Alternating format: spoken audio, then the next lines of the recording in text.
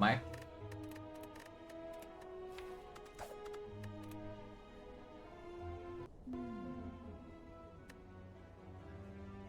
Why do you see this option every run? Yeah, I don't want it. I mean, I do click it sometimes, but I don't.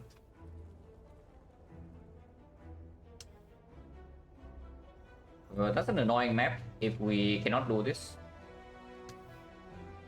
I guess you can try to do this. Like we do 1, 2 fights into here shop, but yeah, 3 question marks in a row, and then here elite, and elite number 2, but no late shot if we go to this one. So Hexaghost can kill us. This side is no fire. This side is 2 elites, but burning elite and no lead fire.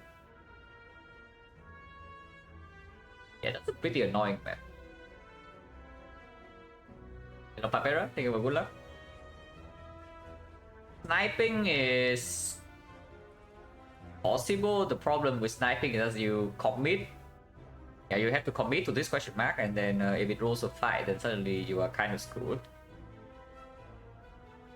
And still, even after sniping this, you have like question mark, question mark, question mark. That's maybe 5 empty nodes. A little bit too much for no near bonus and Hexaghost at the end.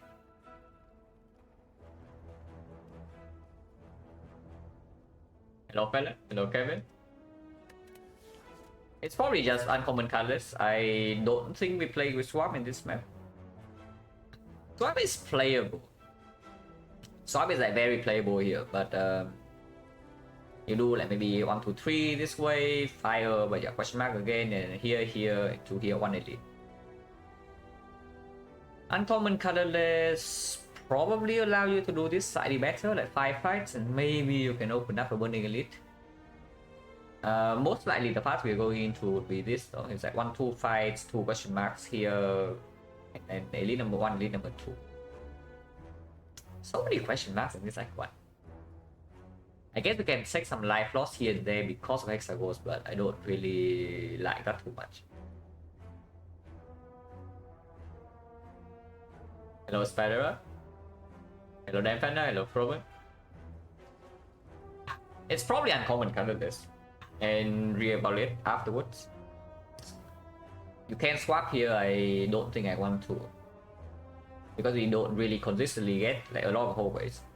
And it's only 1 elite act 1. I mean 1 elite act 1 is like the expected, but you have to commit to 1 elite act 1 fairly early on with this map.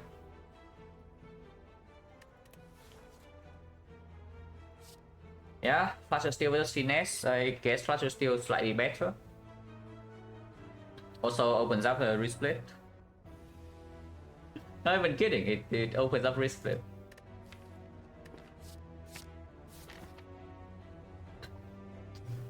It's like a mediocre boost to the elite fight. It is a small boost. Like you get half an Akabeko basically. Hello man, hello Mashke. But yeah, not very good. I would like to be able to either fight this into this or this into this. This one is difficult, but you can see what happens. Flasher Steel is not amazing in advanced hallways or going to 5 fights. Committing to 5 fights immediately means that most of the time you have to pivot this way, yeah? So you will have 5 fights, 7 fights, 9 fights into a super late shot if you are dying to Hexaghost. So 9 fights, 8 fights, 1 elite, 1 fire, a shot. If you go this way, you have early shot, which you spend to buy potions, so you try to brute force this with that.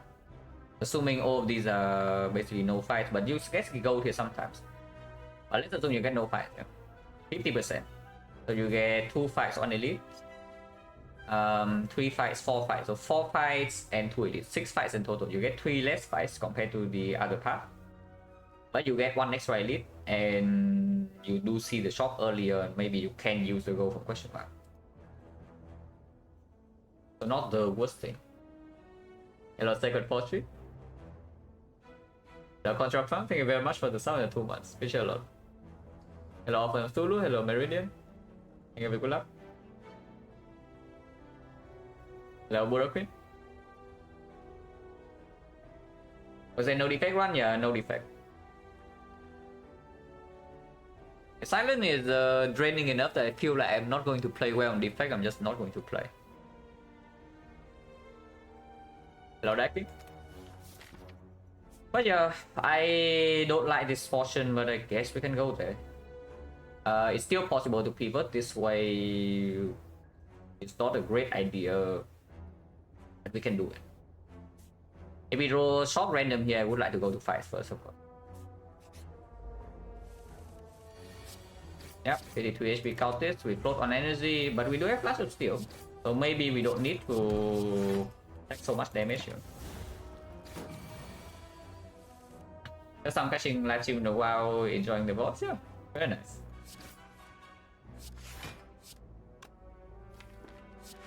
Full blocking here is a little bit too much, right?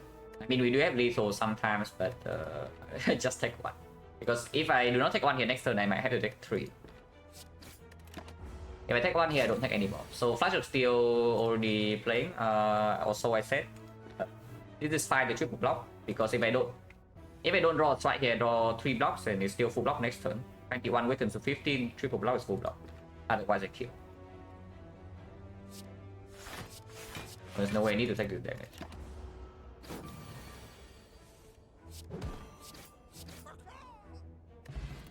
Energy pot, yeah. Hello, Duran. Flux was again finesse and impatience. The other options are snipe, 15 damage for red colorless, and swap. This map is okay with swapping. It's just that if you don't swap into something that allows you to take this like 5-4 5 spot, your active is really bad. It's playable, but it's bad.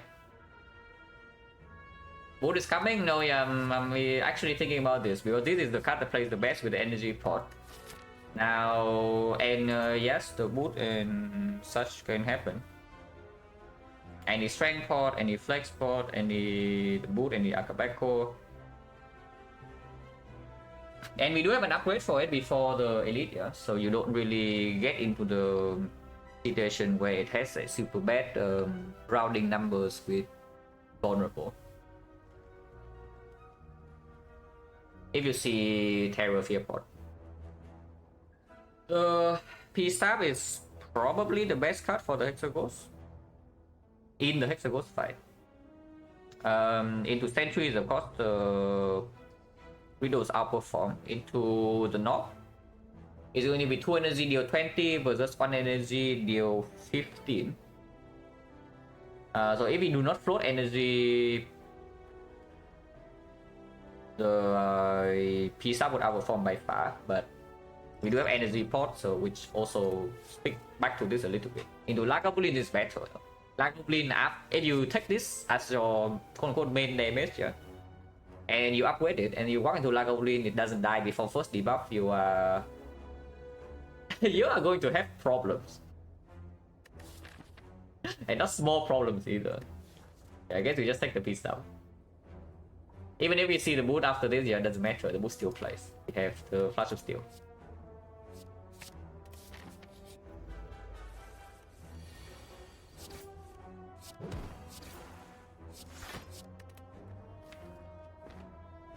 So 3 to 1, the 6 is 25, 25 next turn, let's say he buffs. We draw 2 strikes as 13, 13, 22, 22. Yeah, probably shouldn't read this one.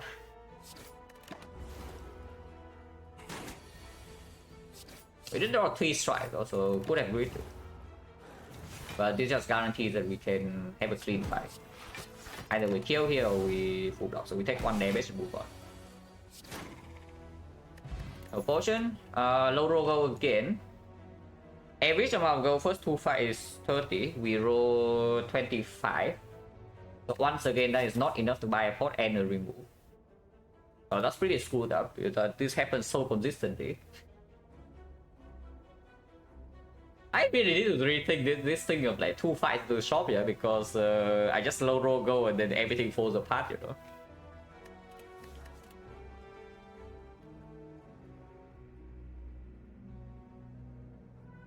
Yeah, upgrade big grocery the low power go drop at Hogwarts. I hope not. Los Santos. Okay, Acro versus Dagger Spray. Dagger Spray can be trash here. The Acro actually plays here. Now, however, the Acro is worse in hallway fights, but we do have Flash of Steel. Acro with the P-Star Plus also plays slightly better. Acro with the Energy Pot also plays better. Acro into Knob, quite bad, but we can buy a potion for the Knob. Yeah. With if we have to dodge elites and we need to figure out a way to kill Hexaghost, I think Acro gives us a better chance.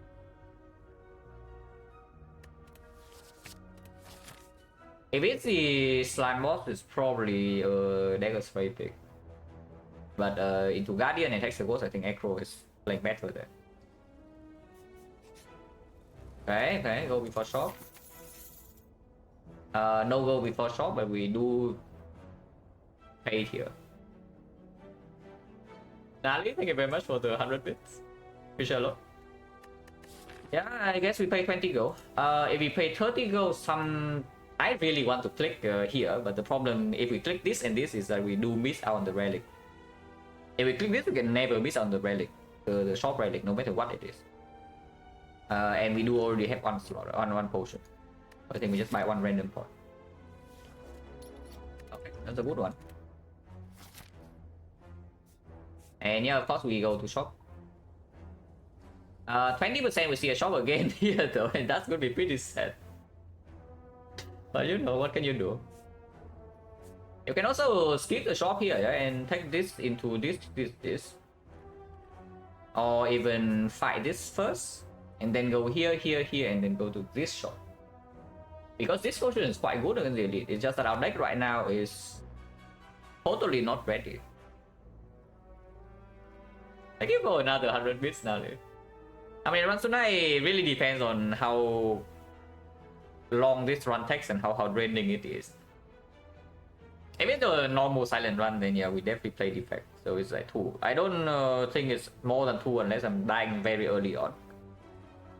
But if this run is like really long, really difficult, then maybe only 1 run, but we'll see. I try to play 2. But yeah, it's like going here. If we can take this fight, is the best, yeah. But problem is going here without a shop with this deck is really fishy. And the upgrade on the P-Star is actually quite big. Go to shop. Wow, medkit. What a garbage.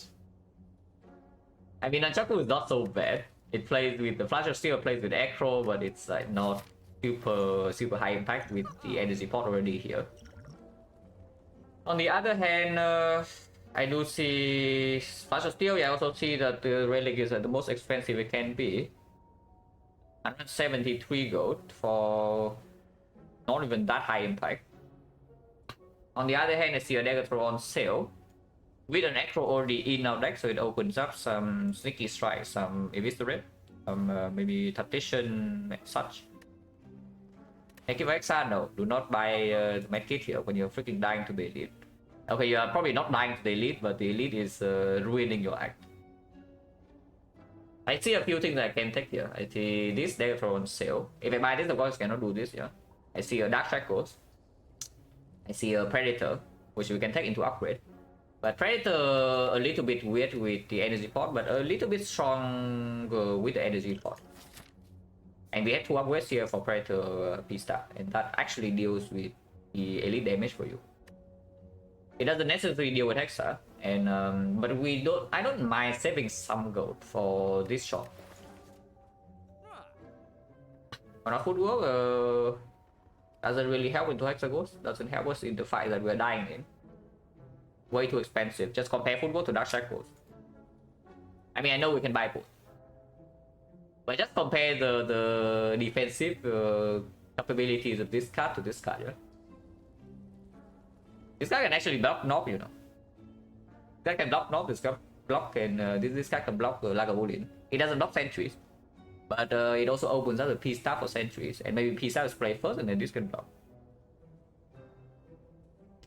And the main thing is that I think I should buy some damage here. As the dagger remove, you can do that. That's exact gold. You do that, you kill the second shot, but you are the strongest, so you can be for the short term. I'm probably looking at just dagger throw dark shackles though.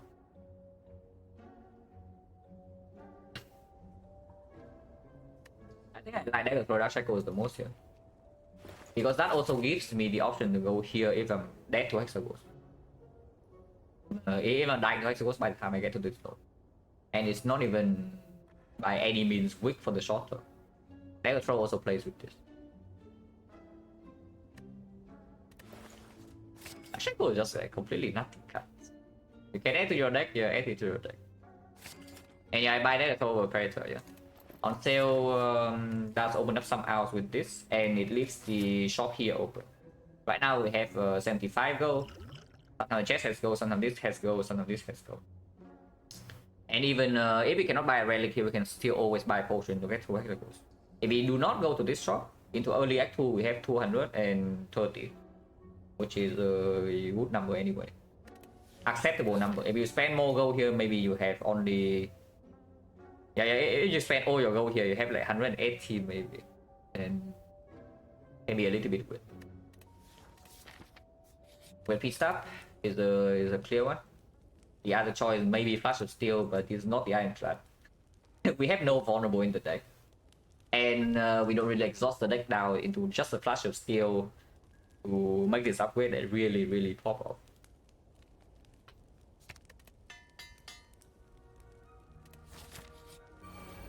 You did not roll a 20% shop at least.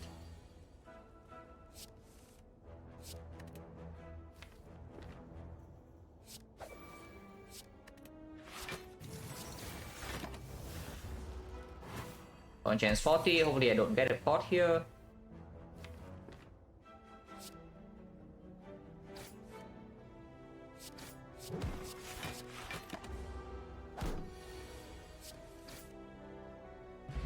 Nice, but 10 gold. Man. Okay, following the pattern of last run. When we low roll gold this hard, surely this chest will have gold, guys. No problem. Back stop cut. And yeah, of course we fight this again. Like only now we have the P-Star plus to deal with. Looking like we open this turn. Dark Shackles here. He'll have to open this turn now because P-Star is in hand. But drawing Dark Shackles here pretty sad. But I do definitely still echo because we do not use all the... We only have 2 energy in hand. We use... and playing echo draws back into this faster. But yeah, drawing Dark Shackles here pretty sad. We do have +2 draw in here and the energy pot, which I'm going to use. 1 chance 50. I want to save the cunning pot for this fight.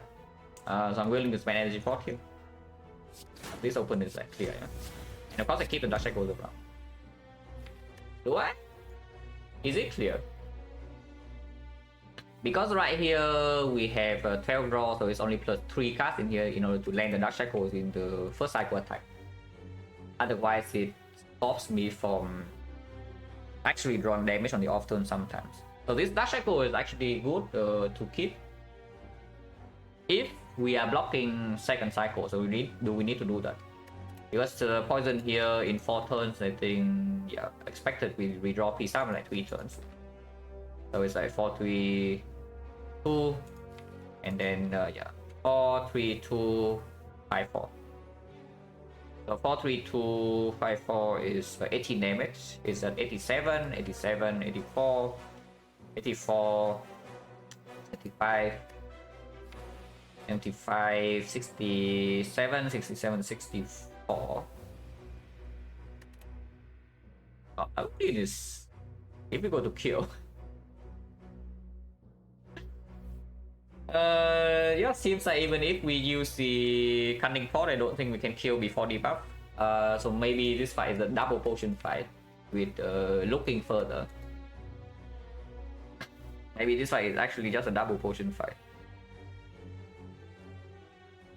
We do sneak in damage here and there. I think we use this for sure. Currently have 4 things, so we can stick in this thing is at 68. 68 if we use 2 more minus 12, that's 56.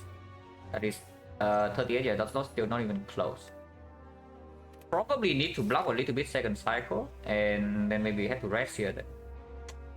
Yeah, that sucks. I guess we can keep dash echoes around. I think dash echoes here is so bad though, with the acro draw. Yeah, it is probably a double potion fight depending on what we draw.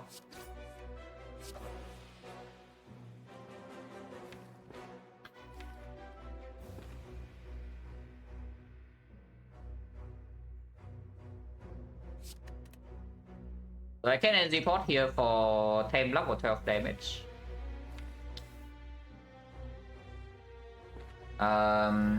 673. 23, 4 DG, minus another 24.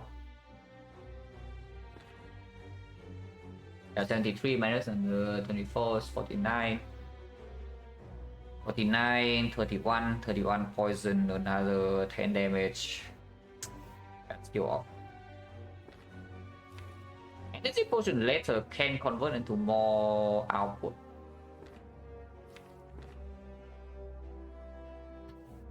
But right now I just know that it can convert into 10 block or 12 damage. Because next time I can also just draw all block and suddenly this energy potion does not play.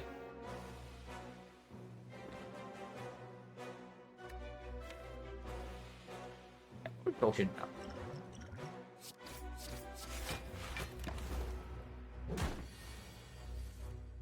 Yeah, look at this, I draw all block and energy potion doesn't play. And yeah, of course, dash echo misses. I have to try here, right? Currently 61, 61 is like 55, 55 minus is 37, 37, then maybe I can kill over 2 turns with the here, yeah. If it's 43, 40, 37.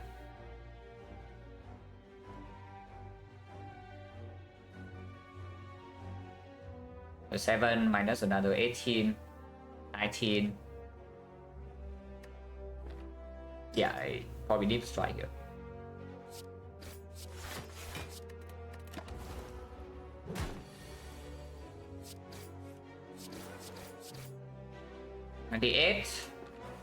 Next time we always have all of this. And we can dash cycle there. So dash cycle can block second cycle the first turn because next time we have neutralize and dash cycle, so it will block. So I do need to calculate now whether I need to cunning pot before the buff or not.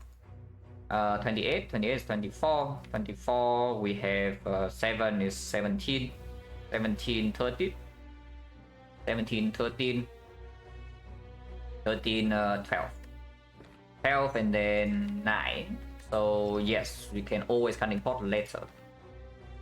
We do not need to cunning pot immediately. We can see a draw afterwards because there are many hands that can give us lethal. And this right here, we are taking is 11, it goes to 8, and we're taking 5 damage. And there's no way a cunning pot for 5 HP. I would, yeah, of course I would rest here before that. I mean, I would rest here anyway most of the time. But there's no way I use this potion for 5. When it's second elite is coming and I'm going to 5. Oh, come on. I'm nasty to not even draw dagger throw because now I cannot play defend.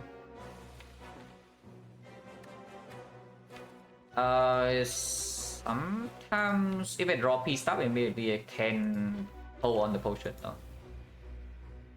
Yeah, pretty annoying that we low roll 1 out of 6. I don't think I want to shuffle in neutralize, I want to kill. So we echo immediately. We did draw into this though. Oh. So -8 for a potion. Because if I do not play this piece up right here, there's no way I can kill. So either I play Survivor, it's actually -6, so this potion is for 6 now. If I Survivor here, next turn I will have to pot, because it's a 13 and 13. We can kill on 13 now. 13 is exactly triple strike flush with steel. But otherwise I will need to pot.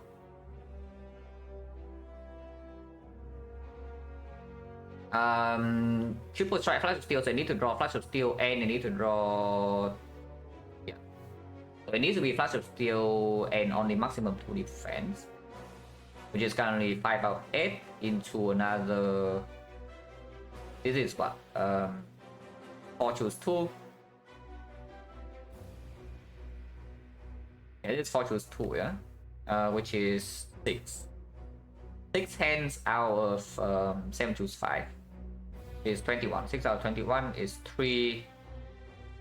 No, it's 2 out of 7. 2 out of 7 into another 5 out of 8.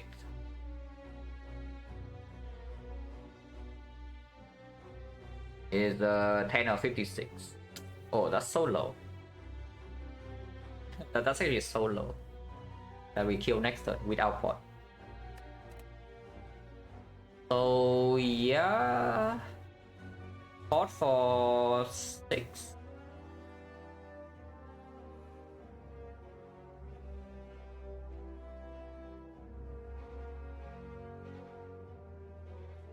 Oh, 21 rest, of course, go to 39, but we are 1 upgrade behind.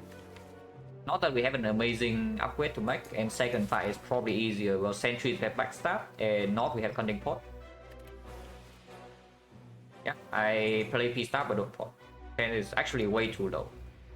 You look at this hand, you think that you actually kill somewhat often, but then you do the math and you see that you only kill. The chance that you kill is actually quite low.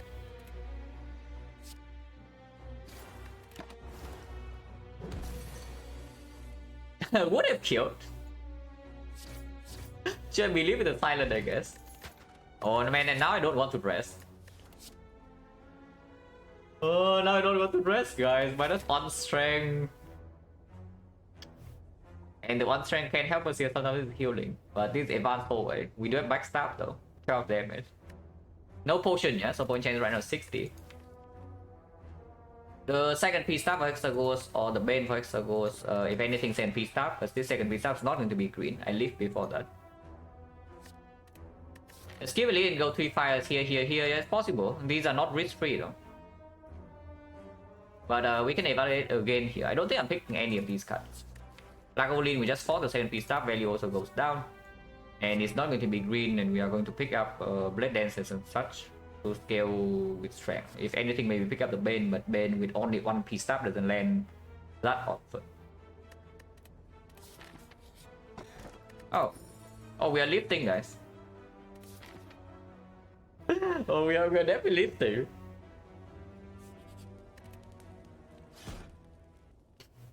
And we fight lead, yeah? Do we need help with Hexagons if I just have 2 strength? Because if we do not ever need this shop, and the chest did not have gold. The chest did not have gold, so I cannot actually buy relics here. I can only buy potions. And right now my potion chance 60. I kind of want to go here, you know, because if we go here and then things change, maybe we go here instead of this elite. And it gives me a 60% potion off. I don't know, yeah, I'm down to go here. I'm down to go here and then reevaluate. But you cannot just say fire suck, because just event suck, because you just compare this and this. You are literally just trading this for this, yeah. So it's 1 fire, so 1 strength, plus 5 versus a late event in Act 1, and then delete. If you can safely take this, of course you fight this, no? It's just sometimes not safe. But I think we can go here first. Just going here immediately commits to delete, and if it's not healing, then it's just straight up worse than going here. Because afterwards, you still need to deal fight. And going here does give you the option to pivot here. 25 damage. Good thing we have backstab. Yeah, good thing we have backstab and a little bit of Giria. That's kind of annoying. So that's -5. But sometimes we don't do Dark Shackles immediately. And if I have lived twice, we have such a clean fight here, but I don't.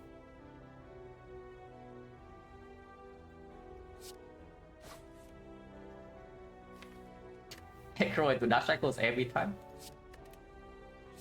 Probably not. Yeah, probably just take 5 and move on.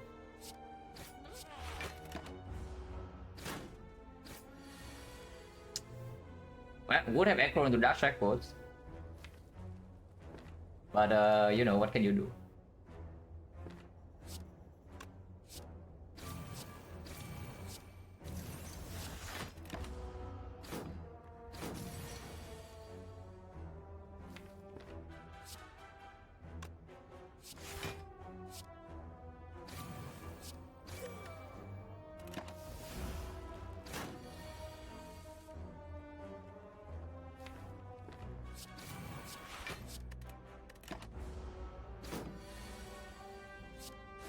-5 against the bad Gremlin gang is Fearport.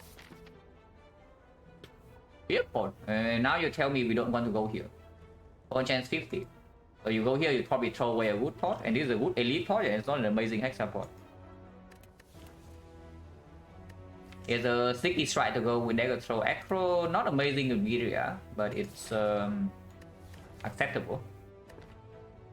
And sometimes you just see healing event in the question bar. I think I do take this sneaky strike, and I really want to go with it. Gira skewer, you're not real though, because you don't get to upgrade your skewer, so it's just a normal skewer.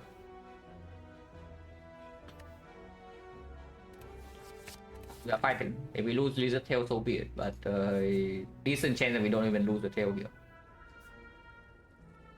And it's not like these are safe either. Is this even much safer than, let's say, a North fight here?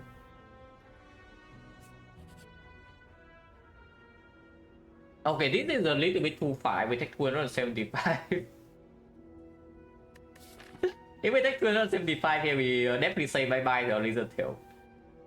We can discard it. We have dagger throw and acro, but let's not. And so this shot would have been actually good, huh?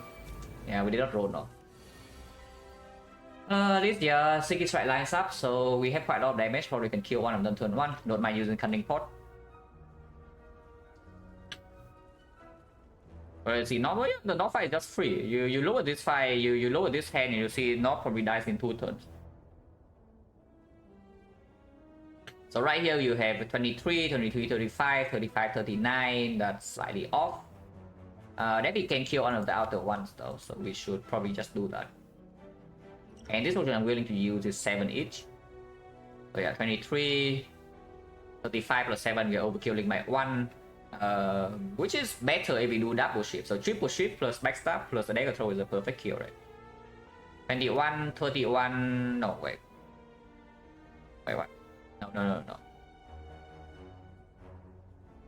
Yeah, it's 20, 21, 31, overkill by 2. Is there any clean way to kill, or am I tripping? 25, 25, 25 plus 2 ship is 39, 39 is overkill by 2. The other line is also overkilling by 2.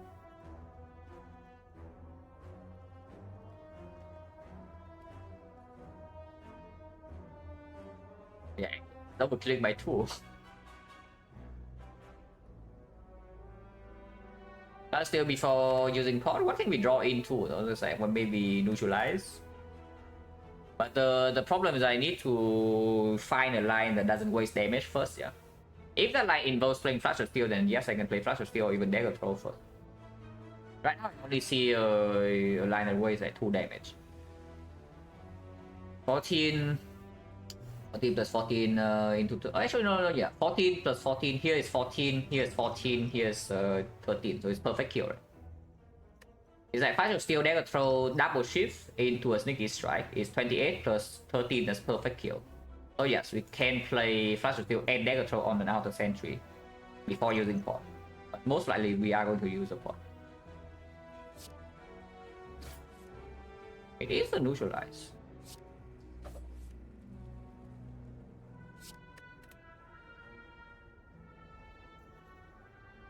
So we can even neutralize Peace Staff. It's like we can cleanly kill here with the neutralize without potion, and then we can Peace Staff here. But then we don't get the poison in play, and the potion chance is still 50%. But of course we can hold potion to kill another one.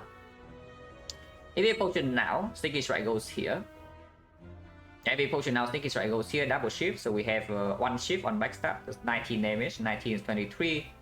23 is 30. 32 plus 4 poison, 36, which doesn't kill this, but it will kill this next turn. Or we can strip artifact with the Peace Staff and then neutralize it to block 2. But Dark Shackle was an empty draw next turn. In that case, we have 19, 28, 28, 32. So double strike will kill here, which will happen. And then we have to deal with this full HP. Potion is 50%. So I'm willing to use the pot here. Because we have this fight into this fight too.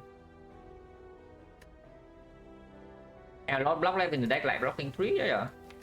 The problem is our block runs out when we shuffle though, and when we shuffle is exactly when this guy attacks. Yeah. Which means that you can get taxed by 10 here. If you don't kill them that quickly. But I think potion just happened. I think the potion just freaking happens here. And now we can play. Actually, what am I talking about? We can just kill this, right? Without defense. 19. 23. 23 plus another 13. Yeah, exactly it. We have 45 damage in the middle. That's exactly it. Let's calculate again. Double check. It's 19. 19 plus another 13 is 32. 32. 30. Wait, no. Actually, 19 plus 13, 32, 32. Yeah, that's not little. That's not little. That's only 43. That's only 43. We are 2 damage short. Never mind. Yeah, we are actually 2 damage short. Hello, Anthony. Thank you for good luck. Oh, yeah, I guess we can block. Getting tax in this side is really better because right now from let's say like 11, 11 is a good hexaghost number too, yeah. Let's say you block this 3, you go to 13 and then you don't get tax, but then this fight you do flawless because you have the backstab and such. Suddenly you still need to take 2 damage. Otherwise you go into here and it hits you for like 2 times 6 and you have 13 HP. Like, oh yeah, I know. That's the line we're talking about. It's like we are blocking 3, but is blocking 3 even good? Yeah, first of all, it was way too much piece up damage, so you get taxed more often, yeah, in the redraw. And secondly, hexaghost number 11 is a clean number, 13 is not. And 2 turns of now we know that we can still block this, so I kind of feel like just neutralize piece up here and kill it next turn. And turn 3 we can block this, and afterwards we can kill it. And HP go to 11, we do this advance always flawless, and then we enter hexaghost with exactly 11. That's perfect. Now, witness are we comfortable with hexaghost with 11 HP? Not really, always, but we have +1 relic, probably +1 potion, and the lizard tail for insurance. And Dark Shackles as well can land. And we should kill it fairly fast if I'm using Fearbot. So, possibly will live. Upgrading neutralize better lifting? Not really. Like, do you think our hexaghost is even safe if we don't lift? Because our damage is not that high. Don't be tricked. Our damage is not actually that high. I look at this deck and then tell me whether you actually feel safe for hexaghost or not, because I don't. Best practice to get this fight, difficult to say. Maybe just the boring answer. Let me in the bone.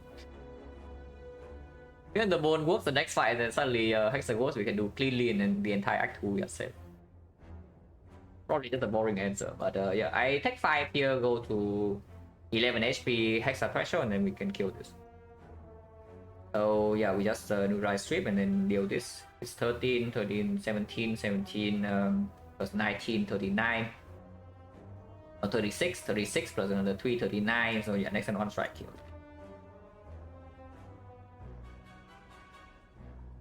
Okay, 3 seems really the problem with being, yeah, the greed doesn't even pay off, so you still need to lose 2 HP next fight.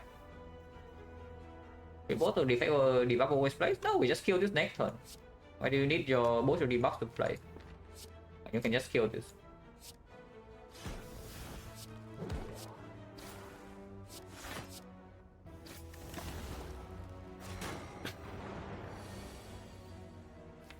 Always have full block next turn, so we just kill this cleanly and just end turn 4 to energy with us 5. Actually, no, I should do this instead where I'm some stupid. Almost wasted 7 damage. Yeah, almost wasted 7 damage for like really no reason. Really bad. Shuffle our defense, that's quite sad. So I got Dark Shackles and redraw or not. We can strip artifact. but sometimes you also just top deck Dark Shackles. And if we play Dark Shackles now, the P-Staff is actually landing.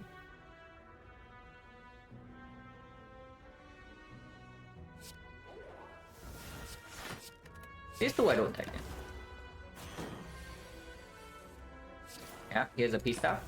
If we draw lethal next and because of this poison, that's perfect. And we do. So the Dark Shackles pays off. Marmory, what a garbage. This potion is good into XecnaR though, so there's that. Backflip card, sure. If you are really scared of Hexagons, here's Infinite Blades, 6 damage per turn after being in play. 2 shifts or the max stack area is not even so bad. But I think I just take the backflip, especially if you are playing Hexagons at low HP. Okay, the entire assumption is that we do this fight flawless. This is not a fight that you do flawless very easily, so we'll see.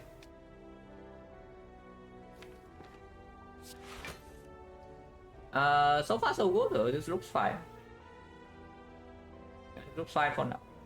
This is going to be 16 damage, 16... So we kill this immediately turn 1, that's good.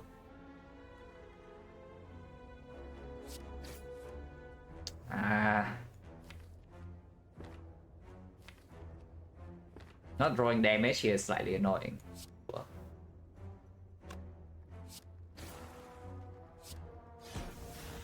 Do I block Frail or not? Blocking Frail for 4... If he attacks again next turn, losing maybe 2.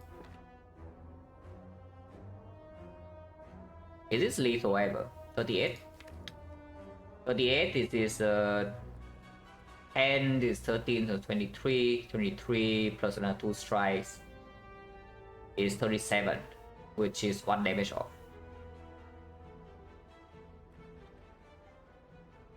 Might lose 2 HP next turn, huh? But sometimes it also doesn't really attack. If it buffs, then 51 damage over 2 turns, which we have maybe 5 energy only, because sometimes I have to play Echo to land Sneaky Strike. So 4 strike, which is 28, 28, 41, 41, 51. That's exactly it all. Let's check on the redraw, not bad either. I think I keep it around. This freaking guy, attacking 7. No lethal in hand, yeah? We currently have 37. Yeah, currently losing 2 here. If I don't want to lose 2, I can use Essence, but I think yeah, Essence is way too strong in Hexagons. Playing Hexagons on 9. A bit fishy, but with this potion it's a little bit safer. Hello, VM?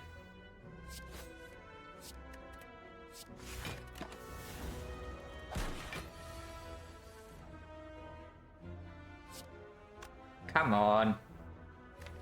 Oh, this jaw was way too smart for me, guys. Oh, this jaw was way too smart for me, and 7 is actually fishy, yeah? 11 I'm fine with, but playing the Hexagons on 7 is a little bit dangerous. But we'll see what we get from this fight. Man, this thing is way too smart. You just see this thing on floor 1, yeah? It freaking buffs every single time on turn 2, you know? And then here it just attacks into attack. And then we don't draw lethal. We are 3 damage off.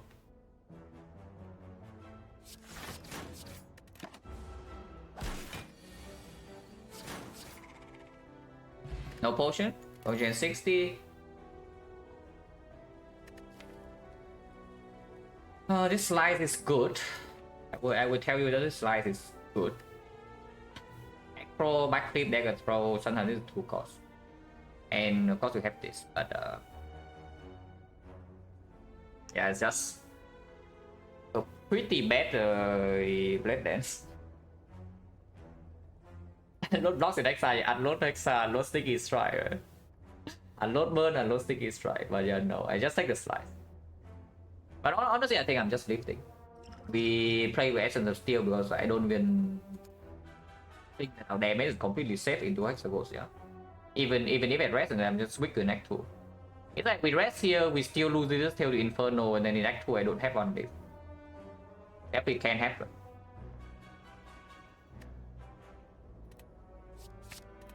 Yeah, we are lifting. With the Essence of Steel. On Gen 60, I'm going to use both pots here if I need to. Fear pot immediately seems fine.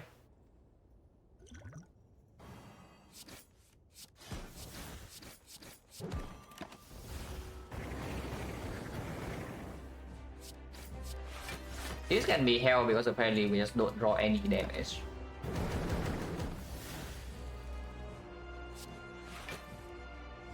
Oh, come on. Oh, come on. Awesome deck exactly the P-Stab plus. I keep Dark Shackles.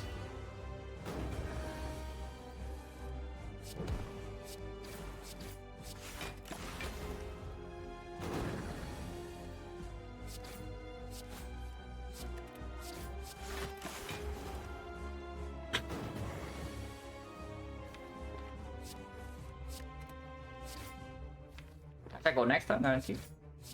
And you see my fear, right? Is that with the fear pot right now, with the lift here, and we have not really spent energy on blocking.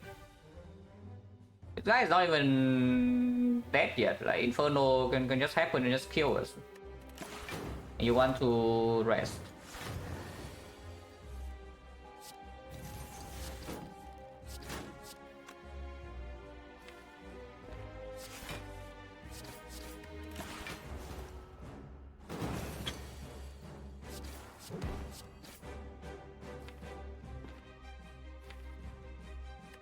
Well, we need to draw this, otherwise we are losing tail next turn. 7 damage is currently at 18. If I play the strike, then any of either of these would do. I lose 2 for it, but sure. We do not die to Inferno.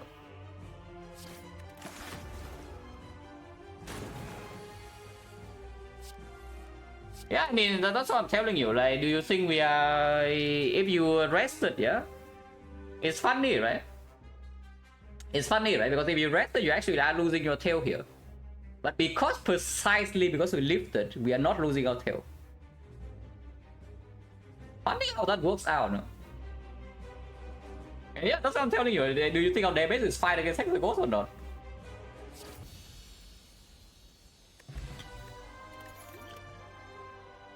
Well, good to know, guys. Is that suddenly we have one lift and the lizard tail intact instead of having 2 lifts and lizard tail intact, instead of having 1 lift and no lizard tail. Good to know. Yeah, good to know, guys.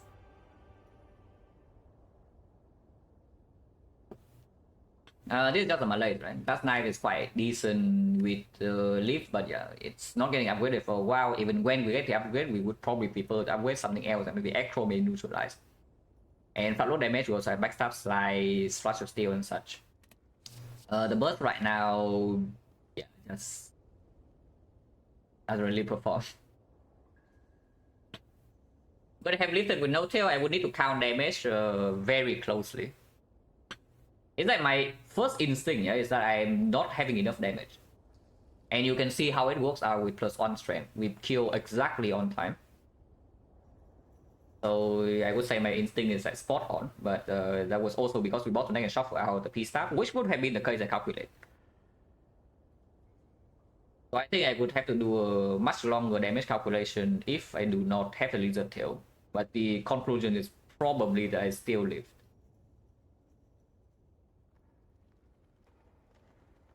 But worry me, I mean, we have backstab, not really. And even if they do, like, this is still the best card. Pyramid. Pyramid. Pyramid. Very obvious pyramid, yeah. First of all, it's pyramid, and number 2, the other options are also like complete utter garbage. Okay, to be fair, Black Star is like pickable here. But we do not take Black Star over Pyramid Act 1 here. And the Joker is already unpickable, yeah. Just throw our deck and it's the Joker. And yes, Dark Shackle's pyramid now. Sticky Strike pyramid. Malay's pyramid. V0 GG. Oh yeah, it's another GG core, guys. GG is core, I guess, in F1, so everybody can move on. If pyramid dies, it's inactive. And we are inactive right now. How often am I getting either PO to attack one? I don't know, Duran. It's actually scaring me because I will tell you that I have played probably like 15 runs off stream in the past 2 days on silent. And out of these, I think there was only one run where I don't see P-Box or pyramid. Which is it's scaring me a little bit. I don't even know why this is happening, but sure.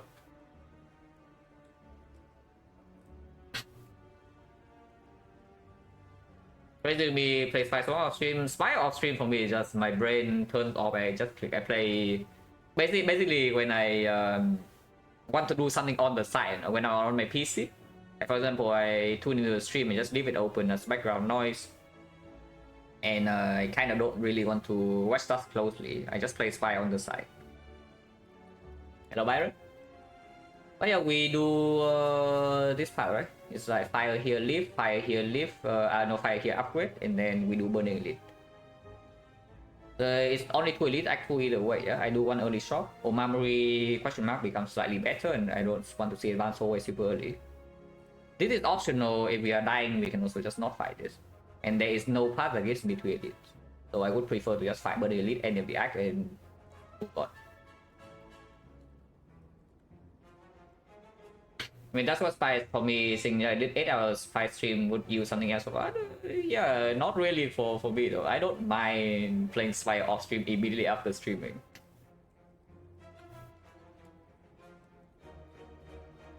I play differently off stream. I play much faster and I play basically almost by instinct. What I do off stream really depends on what I'm trying to get out of the runs.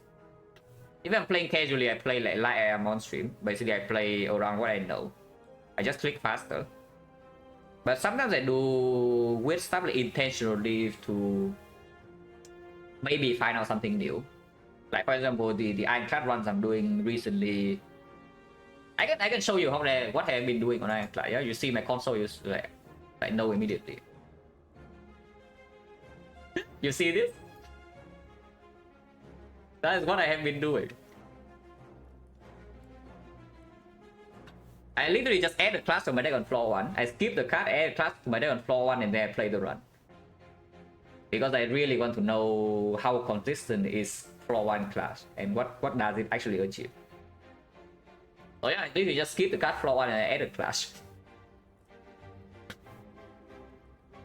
And yeah, it plays. It plays. But here we just go this way.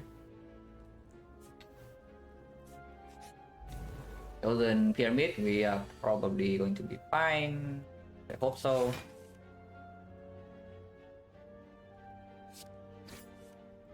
Snake is here.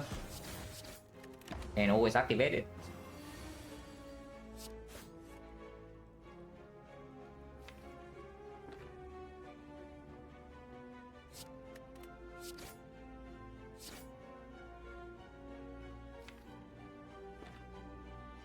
Spending neutralize is a little bit scary though. But we do have Echo into Malays and Dark Shackle. Dark Shackle still full blocks next turn fully. Yeah. Instead playing silent off stream and with zero record this run by such streamer. Yeah, don't bet me into that. I know what you're referring to, but yeah, don't bet me into that. But my policy is very simple. It's like you don't count wins off stream, you don't count losses either. And I will also tell you I have not lost a single run off stream in the recent batch, which if you count the streak with that, it's going to be a ridiculous number, but of course we don't count. But I have been high rolling insanely, like crazily high roll off stream recently.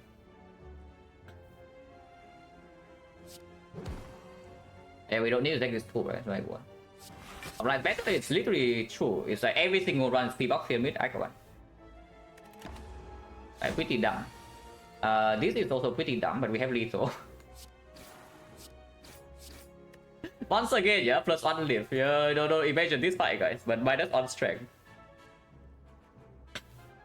No, really, just look at this fight minus on strength and you tell me what happens. So now you have no lizard tail. Yeah, now you have no lizard tail and you have 1 lift and you are taking how much damage here? Yeah, interesting. 2 plus, yeah, I think that's good. I think a card that gives you a ton of defensive output is quite good with consistency relics like the pyramid.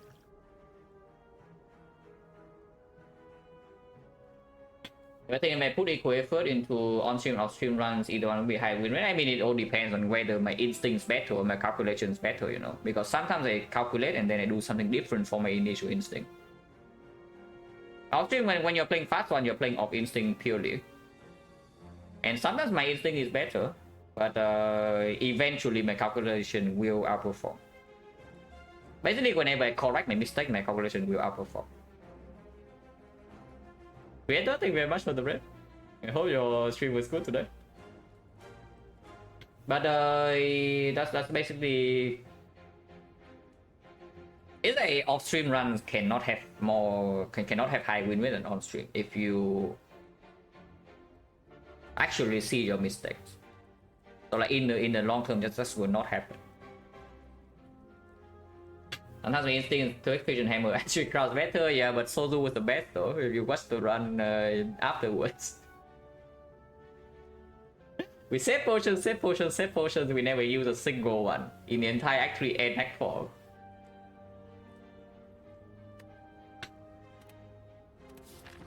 Sometimes you calculate and decide Black Star is better than Click Joker, it's true. Agree with that, more asking you full calculate on off-stream run with rate behind on stream, hard to say. Because I will tell you, yeah, chat definitely has lost beat runs, but chat has already made some difference in some runs where maybe I would make some mistake. So it's really hard to say. And I mean, I just won. It's like it doesn't really matter because who on earth would play like 5-6 hour runs off stream, you know, consistently? If you're playing every day and you are doing that, I don't even know what the hell you're doing, man. If you're playing, let's say 1 run per week, then sure, okay, spend your time. But if you're playing like 1 run per day and you're doing 5-6 hour runs off stream, I don't even know what's going on with you.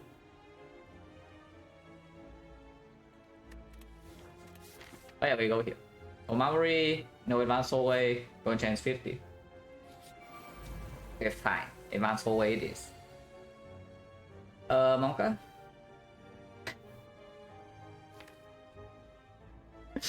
Okay, how bad is Gameless Brew use? Probably not, right, considering that we can rest in one fire, and there's a shop here.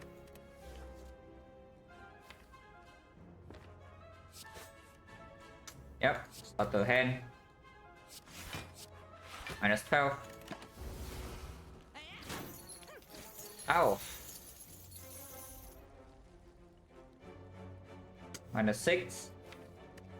And no dash tackles, no neutralize, no sticky strike, no survivor, no fluster steal. If I play the Acro now, I might not kill, so Acro now is potentially minus 5.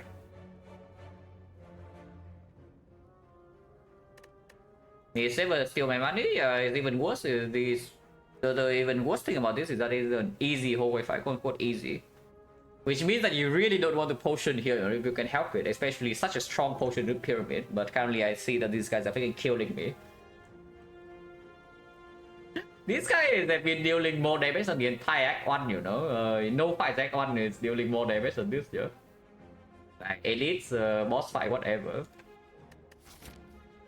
The Lagavulin on floor 7 look pretty bad, and then you look at this fight. Well, statistic, this hallway fight loses most HP and average in the whole game. I can believe that. I don't recall seeing something like the thing that kills the most runs. Like, is it avocado red? Or is it both public? Some advanced hallway, some elite and act 2, but this fight on average is dealing the most damage. which definitely is very believable. But this fight just sucks completely. This guy is 69 HP over 2 turns, which we don't really deal. Yeah, sucks to be us.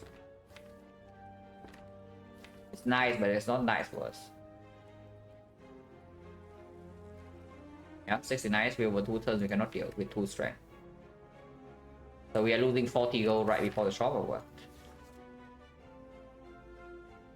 XecnaR the lawyer. XecnaR is also a few floors later than this though. So you get some overpowered 2 events. You get a shop. And sometimes you die here. If you die here, you never see XecnaR. It's also that.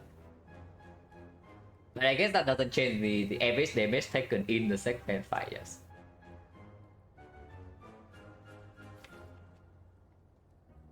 Yeah, I guess we... Mana is better than Defect, right? It goes to 10, goes to 6, it blocks 5. Yeah, the slight space. Actually, it blocks 4. Oh yeah, 10 is 7, not 6. We're not playing the crit, so -1. But this guy can attack this turn, and suddenly it's no longer -1.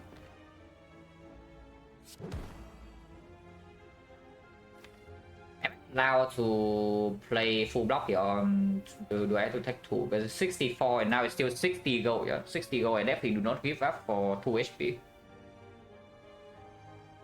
Your health can go below 0 in XecnaR? It's true, it's also true. If you enter XecnaR fight on 10 HP, you cannot lose more than 10.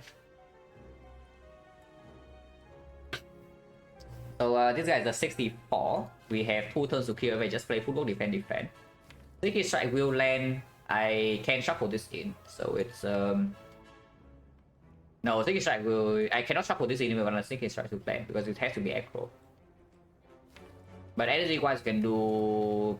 He started the strike, that's 18, 18 plus 7 is 25, 25, 30.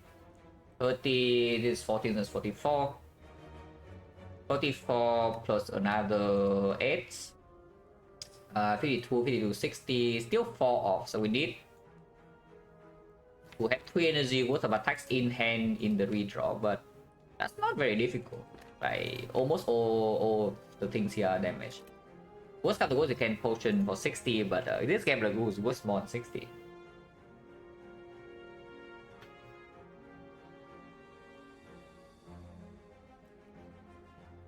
Yeah, full double defend, yeah.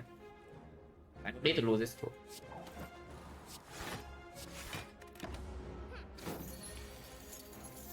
And yeah, get to shuffle in the Flash of Steel, that's good.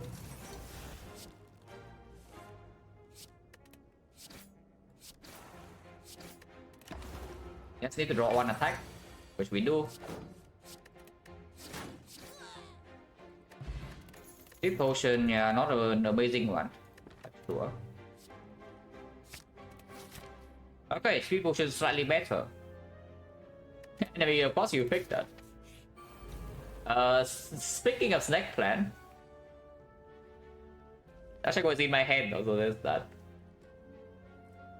The other line is footwork, backflip survivor. I mean, we'll do footwork backflip either way, right? I think. And if I draw weakness, I can, if I draw weakness or I draw the deflect, I can just do that and play sleep dash echo for next turn. Okay, no weakness. So I guess we just dash echo now, next time we can triple. I leave this in hand for Sticky Strike activation.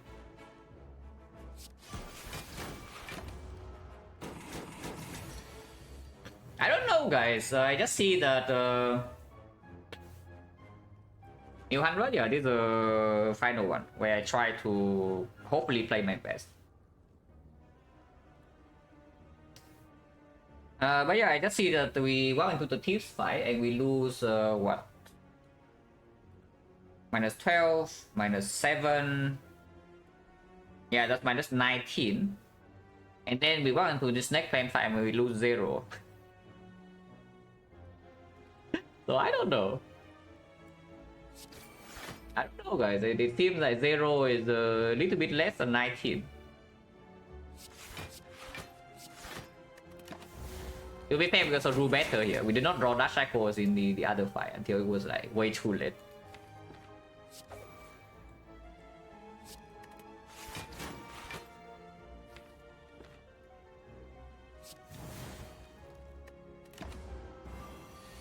But yeah, we actually are just taking 0. That cannot deal damage to us.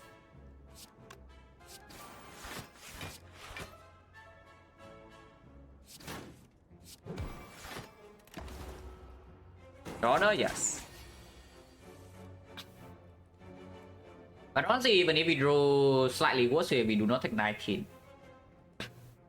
But to be fair, our deck is also better against this guy compared to the double tips.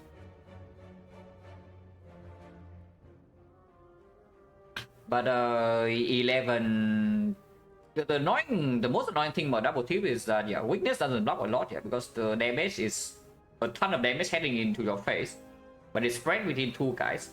So your weakness is half as effective, your strength now is half as effective, and each of them still has like 50 HP, so you cannot even burst them turn 1 either. Which overall is just completely brutal. Because avocado, if you can block well, you're fine. And you cannot stay in the team side forever, that's another thing. You have like 3-4 turns to kill them, otherwise you lose gold. So everything just sucks about that fight.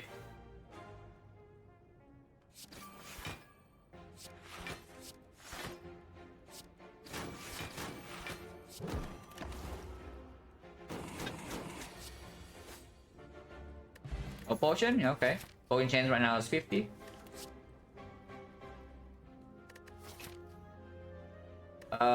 No space for fumes. From dagger plus, I would enjoy. Minus, not really. We are quite bad against Rebel Leader at the moment, but we do have a 220 gold shop, so hopefully that can be solved. If we fight the Rebel Leader that just keeps summoning, we are going to be in big trouble. And Bull Stabbing dependent draw. The Bull Stabbing probably is our best fight, but still we don't have Terror, we don't have PK, we don't have a damage potion. So if the fight lasts too long, we do have problems. And Slavers again, no damage potion, but we can buy one in the shop. But none of these actually help our situation. Yeah, this is way too slow for the leader. Minus, unless you tell me we take this and then upgrade over lifting, which can happen because it also plays here, and currently we have no AoE damage. It just it's half a brick into the Slavers fight. I would tell you it's half a brick, not a full brick, because you having the fumes does allow you to block a little bit more, and you are not scared that you are getting overwhelmed by wounds. So you just kill rest level and then you can block the other two. Like the other two only deal 20 damage per turn for you. To you can block them, and then eventually the fumes will kill. But yeah, costing 1 upgrade, 1 strength, or 1 strength.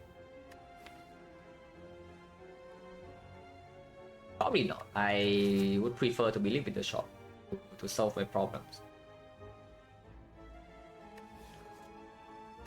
Or we just skip. Chance 50. Well, there are good things here. We are a little bit poor. Which is like a win films we take. Yeah, we are a little bit poor, even with 220 gold. This strike dummy is exceptionally strong, but yeah, we don't. I don't think we are in the position where we spend all our gold to buy this when there are like so much better things in the shop. But that's the potion belt. After potion belt, you can buy fear pot, and then you can buy maybe a blade dance or cow gamble, and this deals with slavers and move stabbing for you. Maybe also the leader. And gamble bell, I want to buy a pot. If I buy the belt, I want to buy a pot. I also want the gamble though. So that's where the problem comes in. I also want to buy bandage up. I want to buy bandage up, I want to buy potion bell, I want to buy potions, I want to buy cow gamble, I want to buy the blade dance. I want to remove. There are many things I want to do. If we are actually so incredibly bad against the leader, I can even see buying all attack, but buying all attack with the pyramid seems especially cringe. Yeah, that is exceptionally quick. Best would ignore, is it? This is late game value, you know. Do you need late game value with this and this now? Because this is doing not much for you currently, yeah? Instead of buying this, you can straight up just toss away the speed point and buy this. And suddenly it's plus 100 gold. It doesn't change anything for you short term. This is an Act 4 relic. And don't you think when we got to Act 4, if you preserve this and you have this, you have like no problem? Isn't even the biggest risk right now is like next 2 floors, guys. Like, why do we want to spend on potion belt? Because yeah, I can see fear pot. Let's say I do these 3, yeah? Then I spend 112, 112, 192, so I have 130 left. 130 means I can remove, I can buy bandage shop. And let me tell you, bandage shop is quite good. Especially when we don't want to rest. And we had the fear pot to cover for slavers fight, maybe the leader fight as well. Leader we can block for a bit, it's not like leader we are dying immediately. We do have Dark Shackles and Malaise and the Pyramid and the Footwork Plus. It's just that if she summons too many times we're in trouble. But we also have a Blade Dance that is like really strong. And then yeah, of course we buy the Blade Dance. And I think we just buy the Gamble. And I do not think we are buying Potion Pellet at all here. And let's take the bandage up or the remove, which I think bandage up is just stronger. Yeah, let's take the bandage up. And you cannot show up here.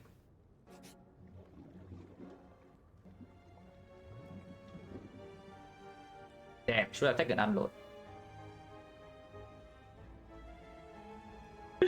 Oh, definitely should have taken unload, guys.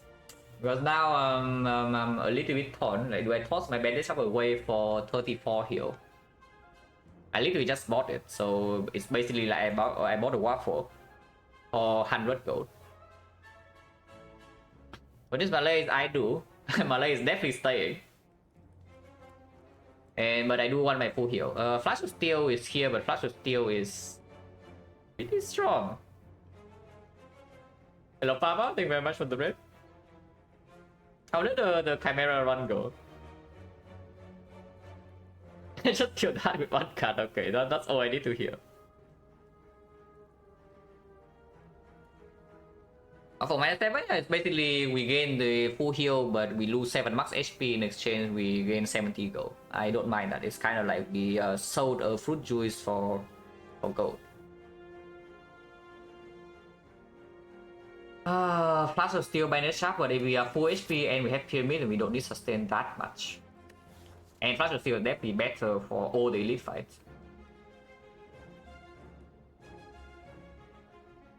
Just about unpassability, yeah. Chimera does give you some pretty silly things. Oh yeah, my nature probably goes then. Ah, bought a full heal.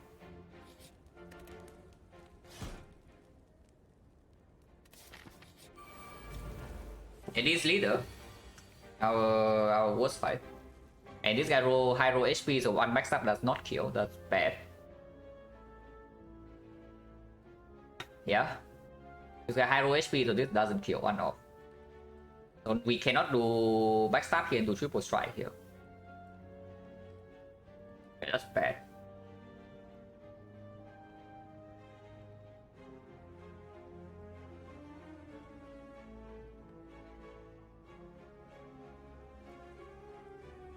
I think it's still just double strike on the sneaky. But afterwards I don't know. Because I'm feeling like I just play Fudo and take 5 damage. Yeah, Push should probably just take the 5 here. Instead of wasting my deflect. But I may come back, it's true.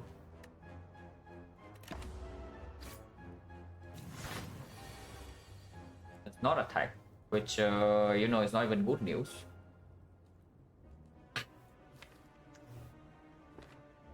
Because yeah, that's what I'm saying, right? If she continuously resummons, we're going to have problems. I do see maybe Fear Pot on her right now. And then we do defend or even deflect. Yeah, we deflect into triple attack on her right now with the Fear Pot. And depending on what she summons and what we draw next turn, maybe we have lethal sometimes. Because this is quite a lot of damage, it's 13 each. 13 each, and also this is 16. 16, 23. So 23 plus 13 each is 26. Yeah, 26 plus another 23, that's 49. 49 plus 13 plus 21. 70, 83. 83 plus 22, 105. We are still 46 short, but Flash of Steel here, Dagger Toes here, Blade Dance here. And I'm willing to spend Gameless Fool. Next turn we might not need to block. Yeah, we just Fear Thought and go in.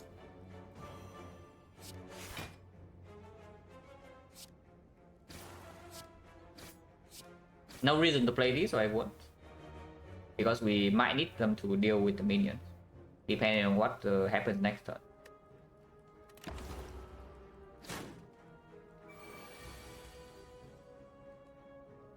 Pretty nasty things happen, we also at least land freaking Dark Shackles. That was sticky, so we cannot ignore this. Unless we kill her this turn. But Max out is a clean kill here. Then Flash of Steel Slice is another clean kill. And she is dealing basically no damage, so that's like fine. But I think Flash of Steel needs to go like here. We will play Flash of Steel first on the minion and then we re-evaluate, because I still want to preserve this potion. This potion is really strong.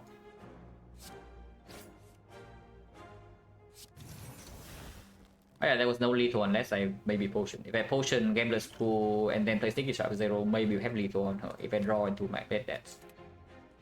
But I guess with this we just block. But we cannot block the next time she attacks you, so you better die soon.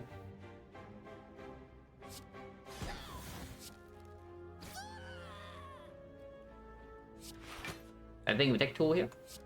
Maybe we can block the next time she attacks with Malaise. I'm gonna gain. But that's fine. Fear Pot is still here and we do use the final prop. She should die soon. I can do here 13 plus another 9. 22, that's 40, 37, 37. Blade Dance is 21. So we need 16 more, which I do have with the gamble. Most of the time. Not always, but most of the time. And she doesn't always attack next turn either. I don't think I need to take this too.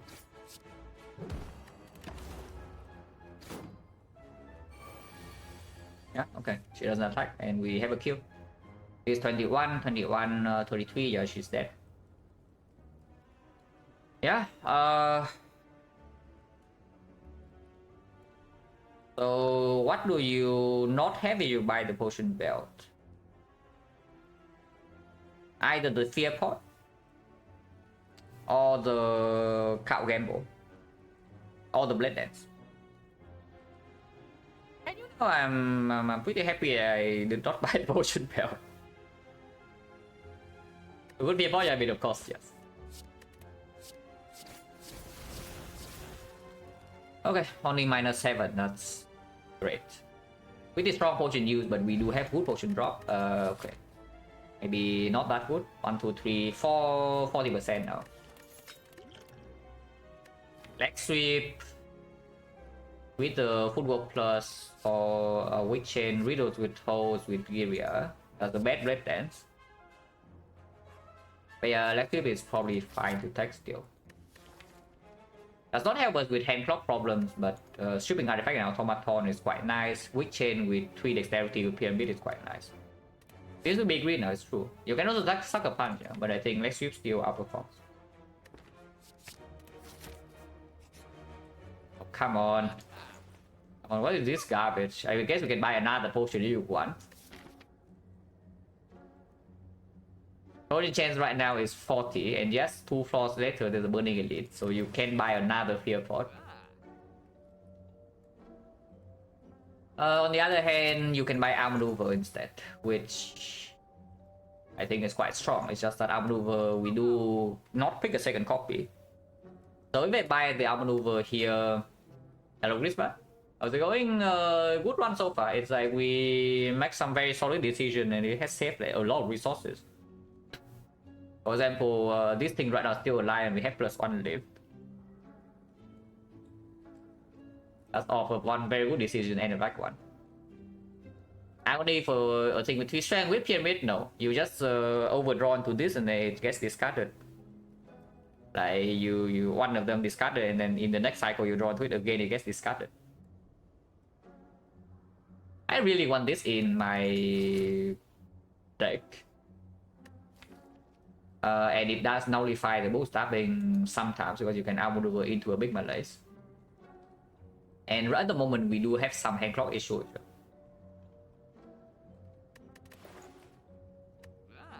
But then I do not have a fear pot into this fight, which Burning Slaver I would definitely prefer to have a fear pot.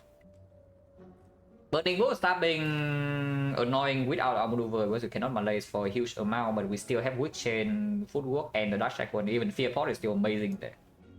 Fear Pot is great in either fight, next the Burning Elite fight. It's just that 40% of the time we throw away a pot. But I don't think I can, because this fight is like a little bit too scary, you know, if you don't prepare for it. So yeah, I guess we toss another, we buy another Fear Pot.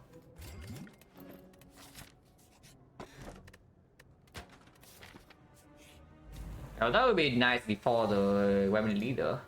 Still good here, I guess. Because we are not amazing in this fight either. How much damage is this? 21, 21, 15, 21, 15, 40, 36, 36, 50, 50. Yeah, overkilling by a little bit. 62, 62, but one ship is 7, so you can do. But here's the thing, I want to kill it next turn so that my memory horn procs. I don't want to kill it with poison, so I probably leave one ship around. Which is, yeah, 15, 99, 99, 41, 41, and then 2 ships will be 55, so we hit middle.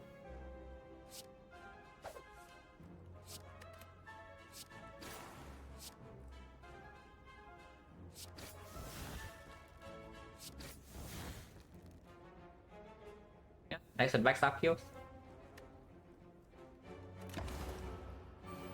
And we get Remnant on energy and draw, so we don't waste that.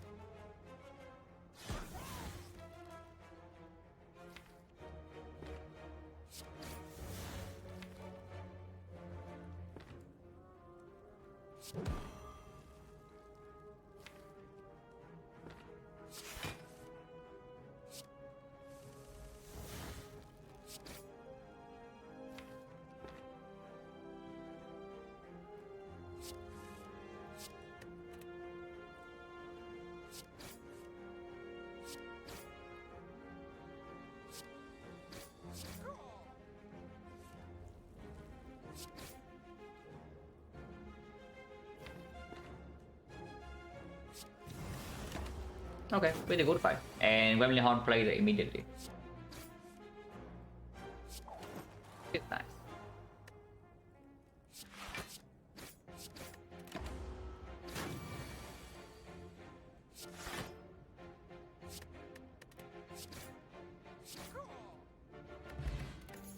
Oh, minus 7 HP, I guess. But there's no way we toss away either of these potions for reset pot before burning elite.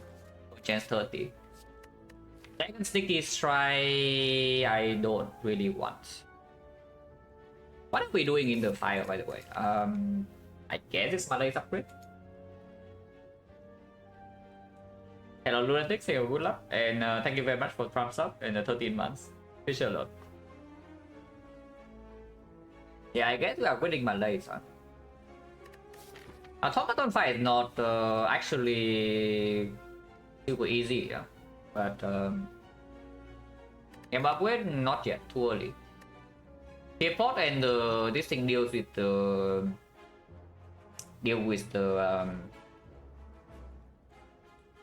labors and bootstrapping. Currently, we do have some problem against. I do want the Malay's upgrade, and long term, the game upgrade doesn't even outperform Malay's by that much, because sometimes there are a lot of hands where you cannot even play game mode. Like for example, you're holding Dark Shackles in the hard fight. You are holding your block cut, like maybe the deflect. Like You need to have the 0 cost to prepare for the next turn. Gamble with pyramid, the gamble upgrade on the pyramid only matters if you actually can cycle your deck like really fast after playing gamble. That is when it is like super impactful. But for this deck, I don't see it yet because we have a ton of base cards still. Like we have all the base cards, and there are definitely hands where we do not even want to play the gamble in the first place, and it's stuck there. Whereas this upgrade will play no matter what. In late game, if you are stuck on 3 energy, yeah, after you leave this act and you walk into Act 3 boss gauntlet, you really wish I have this to be green. I will tell you. Hello, Sentry. I probably skip unless you tell me 1 second sneaky strike. I don't. Not leg sweep, yeah, I don't want either. Go here, quit my legs. On chance 30.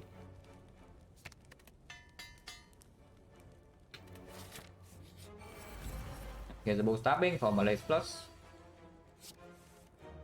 Draw turn 1.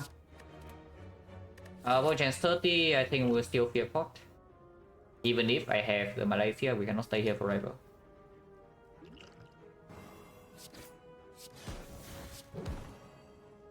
And Malay doesn't even happen this turn.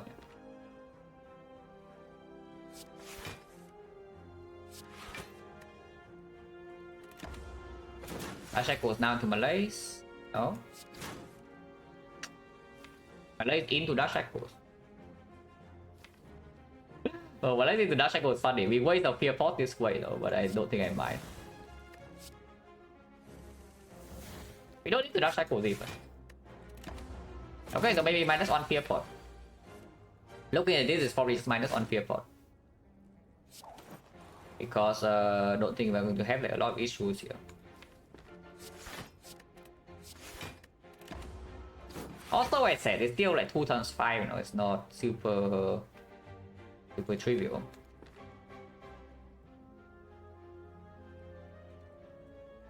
It's really not super trivial to block.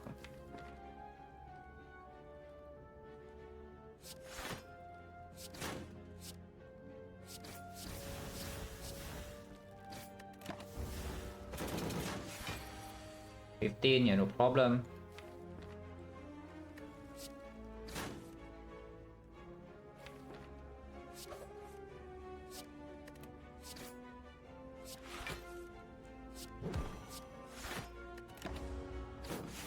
We've done 7, no problem.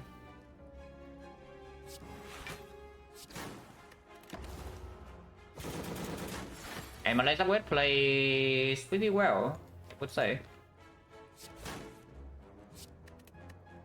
Probably shouldn't have discarded the Acro, but yeah, it's fine.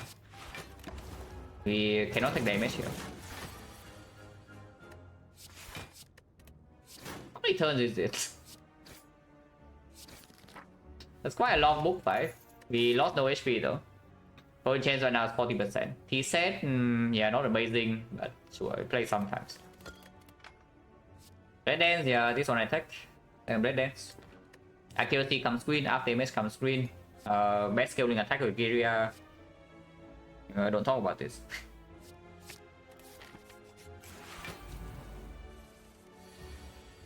Okay.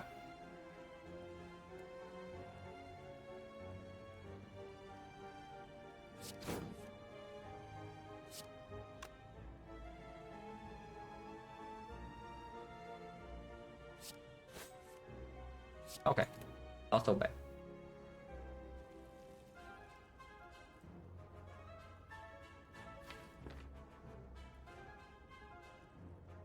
Killing this now doesn't make sense. I would.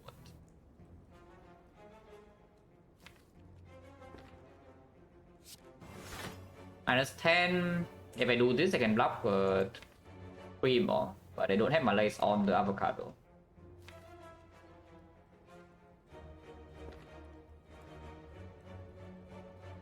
Now maybe I do this. Later, might not want to kill this. With the Malays in.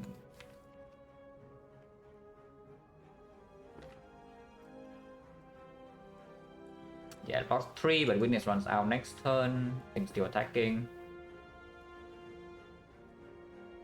Yeah, play this here. Does it block 1 or not? It goes to 20 and 20 is still 15. So no, this Malays right here blocks 0.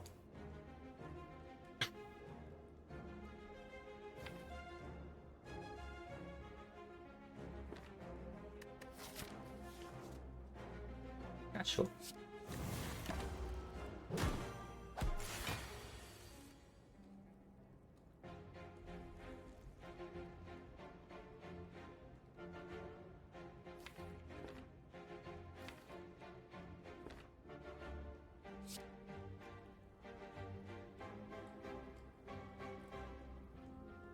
Can I kill this next one or not?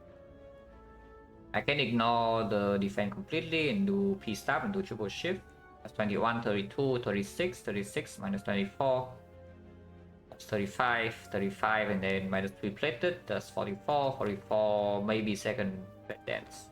But that was not in my hand. I can kill this next turn, just that. If I kill this now, I do have one turn of vulnerable being nullified effectively.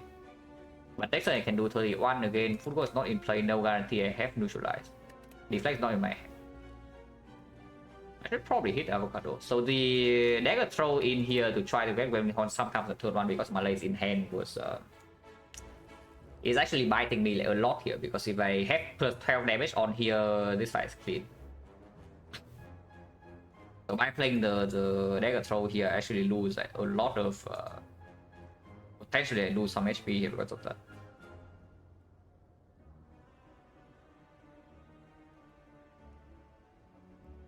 Yeah.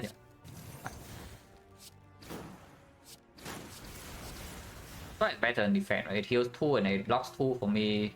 So it deals 2 damage and blocks 2, but it's dealing 9. So we trade out 2 HP for 7 damage, but I need to kill this next turn. Ow. Which we can kill this next turn.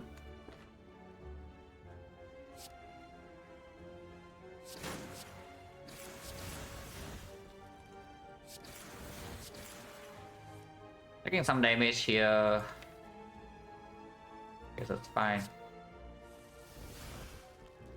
Okay, need 2. Football Deflect is blocking 7, so it loses 1 more. No reason to lose 1 here. Okay, could be way worse. Because we did draw lethal on avocado still on time.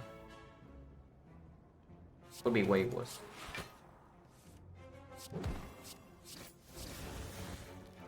No potion, potion chance 40. It's 40, right? 1, 2, 3, 4, 5. Wait, no, this was not a fight. It was a shop. This was a fight. Yeah, this was a fight. So 1, 2, 3, 4, 5, 6, 7. 7 fights. Fruit juice. Speed pot. There was something else. No, actually, only fruit juice, speed pot. I think there was one more. Probably, yeah, it should be 50. Yeah, okay, regen. Yeah, regen. There was one more. It's 50%. Oh, to the trade plus. Yeah, I take that. Very convenient because now my sneaky strike always works. And it's actually very good hand filtering with the pyramid.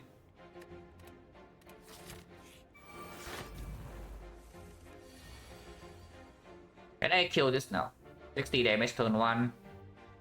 35, 35, 41, 41, 4 damage off. I don't want to have to block this. We can probably deal the remaining 40 next turn.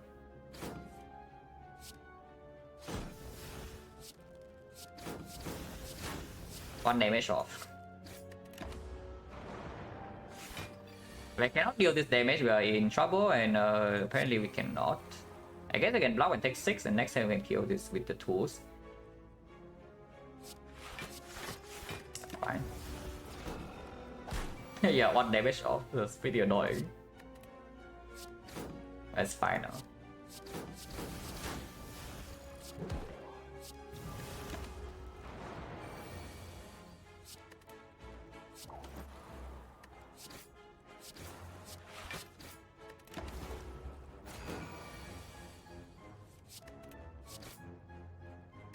No potion.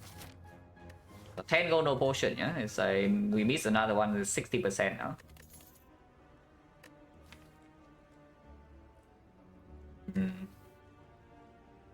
What is the screen? We do not have terror. Only have 3 strength, no terror, no PK. So physical damage is there, but it's not super high.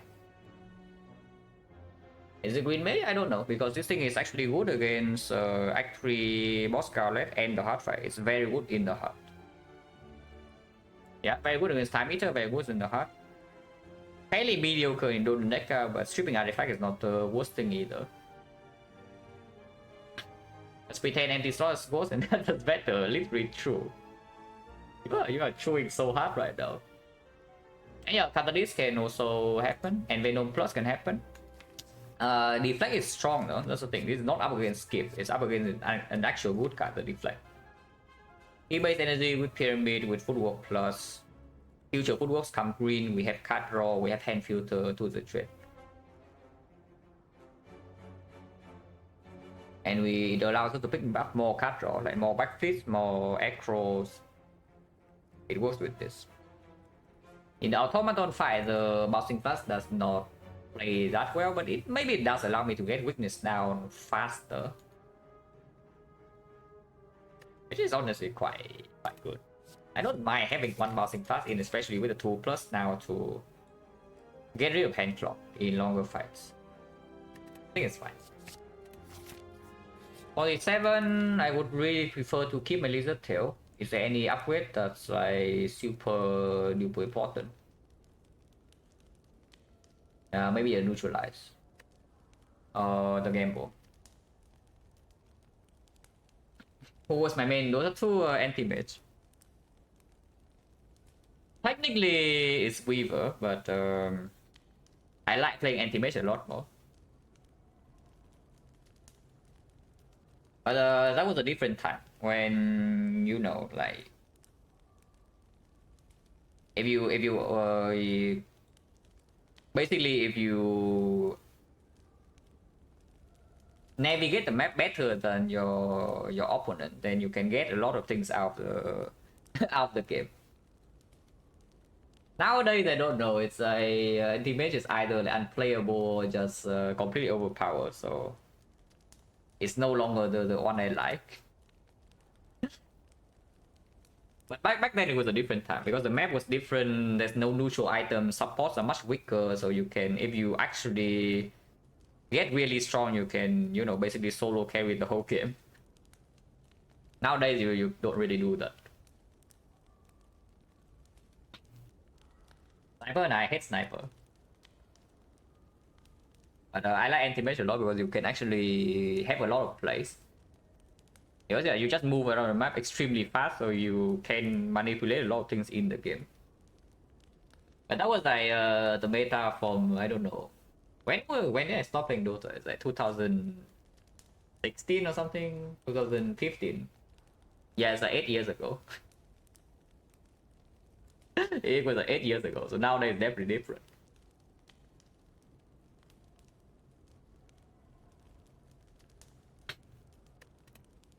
But yeah, the upgrade is potentially Neutralize, potentially Cow Gamble, potentially Rest. With Pyramid, I don't think we need to rest. And Cow Gamble upgrade definitely does play in the Automaton, yeah, because we do cycle back into a Deflect, back into a Bouncing Fast, back to a Blade Dance, back to the Sneaky Strike, back to a Weak Chain. It cannot stay in the Automaton fight forever. And the Gamble upgrade does give us like damage, pretty good damage as well, because you cannot create energy. There's no outmaneuver. Hello, MG? Yeah, we don't have outmaneuver, we don't have petition, we don't have concentrate. So getting rid of these things in order to draw back into these is going to be a massive pain, which is where the Gamble upgrade comes in, because I still don't want to use the spot. I just hope that this upgrade doesn't cost me the Lizard Tail in the Automaton fight, yeah? But we have 47.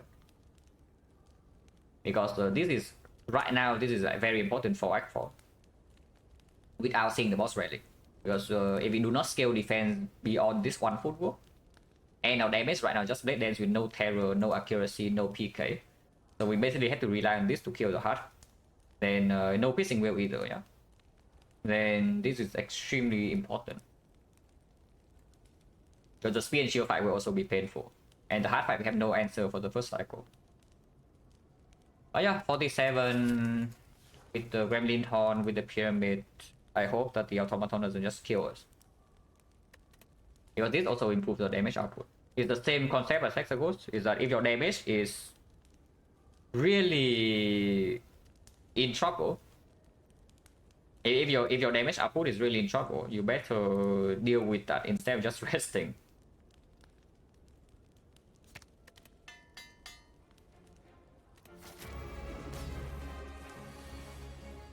Nice, we'll do turn 1. Shield Artifact, 1 layer. Don't mind.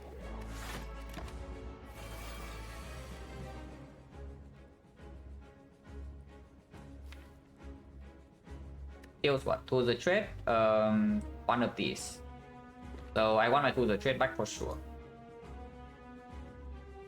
No, thank you very much for the props in the 4 months. Appreciate a lot.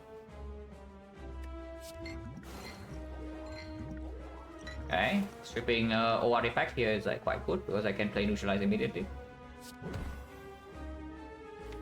Thinking tries here and Tools of Trade is going to be stolen. So if I play the Survivor, I have to activate with either Dagger Throw or Echo.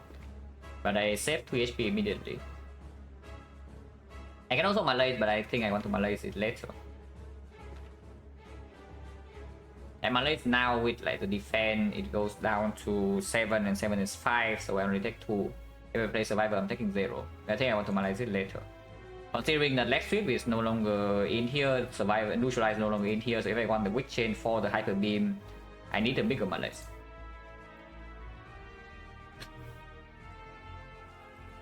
I know what they take. Yeah, they take the highest rarity first. So Tools of Trade is the only rare card, which means and left to right, yeah. So this guy will always steal Tools of Trade. This guy will steal 1 uncommon card, and I don't know which one. I don't know whether colorless has higher priority than normal or lower priority, or it's just the same. Because if there's a priority for normal cards, then it's always stealing Cow Gamble, but I don't actually know that. But yeah, just defend. Unfortunately, the poison hits here because I need to kill this guy, but fine, I guess. Just defend, not Survivor. Taking 2 extra, but this 2 can get back later by playing this. And if it activates the Sticky Strike, it's like way better. We'll take 2.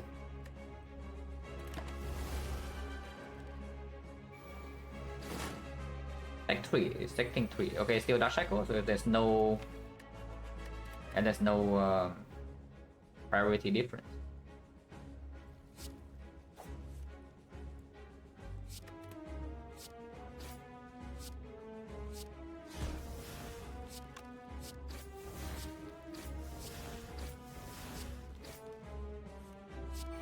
Unless this or 2, it does apply weakness for next turn.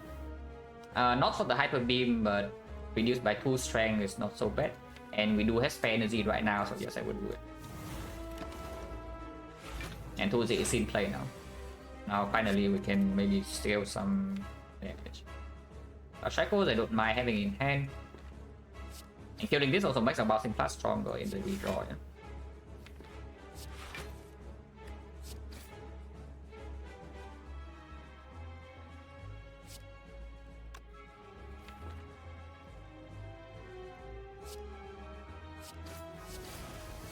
Is wasting 1 draw on energy, and I can only put like 4 poison here and not more. So I think I will just defend. See how the draws work out. The Survivor save is just -3, but that's fine.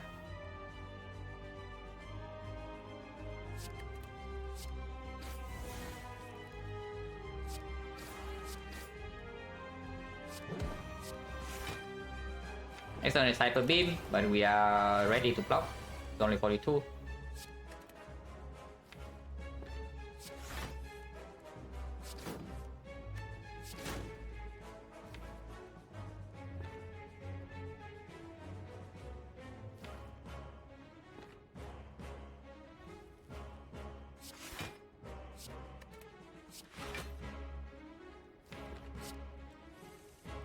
Nice, Defect. Taking 5. And now we can finally start dealing damage. It is still Malay for 2, so we do buy ourselves at some time. Here's a bouncing fast. Main hot. Yeah, playing this hand to get initiative is like fine. Any weakness draw right now, like neutralized draw, is not wasted. This is fine. It also makes us not overdraw as much next turn, but the gamble is smaller. That is fine. I still play gamble plus, and yeah, it's not. And now we don't overdraw at all, which is good.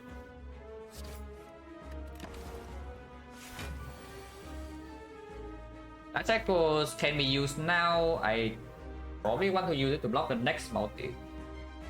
Next Hyper Beam 68 is 51 damage. We can survive that. So I do have this turn 7 more turns to kill. That should be sufficient. I thought that should be sufficient.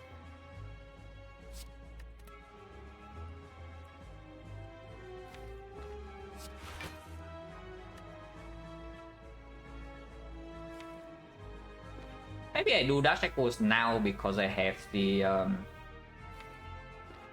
I do need to play leg sweep at some point though. So maybe I just play leg sweep now. And take 4 damage, but it guarantees weakness for the next hit, and next hit the dash echoes and the hyper beam I do have weakness again. So this turn I take 4, the next turn I take the next attack I take 0, and then hyper beam I have 34 and I attack 51, so I can always survive. That should be good enough. Can play this to make hand space, but it's just 3 damage next turn, so probably not. And the bouncing fast performs here.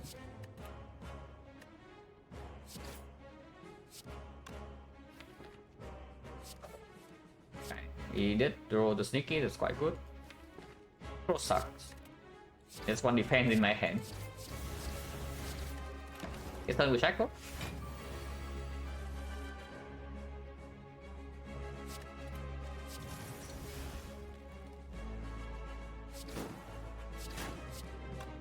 This I probably will keep in hand, no? Instead of dealing 6 damage. Because it guarantees weakness for Hyper Beam, which is still somewhat important. But yeah, no real problem here. Let's sweep sucks. It doesn't suck.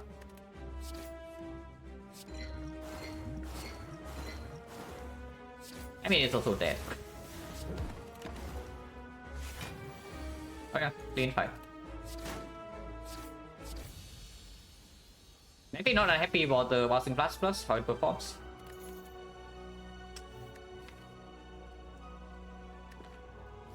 Now here's the grand finale.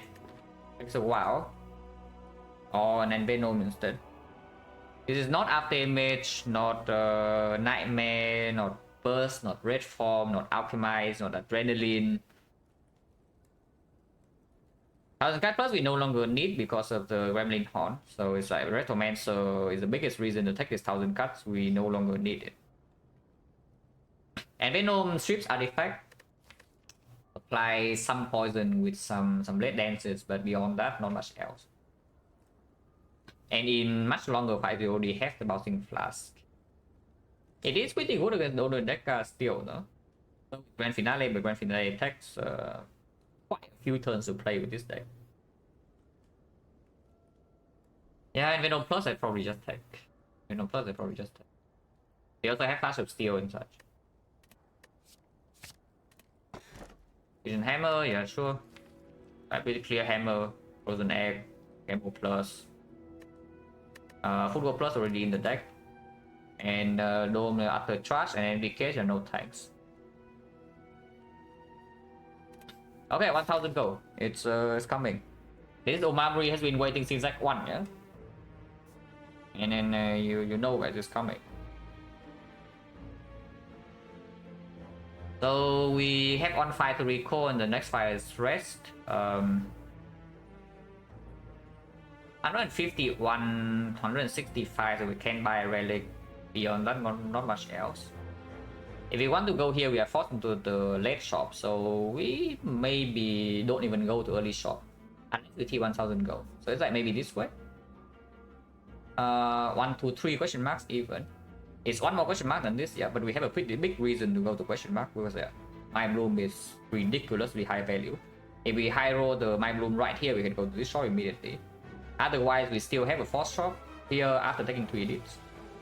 And then in that force shop, in total we spend 1,300 gold in 2 shops. That's a little bit too much gold, but we can spend it, I think.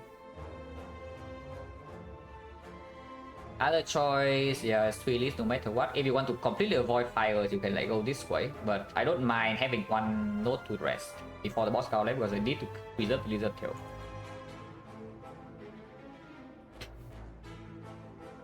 Going left does not make a lot of sense. So yeah, I think we go for triple question mark path. Because every node after this is no more question mark.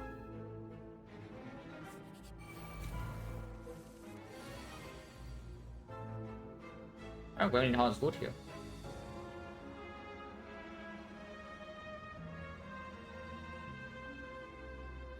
$29.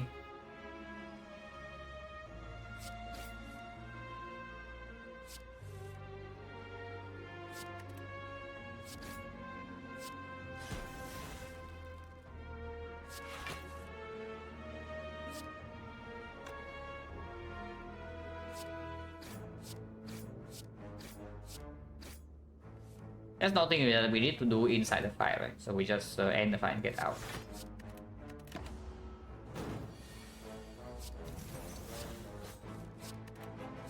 Which is very easy. A potion for chance 50 or terror. Yeah, the total flashes plus. Wind flashes, pyramid, Giria. 9 damage per skill, that's pretty freaking sick. It's like 50 damage per 1 energy. And we have Adveno. So I say that is the best strength scaling attack. Yeah, I lie. This is a real best strength scaling attack for the deck. On the other hand, there's Terror. But the next Terror, we can still see more Terrors.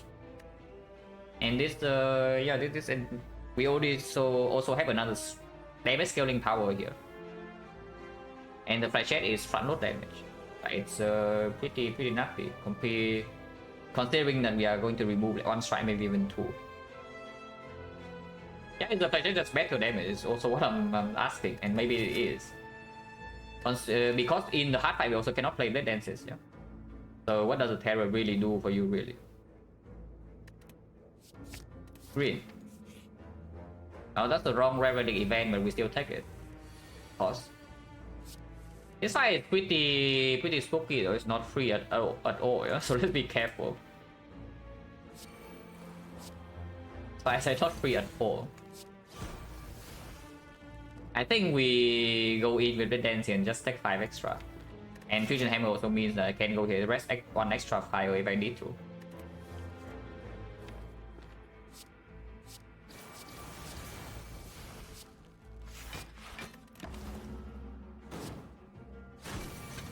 Rest ship? Will there be a robot run? I don't know, but hopefully there is. Yep, that is scary spot. To the trade not in play yet. I hope that I don't need to use this. Right now, this block 6 here and blocks 4 here, but maybe this dies next turn. I should probably still let's shift this. Taking 14. But I guess it's fine.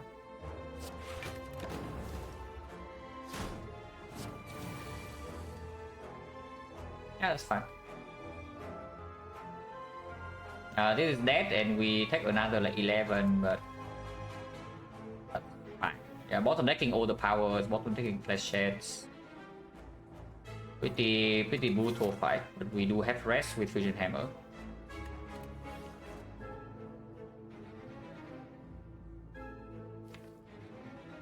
Let's kill this, yeah.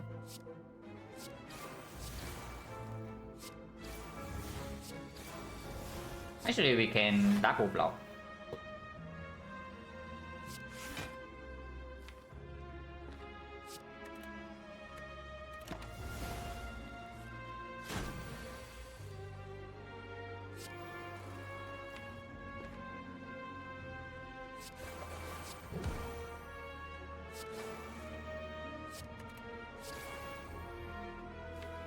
You're taking more damage, they should die next turn. So that's the last damage we take is still 15, it's a lot.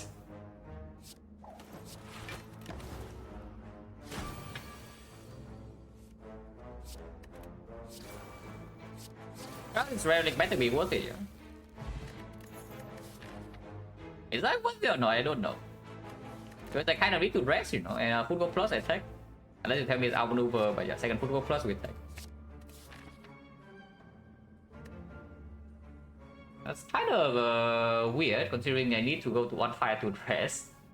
So we go here, go here, go here, jump number 1, jump number 2, maybe dot the shop. Jump number 3 here we need to rest. There's that one extra elite. A lot of gold, but lots of HP loss. More head can show up now, which I don't like. I guess it's fine. Now, or we can jump to question mark to force the 999 gold. Then we jump here number 1, jump here number 2, and then here, here, here, and then here, but then we miss one elite, so probably not. I just take this side, double question mark, and see. Sometimes we have full HP here, and suddenly we don't need to go here. Darkling Smoker? Yeah, Darkling Smoker. Darkling Smoker? Okay, no Monka here. Okay, a bit of Monka.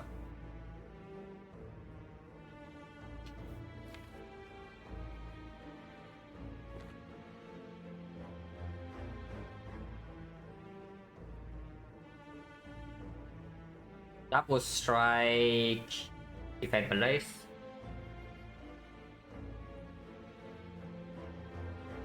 I hope I don't need to game this rule next turn.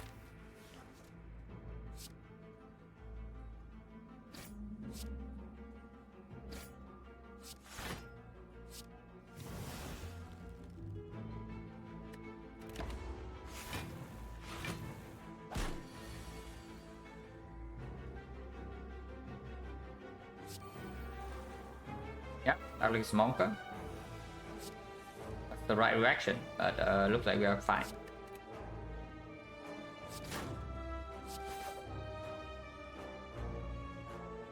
For now. Or for this turn at least. I don't know about next turn, and for this turn we are like still okay. Not that okay though, we are still losing HP.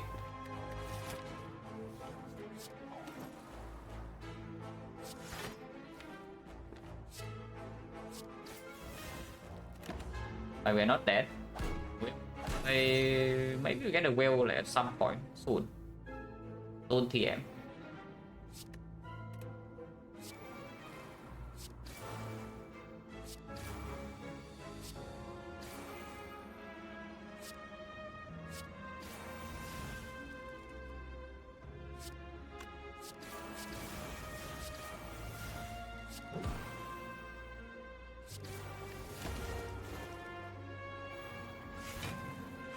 Yeah, having all base cards, no insane fat roadblock with beyond Dark Shackles, and low card draw with. Wait, do we actually have no combat relics? It's like here 3 strength as damage. Beyond this Giria, we actually have no combat relics. Now that I look at my relic bar. This doesn't do anything, this doesn't do anything, this doesn't do anything, doesn't do anything, doesn't do anything, doesn't do anything, doesn't do anything. Okay, this is the boss relic, but yeah, it gives energy, but... Huh, okay, I see. So that's why we are feeling weak in Act 3, yeah? Because this is where the Giria alone doesn't carry you. Yep, no, it makes sense. Yeah, no, it makes sense. That's why we are feeling weak in Act 3.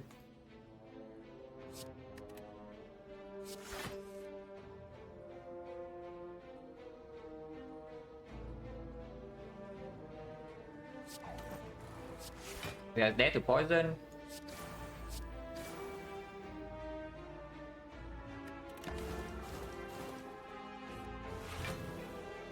Grandma counts were not on turn 1. It is a relic that's doing something, but not on turn 1. I mean, not always on turn 1.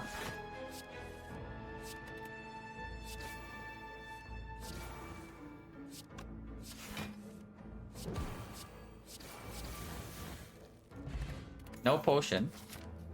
3 fights, no potion, currently at 70. Backflip, yeah, I think it's right. Plus is very cute, but we take a freaking backflip.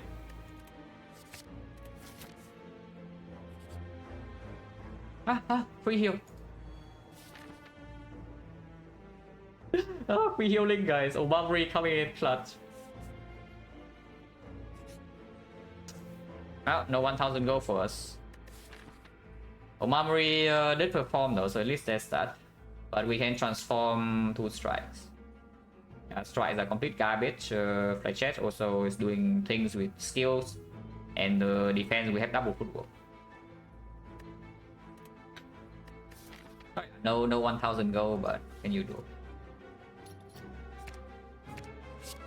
Oh. These are good transform. Yeah, these are okay transforms, you know. It's really good. Okay, we still go here and rest though, because we don't have a potion front load here. And we have T-set for the next fight with this. Which last play, the T-set plays, I look at this.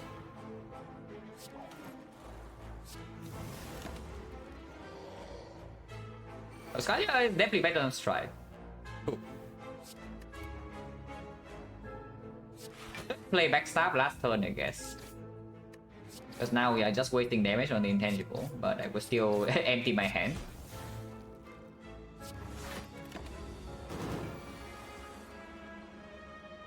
And yeah, you say the Flechette is missing.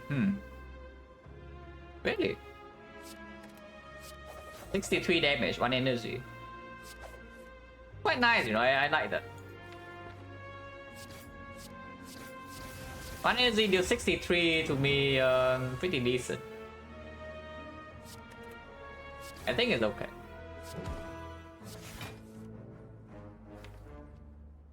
I cannot really gamble here though, it's like we have 10 burns and then that's all my block.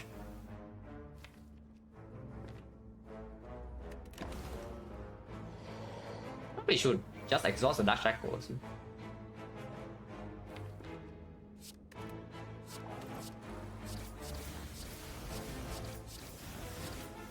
But maybe not.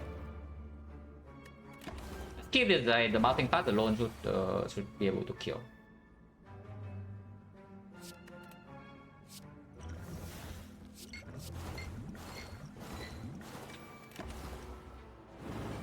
Is this really dumb? Yeah, don't insult him, like he's going to go in, but he's also dead. So he is pretty dumb. So full block will let full cut. How many is too many?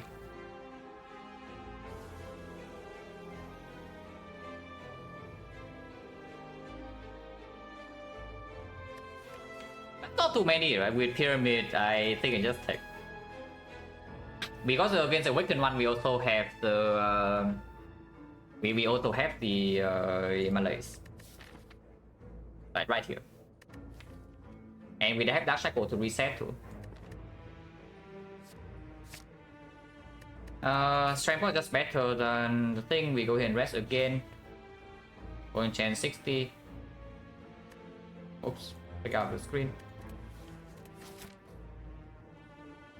And let's go ahead and rest.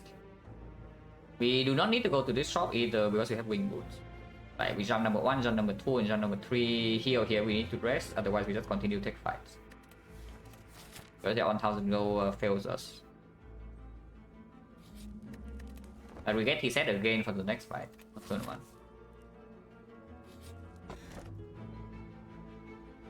Oh, this is so sad. Oh, that is so sad, guys, but it's fine, we move on.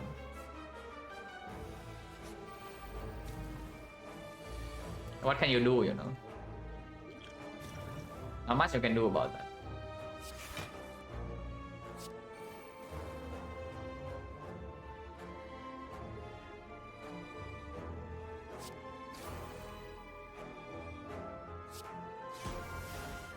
This side we have Gravelin Horn, so we should be able to do somewhat okay. Point chain 60.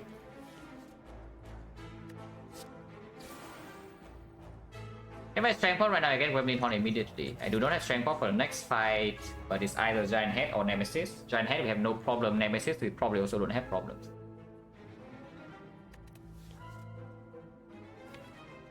Yeah, let's just end this fight. Cleanly, I mean. Energy 78. Kind of good. Probably less than that because I'm discarding one skill now. Yeah, still 65. And yes, we do hit Retromancer with it.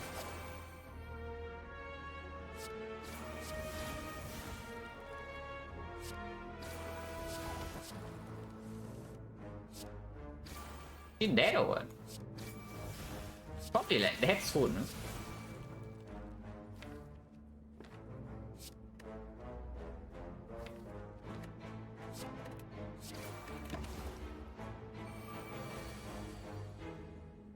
Yeah, she's dead this turn with 7 strength.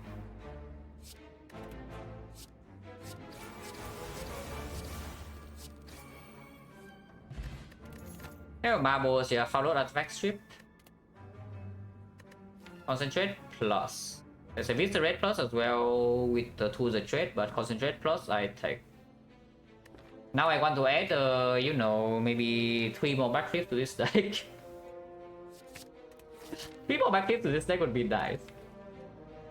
We don't have enough card draw to support this energy, but I could still take it because it does open up a bigger malaise, and it gives me some potentially huge turns where I need to block extra in hard fight, for example.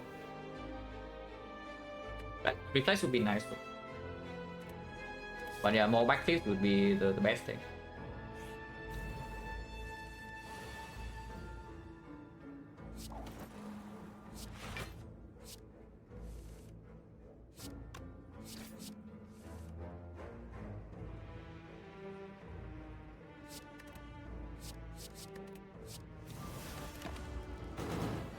I'll play pretty fast.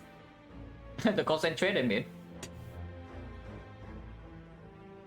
Am I jumping? Yeah, I'm just jumping back here or here, and then we see whether we can use the straw or not. If we don't, then we just jump to more hallway fights.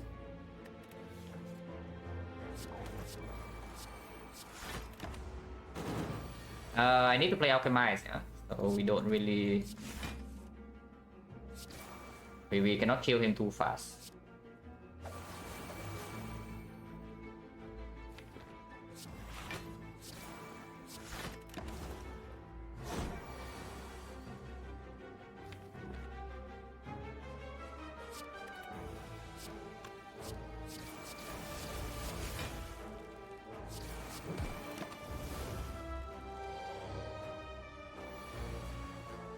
His name is significantly smarter than the last one, but unfortunately he still has no chance.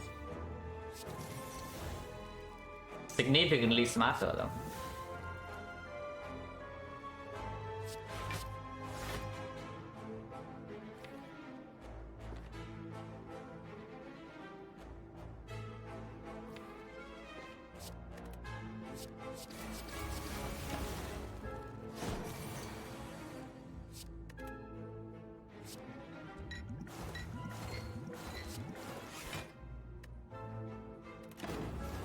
Play the neutralize, but yeah, he's dead this turn.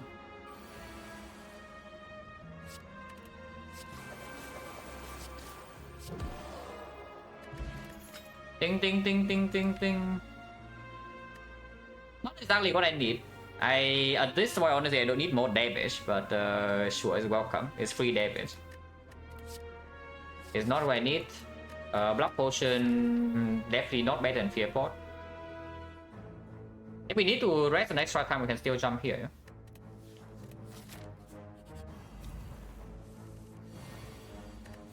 This fight shouldn't be a problem. So we took for at least this act plus the orb walkers. Pretty decent act.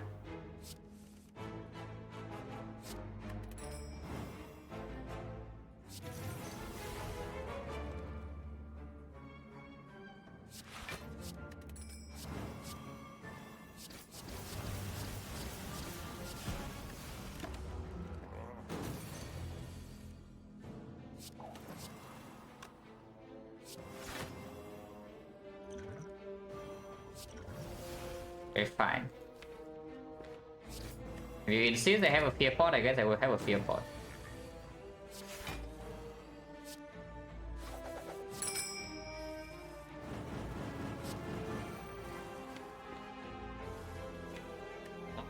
In here. I guess that's okay.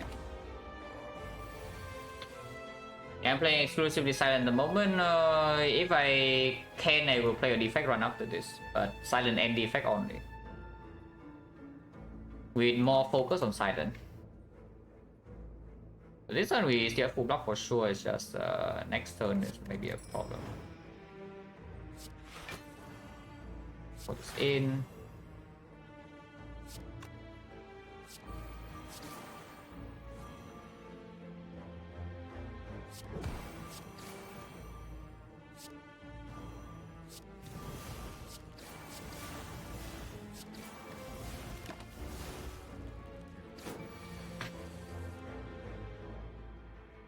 Nine times 8.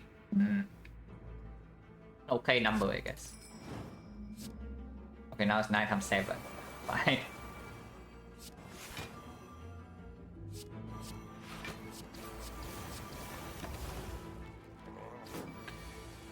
I think our damage is no longer an actual issue. But we do have some card draw issues for sure at the moment.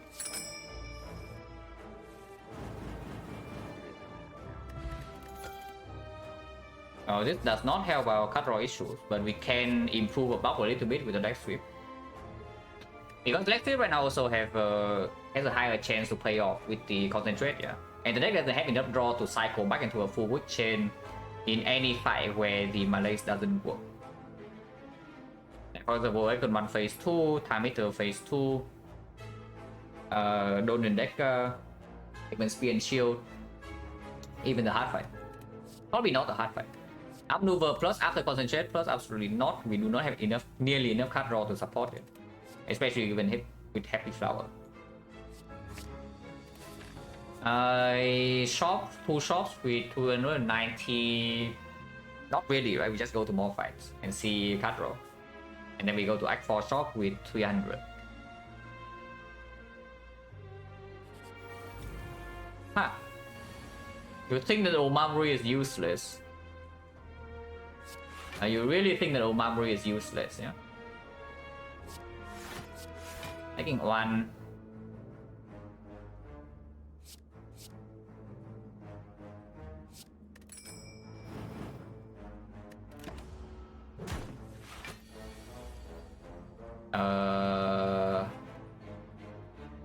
Apparently you have no block in hand. That is a small issue. So I better hope that he rolls multi-hit so Dash Echo can freaking full block. Otherwise I have problems.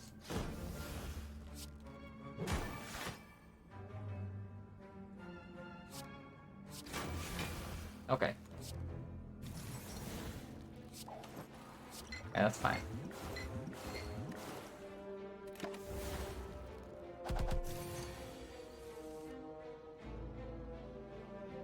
No block in hand. Do we need more block cards this day or what? What's going on? We have the all 5 defense here. And we just added some block cards.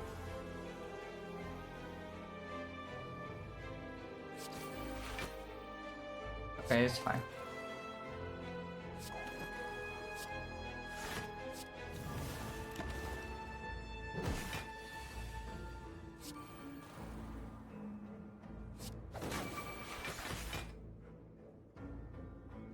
And 9 block is fine.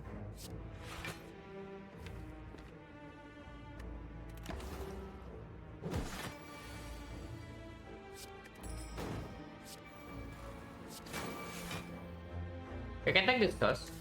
Can never use Omamori beyond this, so we can get this as a quote-unquote free turn.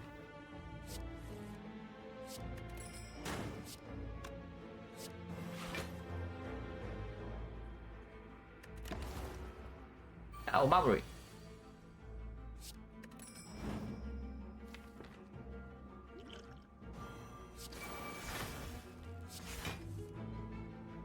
Alchemize the actual last card, that's 4. With the T set, but yeah, no, flower still on 2 here. But with the T set in this fight, I think flower should be set on 1. Sometimes you see transient, maybe you set on 1 regardless. Yeah, if you see transient here, then your flower is stuck on the same number. Maybe we just do it on 1 again. And continue to attack. So on 1, basically we want to kill next turn, so we're attacking now is fine.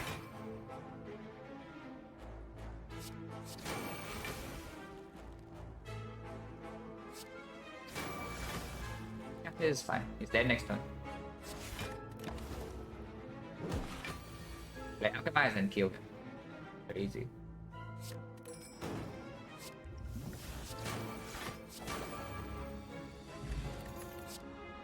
Yeah, these are not card draw. They're not block cards. We know the potion mail is gone, but they're still better than taunts.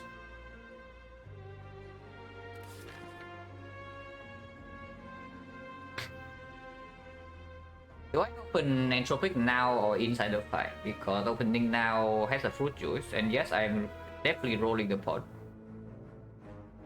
I think fruit juice now is just good, right? We can open it immediately. Okay, that's not fruit juice.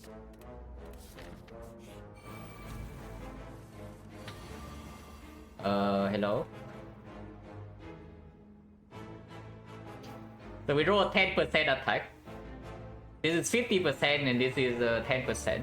We can kill some of them though, and we have the Gremlin Horde, so it's not as bad as it looks, but that's quite annoying.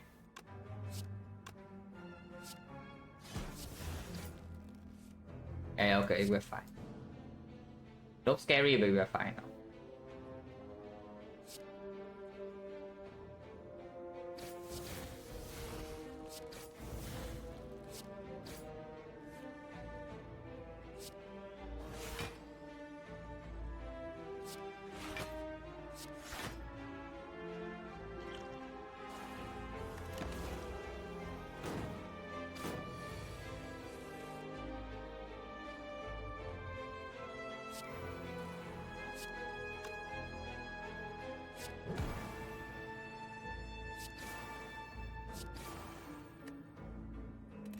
The flower wants to be on 1, yeah? We can control it perfectly with Tingsha and our Gamble.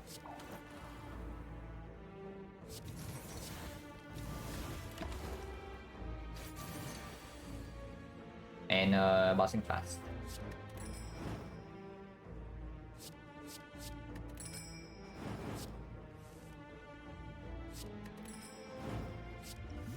Running pot, yeah, it's not amazing, but can be used here for fat load, killing cultists, I guess.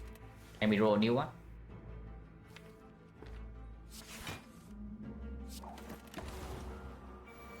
On the kill next turn, so this turn we just bouncing flash, and next turn it dies.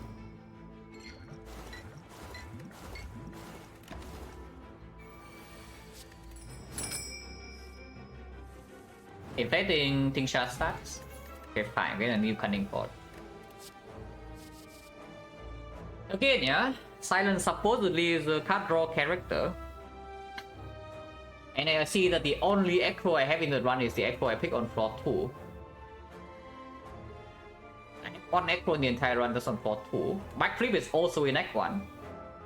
So basically, if I do not pick these cards in Act 1, we currently have 1 backflip for the entire run as card draw. Interesting. Oh yeah, we just skip.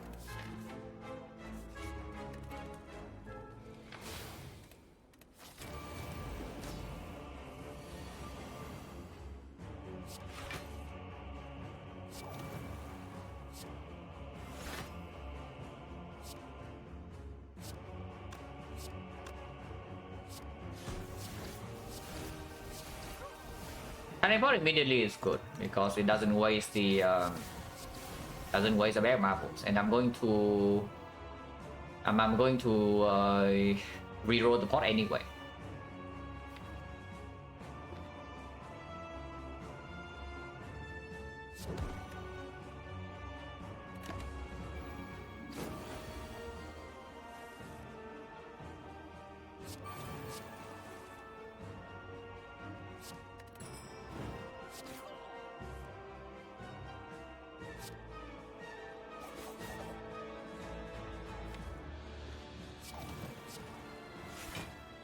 Next one is going to be a big hit.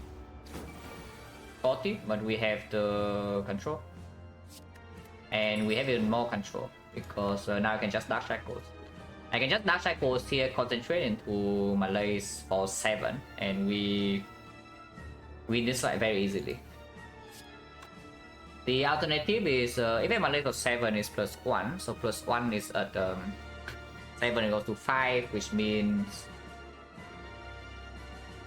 yeah, just Dark Shackles now. Okay, this is a very clean fight. It's still +1. If I play another Footwork or the Envenom, it goes to +3 or +5, but I don't think we need to play more powers. Even if we play more powers, like fine. Yeah? We have 6 Dexterity, Pyramid, Perma, Wick Chain. This guy is not going to deal damage. And I don't think we need to play more powers. If we play more, it's maybe the Footwork.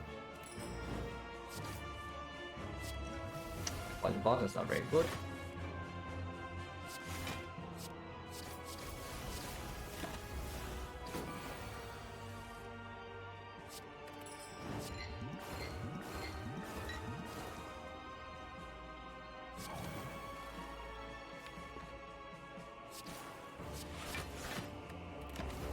Need to keep this in hand for the card gamble.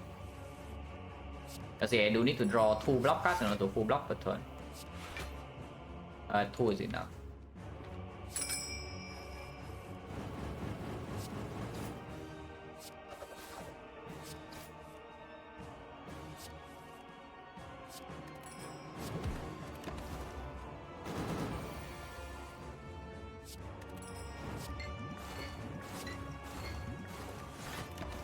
Yeah, very easy fight. Like, this fight is extremely trivial. The deck that needs draw, yes, it needs draw and it needs a way to deal with a very heavy turn 2 Spear and Shield and Heart. Because there are no words in the jar yet, no... The burst of energy right here that we have is not... It's basically negative card draw, so you cannot really convert this energy into like huge output that often. There are ways we can play around it. If you have more card draw, like for example, you add 2 or 3 backflip to this deck, we are really strong.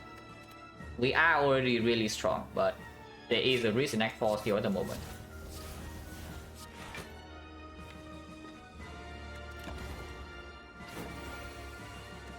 Because the deck, this is one of the rare runs where you do not actually see a single Pissing Well. So it's actually pretty crazy. It's like 1 Act Pro in Act 1, floor 2. 1 backflip only after Act 1. 0 Pissing Well. No well-led plans. Well, it's good that we have a Pyramid then, because otherwise this run is a freaking nightmare to play. Like this run without this Pyramid, I don't even know what the hell we are going to do. But maybe we can do something. Not even dodge and roll either to play with like the chip. No blur, no dodge and roll to play with the triple Footwork. So yeah, suddenly things happen. Things have been happening in this run.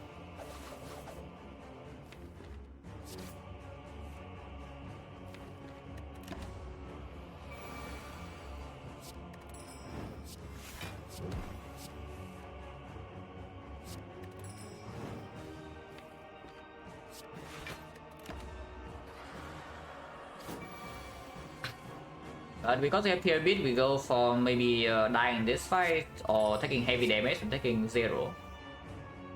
That's cool.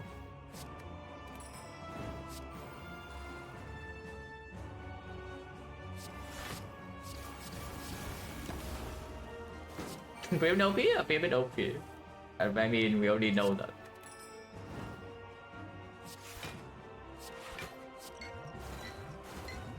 Next floor, we do not have T-set, so now flower on 2 is fine. Flower on 1 is still good if you proc the puzzle turn 1. No? Because turn 1 you can use your energy versus this ring, but we have backstab and we have Pyramid, so on turn 2 we are going to have a full hand, but on turn 1 we only have 6 cards to spend energy. Oh yeah, sometimes it's still better to set power to 1. In the speed and shield fight, it's very clear that we set power to 1 because of T set again. But before the hard fight, it's we have to think about it more. Speed and shield fight can go very well, or it can also destroy us. So hopefully, the short speed and go can give us something. If we enter the hard fight with full resources, basically full lizard tail, Gambler 2 unused, I think we're going to be fine. Because even though with our pissing wheel we still have 1 Malaise and 1 Dark Cycle, so that's 2 cycles and the damage is fairly fast in that fight with Enveno bouncing flash. And I will skip Pyramid, yes. Pick rate on Pyramid for me, even on Silent, is still only around like 95%.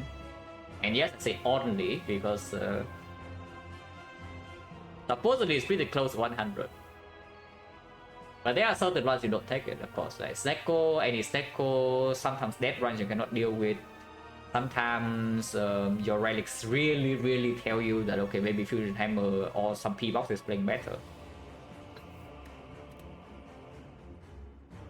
That is pretty rare.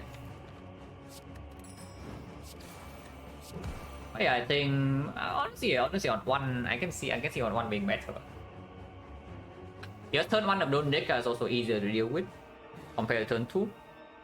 And the time meter as well, if it's if it cannot take puzzle for turn 2, then it also means that it debuffing on turn 1. If it debuffs on turn 1, then your energy on turn 2 to deal with the garbage attack is also stronger. But if not pick Pyramid Equilibrium Defect, that happened like 2 or 3 runs ago. I have double Equi and a very expensive deck after Act 1. And I did not take Pyramid. And we die. So maybe there's something to take away from that. But honestly, I will say that I don't mind not taking Pyramid in that run after Act 1. Because the Pyramid in that Act 2 would be very difficult to survive. Like, we did not take Pyramid, yeah. We were stronger relatively for Act 2. And we were still almost dead. Mainly because of the cheap damage we're taking on turn 1, not because we are breaking draws in longer fights.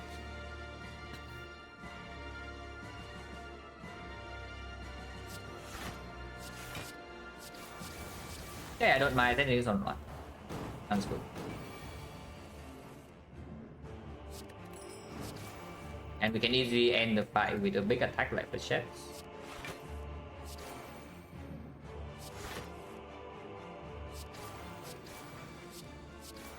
Or just a card ramble thing shot. There are many things we can do.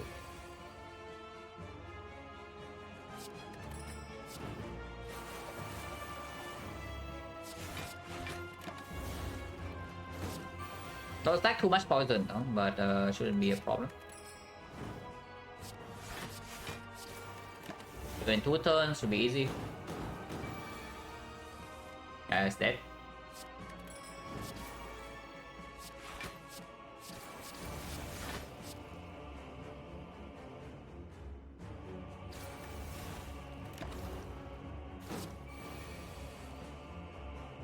So I think the bandage will heal as much as splitting it, maybe.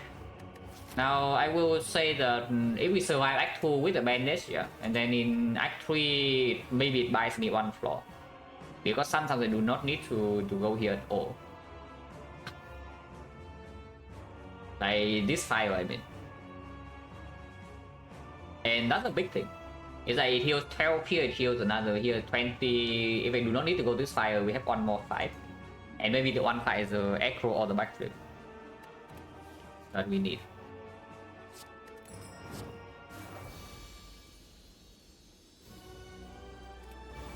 Donuts, yeah, easier to play in time meter, even though we do have Malaise Pyramid. I don't know whether it's actually a better fight or not, but it's more straightforward. Because we also have triple full and we have full here in Nightfall. Okay, interesting bounces. 7, but that's fine. That's why we set up the thing, yeah. Next turn we have puzzle, full hand, and the flower.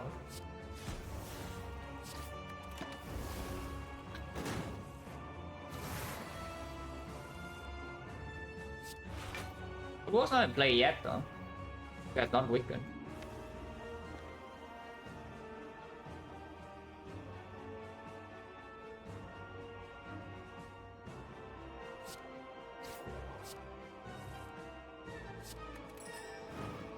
have to play this. We have a full heal, so we just need to make sure that we don't have actual problems inside the fight. As long as we win the fight, the HP we end the fight, it doesn't matter as long as this is intact. Also, yeah, we should use it here because the alchemy is definitely being played.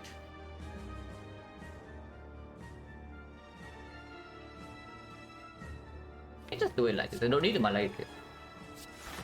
After this is dead, like we full block this very easily, even if it has a 9 health strength.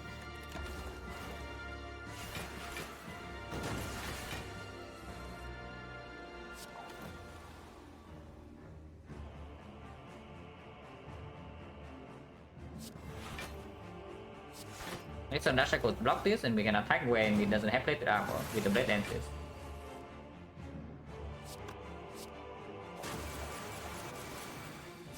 Ah, wood flechette. Wood and vein also.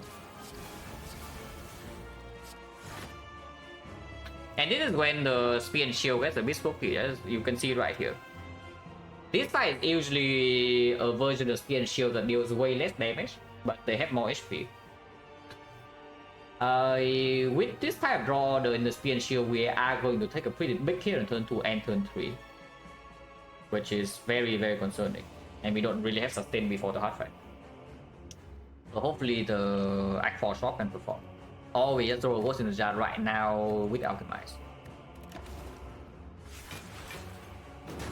Because this fight you can afford to just lose HP and be fine as long as you win, yeah? In the Spear and Shield, you cannot afford to just lose 30 or 40 or even more.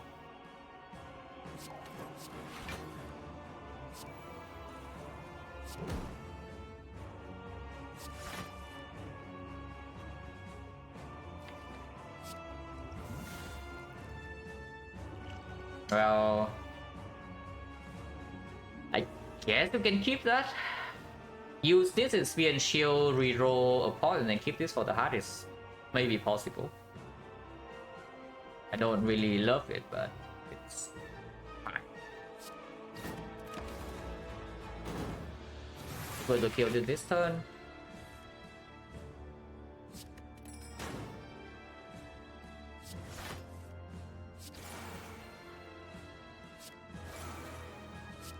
Yeah, now the fight's over.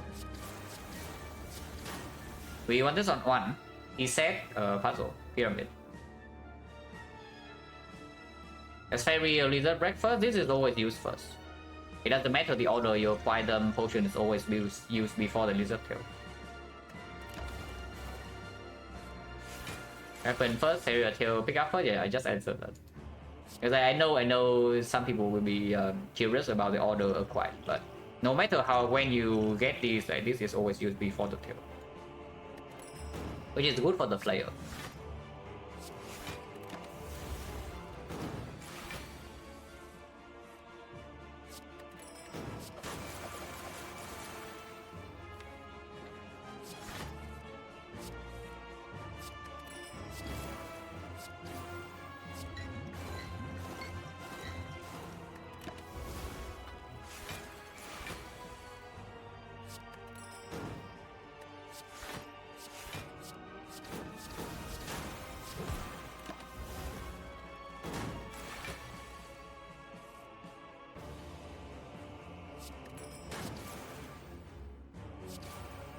You're in 2 turns, so I can just attack you.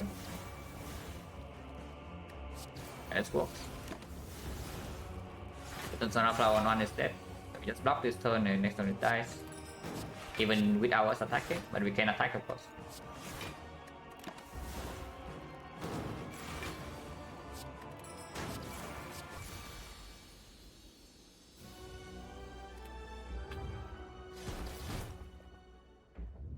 Back for 4 threats, so we enter Spear and Shield at full HP.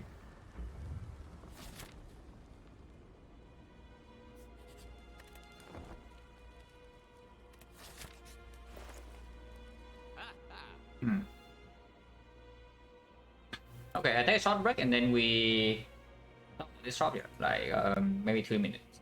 Be right back. Short is weird.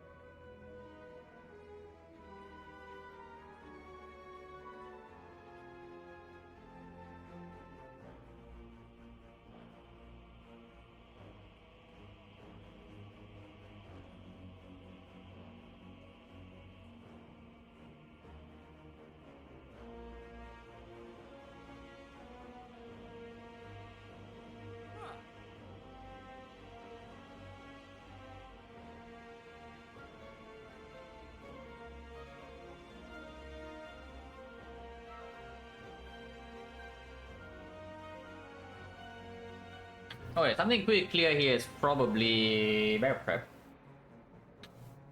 Plays immediately in Spear and Shield with the T-set. Into the hard fight is not as good because we are probably going to waste one draw with the puzzle. But in the Spear and Shield fight, it's excellent and we can afford it. As long as it doesn't cost me anything super major afterwards. Because after the Mega Prep, I'm looking at this Piercing Wheel. So we currently have 219. Which after the Piercing Wheel and Mega Prep, we can remove a card. Which is a pretty clean line. Here's the thing though. I'm really looking closely at this Fiendfire. Fiendfire Plus. And yes, I'm talking about the Storm of Steel. We have a Pyramid. And this thing is dealing 7 per ships. Plus another 3 per discard because of the Tingsha. It is actually 10 per card. Don't do it? Why not? Like, if we have problems killing Spear and Shield, and you say that the hard fight is actually no problem if we enter with full resources, why wouldn't we do it? Because the Storm of Steel with a full hand just like ends the fight almost immediately. It is a massive amount of damage. The slightly awkward thing is I cannot do Piercing Wheel, Mega Prep, and Storm of Steel. Though. It's like we are just a tiny bit off because we low roll go at the end of the act. We got like 10 gold into 10 gold or something. So this line I'm like 4 gold off, right? I think. Yeah, it's a shame because I really, honestly, if I can't buy the Storm of Steel over remove, I would take it. But I think Mega Prep and Piercing Wheel is a little bit too good. Yeah. Yeah, Piercing Wheel just a little bit too good, right? So we probably just buy both. And then we remove a strike. Which is a shame. Because I genuinely think this thing is very good for Spear and Shield. Like, extremely strong. But for the hard fight, it's mostly worthless. And this is good for both fights. This is good for both fights. This is also good for both fights.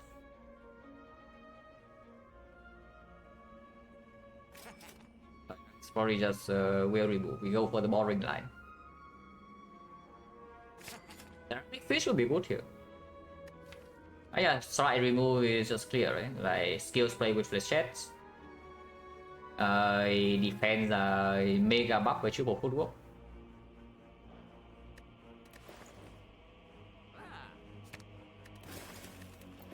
Got 6 gold left over.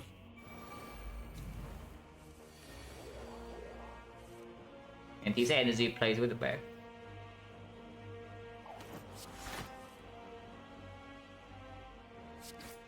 Have wheel for next turn.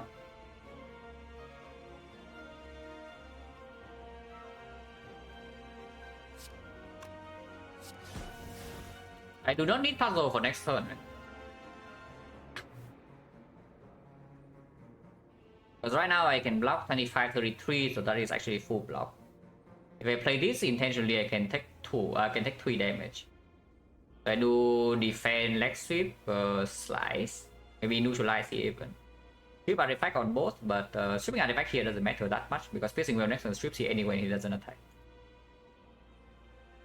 Then more on 25 is big, this guy 38. If you watch me more, you will know that every run I have around this number. 38 is around like probably the average.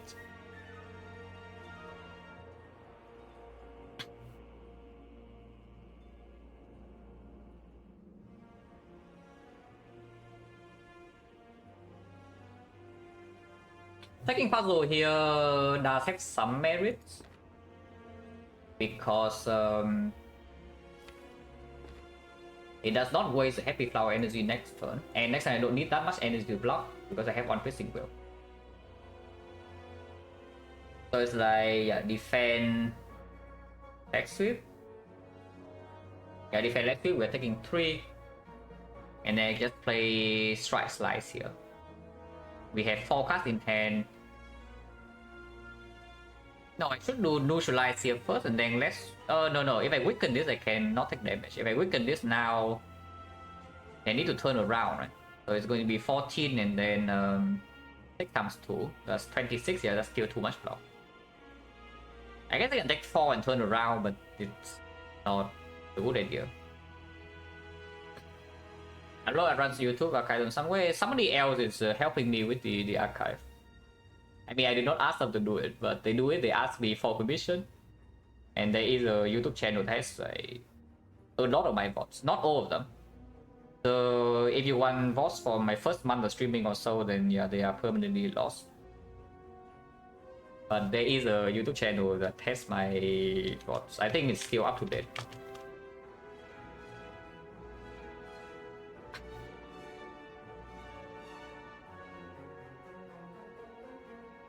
Yeah, probably should take the puzzle.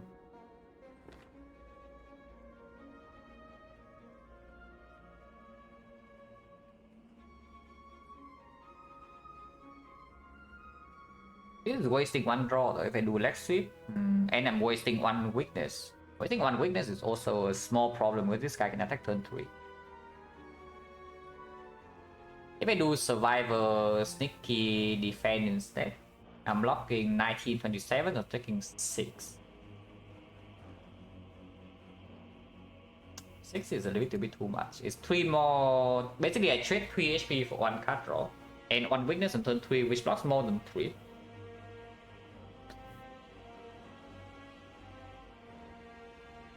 It's probably worth it to take 6. Yeah, it's probably worth it to take 6, so I guess I will. It is on energy for next turn though, because next time if I keep the leg sweep in hand, I'm going to do leg sweep piercing wheel. So it's 10 times 4, 3 times 4. It's block 14, so I'm still taking 2. I only have 2 energy left to do something else with a full hand. I guess not that bad. Because yeah, footwork, play 1 energy, that's already full block, and then we can have 1 energy to play other things, maybe Venom, maybe footwork, maybe tools of trade. Maybe even blade dance, poison stuff. Sometimes I draw to concentrate. Because the weakness on this guy on turn 3 is actually important. We do have a Malays and the second leg sweep though. I think card draw is more important. Because I want to do this side without potion kills. And even if I'm committed to use a Gambler's Brew and then we roll Alchemize, having a full hand to roll is also seeing 1 card deeper is also making it stronger. So I pay 2 extra HP. It's -6. Now survivor. If I turn around, it's 1 less damage. It's just that we turn around, we waste damage, and I still want to kill this guy first. So survivor the strike, play the defend, play the sneaky strike here, play the slice here, and play the neutralize here. And our hand has leg sweep, piercing wheel. Next turn I draw the full hand, 8 cards. 2 burn 6 of my real card, and I play this, I take 3 maximum.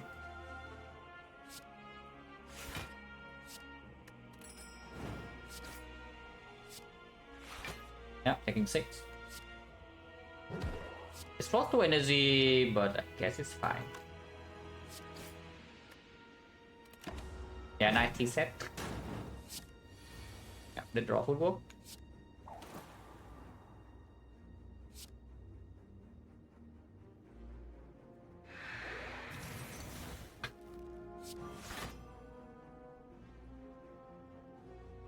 Oh, I guess it's fine.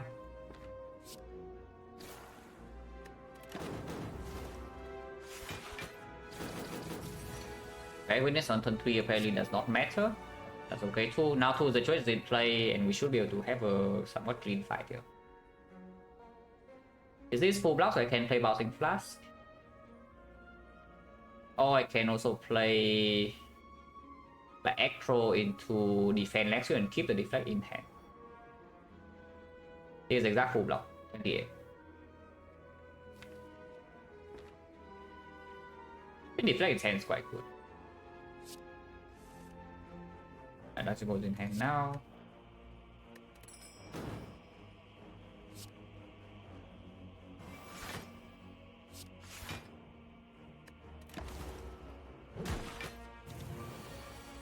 And Venom is not, but this is still a lot of damage.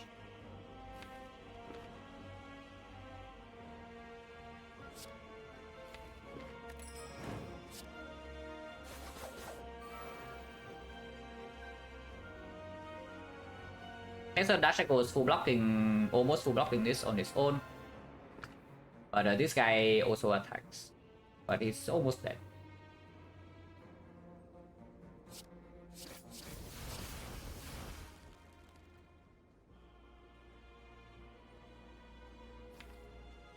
I don't want to spend more of my block cards here.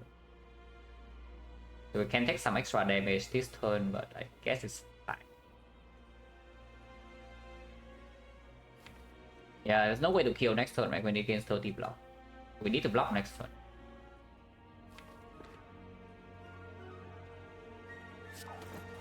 Taking another 2, yeah, it's fine. Mine taking 2.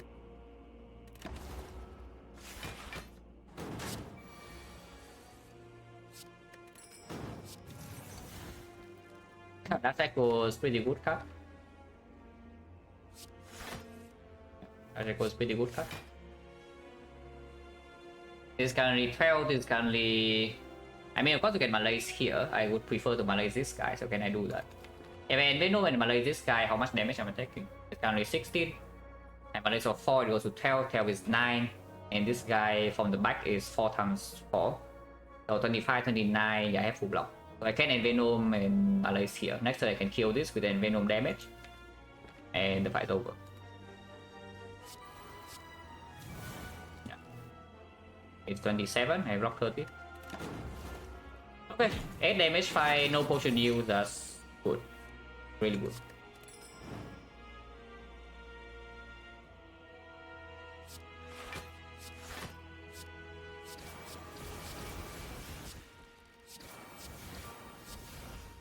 Unfortunately, actually no, I can do it like this and kill it this turn.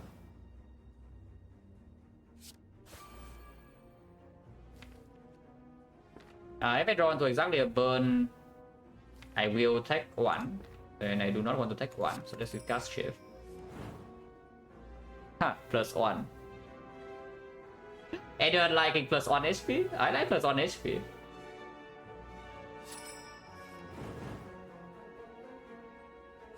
Yeah, you ever just get 1 HP for free, guys.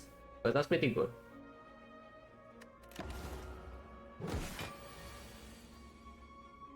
HP for free. With the favor, yeah, we can preserve all resources. I think we are in pretty good shape.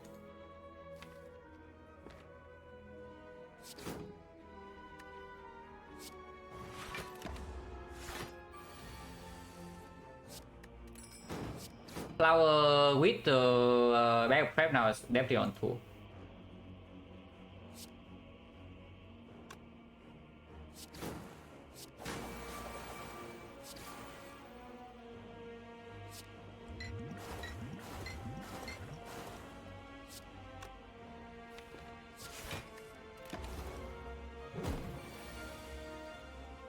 Until yes, and we can also fat note game the screw to get house in play and then roll the alchemize for new pot.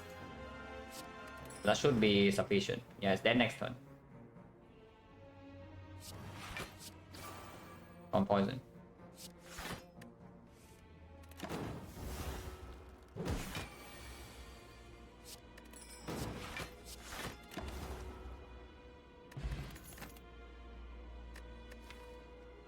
It's good, yeah?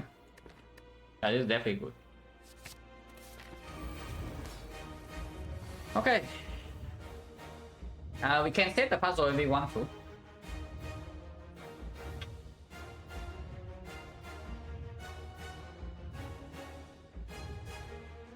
We can even take out the wall for next turn and then proc the puzzle and backstab into a gambler's brew.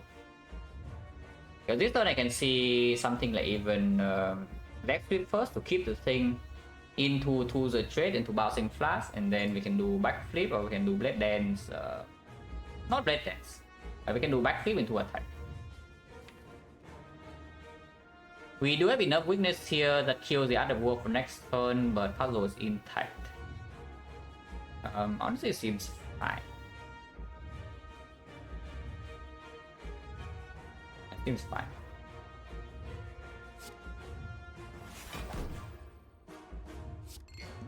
Yeah, with the woodwork, no need to deploy footwork that urgently. No.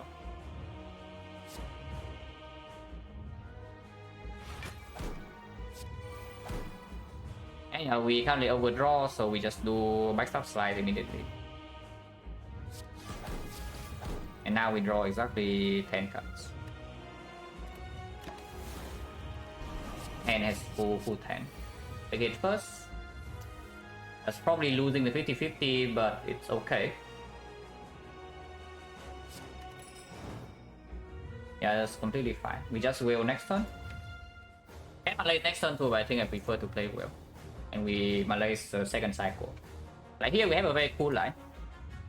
What is this? And the 6, so we can do currently we have 5 in hand. Even if we draw into void from the puzzle, it's okay. If we draw into more block cast, excellent.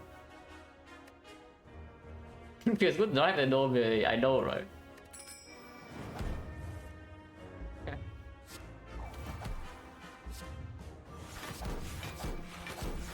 Play this. So other world props next turn. Like 31, that's fine because yeah, potions are intact.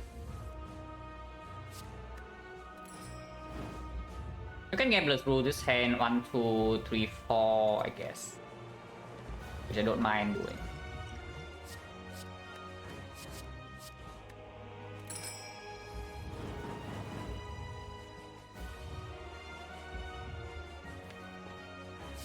Yeah, I take 2 for that because I want to keep survivor in hand.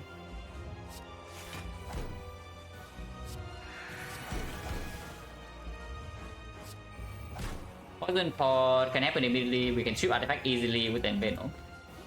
So this is just the most damage. And afterwards, probably again, yeah, this fight is basically over. With Pyramid, with Thermal Weak Chain, with multi dealing 0 damage, with 9 dexterity.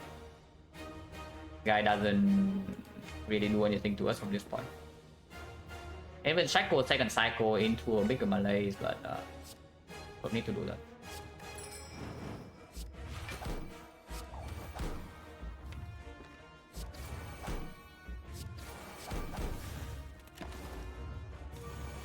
Take it first, slightly annoying, that's fine.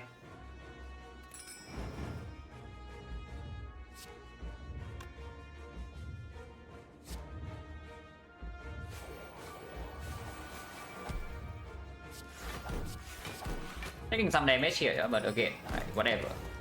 It doesn't really matter. And now the fight is completely done.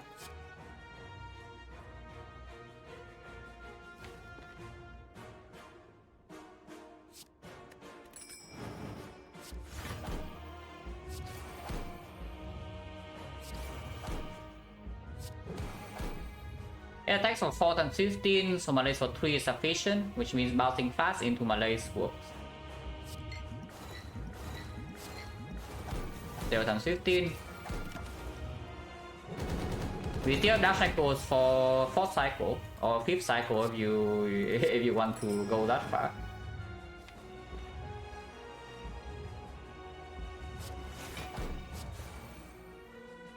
Cycles here, we don't need the next cycle. No?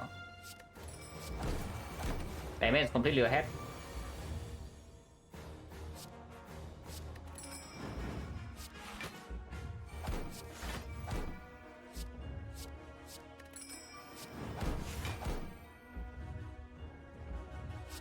Can take some more damage here just to play bouncing fast. Make my life a little bit easier. We don't need to play the thing there, but I will.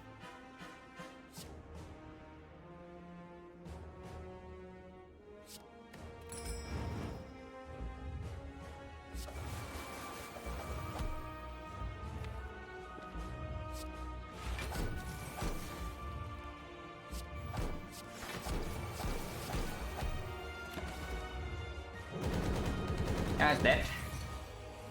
Extremely easy fight.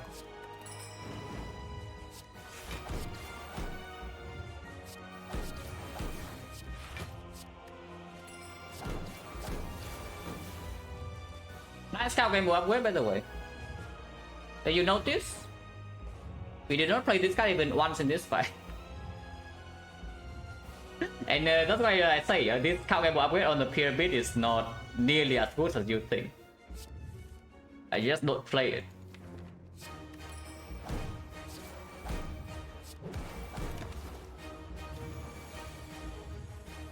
So that was the last fight. That was spear and shield. But in the hard fight, just keep it around because yeah, you need to hold your other important stuff.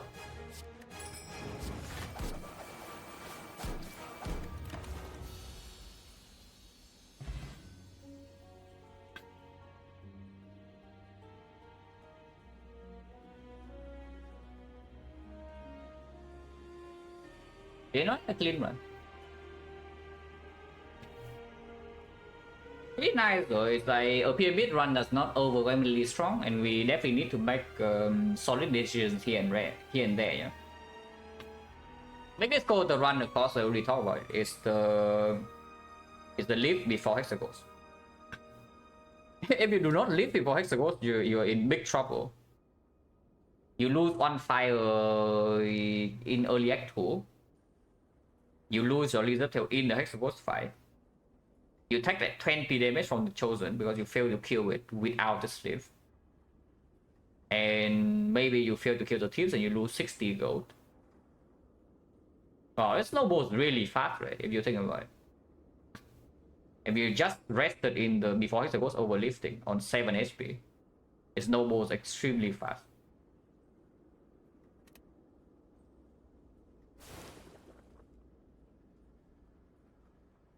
After pyramid, of course, like we play fine, but it's not super difficult to convert a pyramid run. As long as you don't get like, destroyed next 2, which we didn't because of this.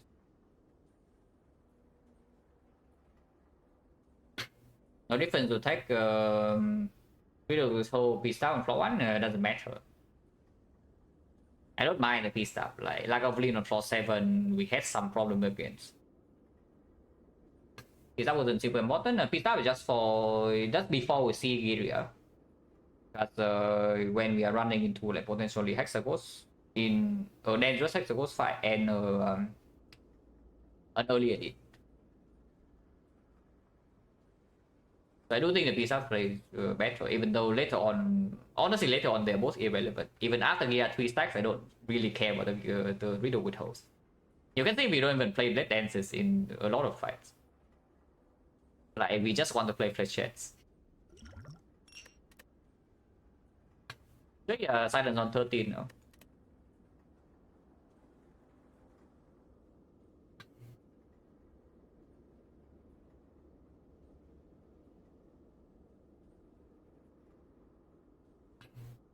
We have been high rolling boss relics. I guess I shouldn't say high rolling, but we have not been low rolling boss relics.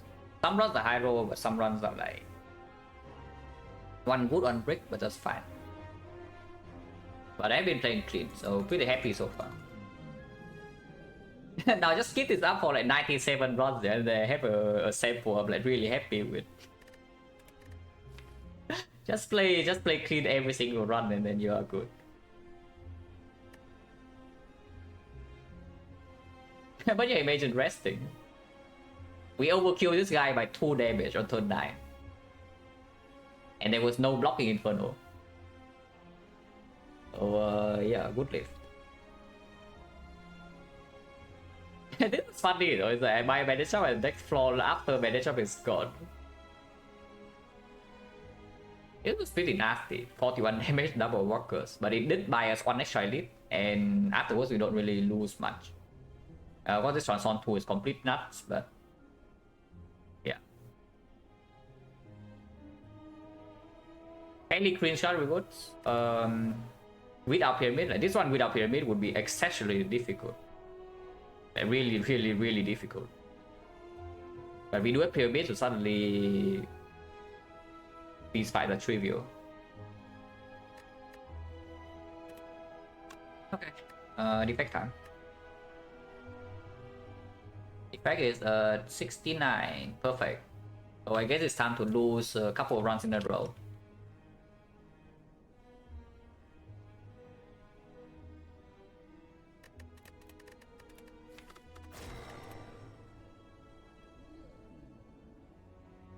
Oh yeah, good Neo Model to lose a couple of runs in a row. Yeah, definitely good Neo Model to lose some runs in a row here, guys. It is 4 elites. There is a 4 elites on the left. Fire committing to burning elite very early on, and it's 3 force elite in a row with no pivot path. That's a bit dangerous. Even if you are generally speaking quite strong on defect.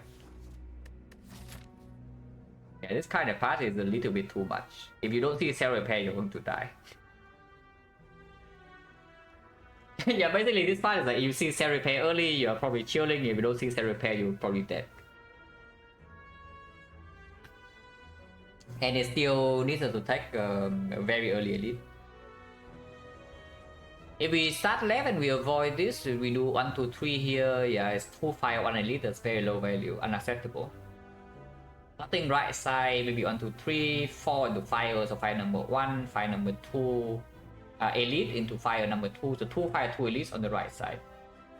That's acceptable. There's also 2 fire, 2 elites this side, and we go to left shop with burning elite. Burning elite is very forcing. It's advanced elite, advanced always, burning elite, advanced always. You cannot pivot, but it's late in the act after big shop, so maybe you can do it. And I mean, as far as I'm concerned, there's only one Neo option here. So we just click it and see what happens. And depending on the card, we also decide pathing. Okay, that's a good one. Yeah, that's one of the better ones for sure. It is not good enough for me to go this way though. But I think we can accept a 2 elite act, like 3 fights here, avoid the shop, and do this and be somewhat happy. With the Corsair, I also don't mind going to shop just to maybe see a power sometimes by a scope. Double question mark early, I'm not a huge fan, but if we go this way, I don't want this early shop either. So we go like 1, 2, 3, 4 fights, advance away on floor 4, already pretty scary, advance away on again on floor 6. And then it's still 2 elites back to back. Not even so much safer than this portion. So just start here. And if act is low value, we can even take life loss here sometimes.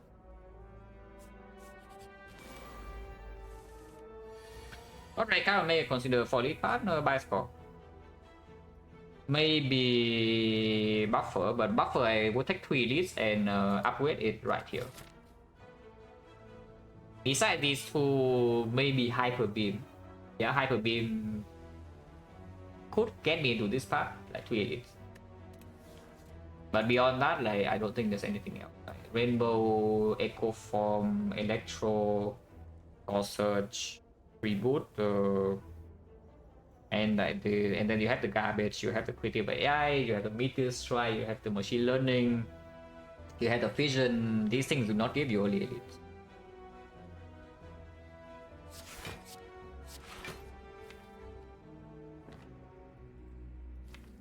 Five weaken, still cannot kill this. Go to 7, so dual cast can kill. We always attack this guy 75%. And this guy rolls 7, not 8, so we'll probably strike here. But that's why Electro perform pretty badly. Because that is before you have the energy or the cards in your deck to push the lightning off immediately. If you cannot evoke the lightning, yeah, it is 2 energy, deal 6 AoE damage. So is that a good card or not? 2 energy, deal 6 AoE. Okay, technically it's 9 because it also makes this do AoE. But this hits one normal target anyway, so maybe you can count it as 8. It's a cleave. It's a 2 energy cleave. So is that a good card or not? You can tell me.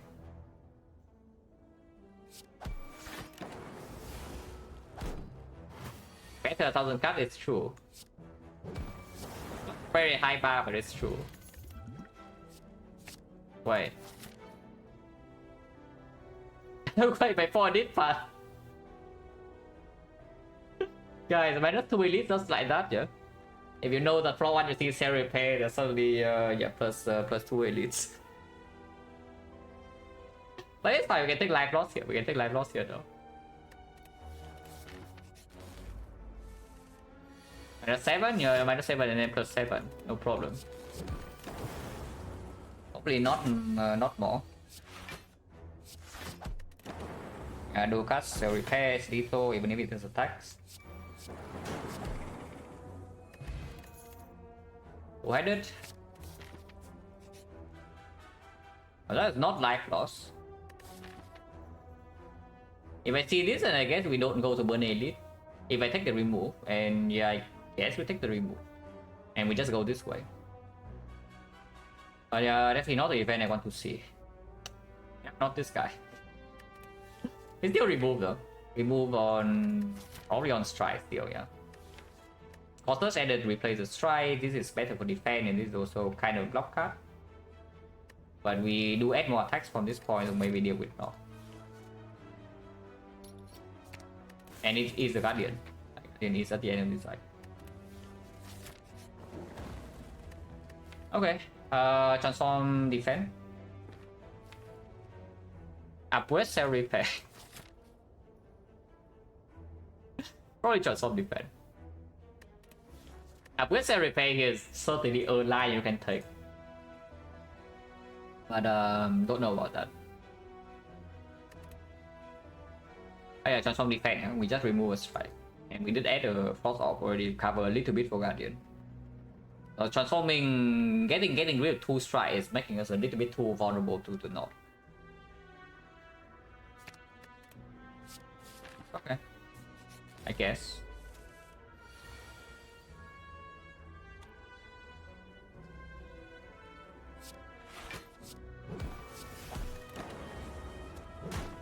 I mean, it is better than defense, not here though. Okay, not here, defense will be better. Fine. But I need to play cell repair, I cannot do a cast yet. Ow. Always have cell repair next turn, so I can safely play that. Actually, no, if I play Zap right now, and the things bottom deck, Cool-Headed will also kill. So I have to play Strike, not Zap. I also don't need to play anything, I have guaranteed lethal. So don't need to open up a draw where I can mess up myself. Block 4, yeah, 352 potion, 30%. Damn.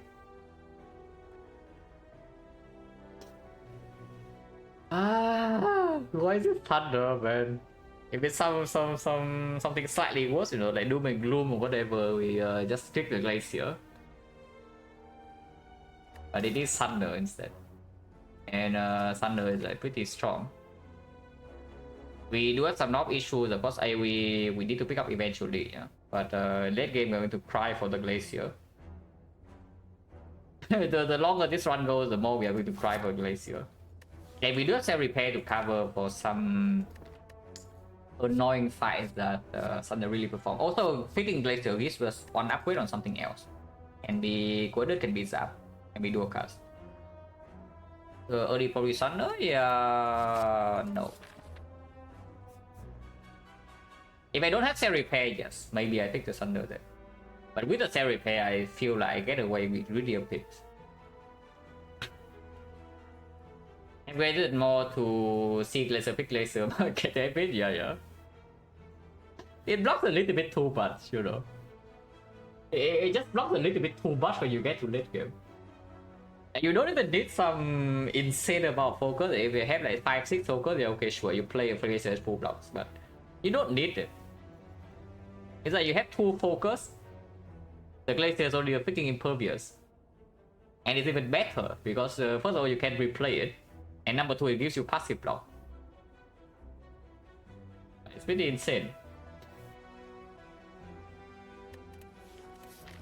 And yeah, of course, the more focus you have, the better. But you don't even need more than like 2. Even 0 it already 2 energy block 17. With passive block 4 metallicite. Ridiculously overstated. Oh, we got nice Thunder, guys. Yeah, nice Thunder you have there, guys.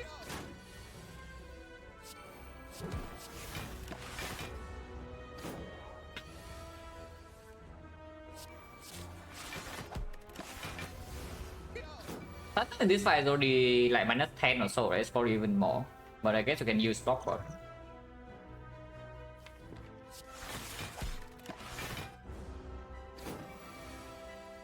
Hologram printers.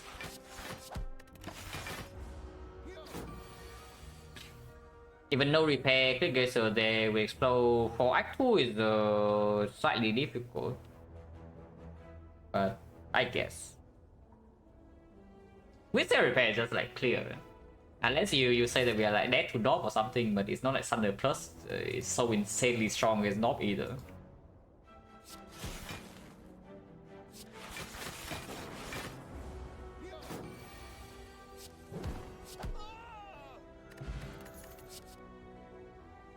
Okay.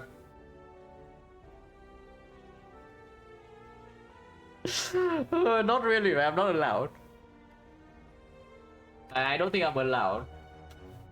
And then yeah, of course we see Snecko. Like the last time I skipped 2 meteor strikes like 1, yeah, we see Snecko and then we never see a meteor strike again, and we struggle a little bit. But we can play sometimes here with Hello World. Is exceptionally slow though. So the reason to actually take this meteor strike is that you say you can carry it around with the cell repair. I feel like the logic is a little bit flawed, considering that the cards we have ended so far even good late game cards, but not super insanely strong early game. Like, okay, this is strong early game, but it's not helping you in the fights where you need to be fast, and the meteor strike definitely makes you slower. It's just bad, right? Like, for example, if you add the 3 garbage cards, let's say Rip and Tear, yeah, let's say that Rip and Tear, Melter, or some whatever, like Steam Barrier, then okay, sure, you can take this to at least give you some late game potential. But I don't think this is the spot where we need to think about late game potential yet. On the other hand, Rebound also plays. Like, Rebound, especially when I'm going with Zap, which is happening next floor. It plays with this, it plays with Glacier. It's good against Knob, which right now we do have some problem against.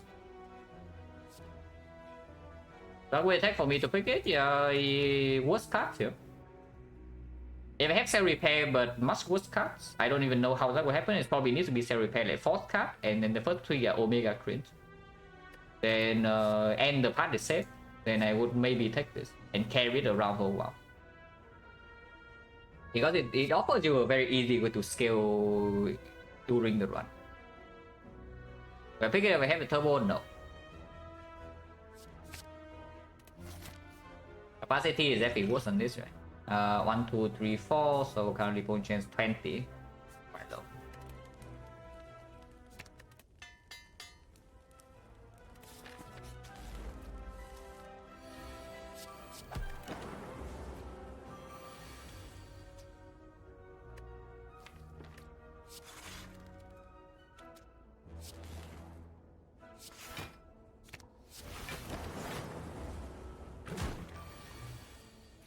Final rebound, wait, what? I picked it, or did you ask about the upgrade or what?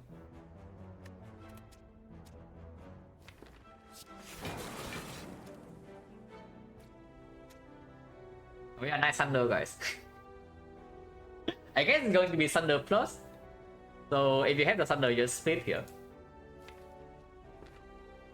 Only taking 4, we can play Cost Surge, but I think I just block.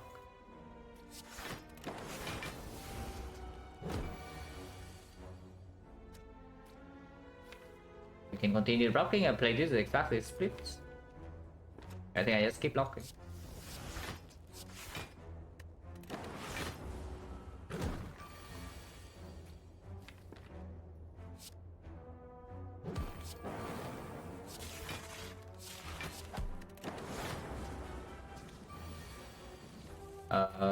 That's good.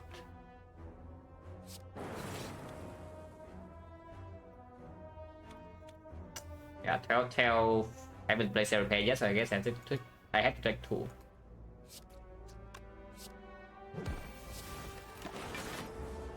It was little, but then I cannot play Zero Pay, so of course not worth it. Man, Zero Pay is so stupid. We just take cheap damage here and there, yeah? We have not rested, have not played the goal to Cleric to heal, and here we are with 66. After 5 fights. So stupid. Sleeping Beam, literally a Thunder. Or you can take Consume into upgrading it, because we already have Frost and Zap Plus. Now, no matter which one of these we pick, we will upgrade. At least we pick with the intention to upgrade, but it doesn't happen until here. Consume minus doesn't give us a full block after 1 consume. Like Consume plus is very convenient in sentries. You consume once, you have 2 plus, it blocks 10. The consume is definitely worse against the knock, the Sweeping Beam is better. And the Sweeping Beam is also playing with Zap and Rebound. At some point we need to pick up some AoE. At least for the freaking leader in Act 2.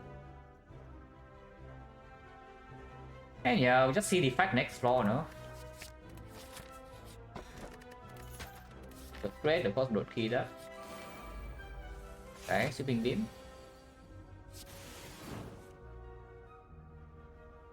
Huh.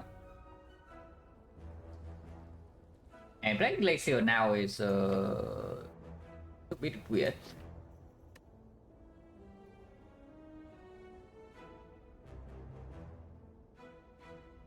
But I guess this turn is actually just going to be dual cast Coordinate Zap, but maybe I just play Coordinate first. I don't know what order I want, but maybe yeah, Coordinate first is still better in case I draw to something I would like to play over dual cast. For example, maybe a Rebound, maybe the Hello World. And I'm willing to use the potion if I need to. Okay, okay, then we just dual cast. Oh. Oh. Wait, it's lightning orbs like freaking old, guys. Ariel thinking these lightning orbs are just like completely sick. Next time we're taking 8 damage probably, but not much you can do about that. Oh wait, actually you could have done something about that. Now we need to win 50-50. Ah. Okay, misplay, maybe -8. But we have the Ironclad sustain, so -8 is basically -0, right? Yeah, no problem here, guys. And the Defect always hits anyway. Yeah, easy. Look at that. What -8? Okay, -8 now. It's fine, it's fine, it's fine.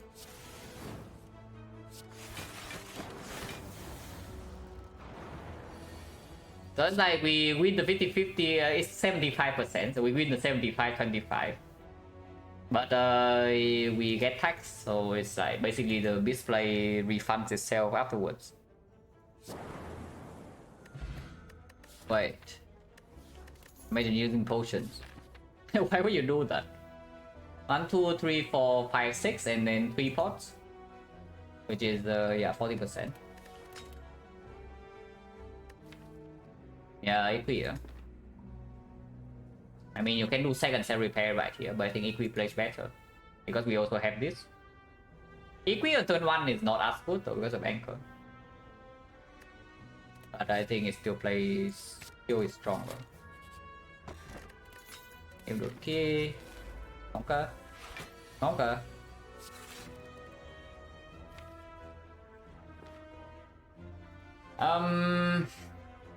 Well, better draw cost next turn. Yeah, that's all I'm gonna say. Better draw cost next turn. Because that is not drawn turn 1 here. And our deck is only blocked. I think it's Cell Repair Strike over Dual Cast though. Because yeah, I'm expecting to take like maybe 2 big hits even. Oh. We take owns. Oh, Defect is just too good, guys. Am I playing Glacier or not? Glacier gives me 4 passive block and I'm taking 3 more per turn, so it is giving me 1 block per turn. It does mean that the damage is much lower. But we are only taking 19, so it's 13 per big hit. And this hit is nothing, so it's like minus 26. And then Halo Woods in play. Not sure. Play Glacier and block. Entirely joking, but rocking second pop. Yeah. I don't play that. Has only 19. Fortunately, did not draw Sweeping Beam, but sure. I think this equi is definitely positive if we can kill before the next time we are vulnerable, but we are doing no damage, just 0. We don't have passive damage. So we have what? This turn, next turn, turn after, and turn after. So 4 turns to deal 57. Which, honestly, it's not even that easy. 4 turns to deal 57 is actually not even that easy without lightning. But we do shock out 2 defense. What's this?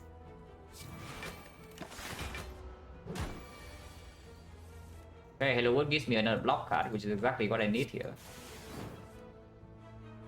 This time we play double strike over Glacier, yeah? Unless you tell me we play Glacier here, but that seems freaking excessive. If I play Glacier here, what happened? My next turn is going to be this. I need to kill it over 2. Yeah, I need to kill it over 2. So I do have currently 15, this is 21 only. 21, I can make this 24 if I rebound that, but it doesn't make a lot of sense. We need to deal 30 damage in 1 turn with the Halo World giving us Charge Battery first card. Seems weird, and the North has 9 strength. It's going to have 12 strength, so it's going to do 42 damage. Yeah, okay, that's a bit too much. Let's double strike and move on. Double strike and move on. You know what I mean? Yeah, the thing is only giving me block cuts, and it's not even guaranteed lethal yet, which is a scary part.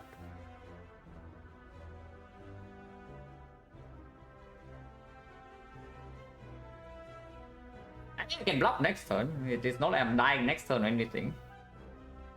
But the turn after, I'm actually going to die if I don't kill it. And the Halo was so much, just freaking block cuts, like every single turn is block cuts. In the last fight, it was like hologram to steam barriers into like I don't even know. And this fight is a charge battery into steam barrier. It just prints block cuts. I did damage. But Equi rebound zap is aligned.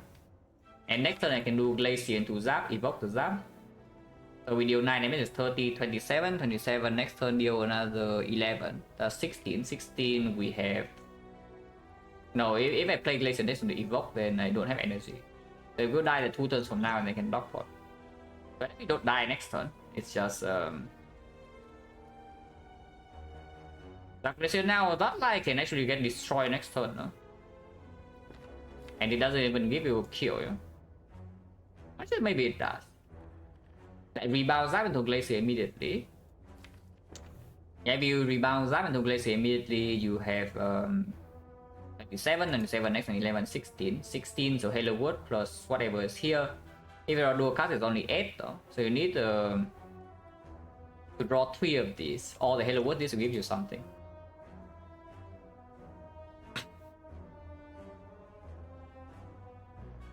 I need rebound strike, like. Yeah, rebound strike, I'm looking at that because panic can happen. But it's on 7, 7 is awkward. If it's on 8, then it's actually working. On 7, I still need to draw 2 other attacks, or the Halo Wood needs to give me 1. And if I draw, the thing is that if I draw 3 attacks next turn, I already kill, yeah? So I do not need the panic.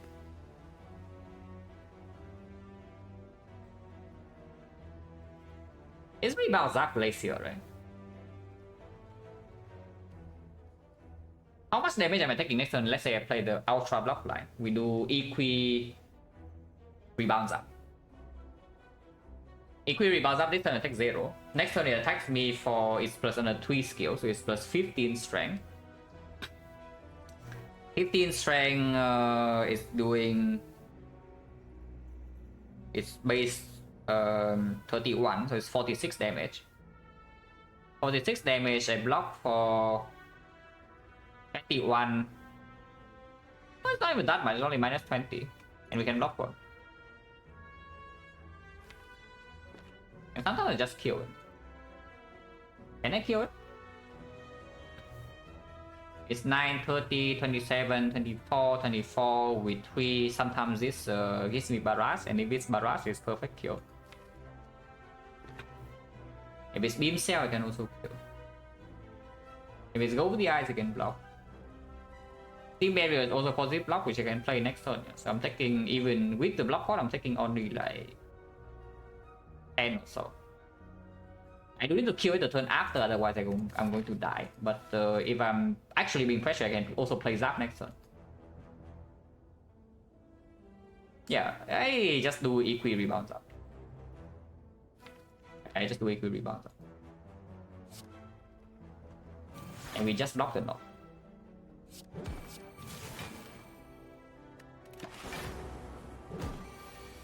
Yeah, we just block the knock. Oh, really? We're just blocking. What turn is this? Is this this is second vulnerable, so it's turn 7. This is turn 7, guys. And the fight is not over yet. I mean, of course we play this. Next time we know what we draw, and there's always dual cast into double attack. It's lethal, so we can even play defense. Wow. 21 strength knock, and we are fine. We block 32, so we're taking 9 damage, so it's not even worth playing block pot with the cell repair and the pentagram.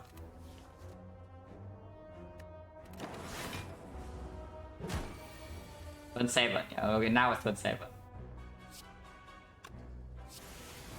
Even get to panic on 9 too. Oh, that was a knock fight. We get rewarded with no potion and some Ultra Garmish relic, but sure. Go Snap card, more Frost, or Compound Driver with Frost, Lightning, Zap plus, and it's a better draw turn 1. Is it a better draw turn 1? Probably is, yeah, Compound Driver. And this type of deck, I don't mind picking up something like a Fusion or any sort of Dark Orb. Doom and Gloom is also a very good card to pick at this point with Anchor and no real AoE besides the Sweeping Beam minus and also the Pendant.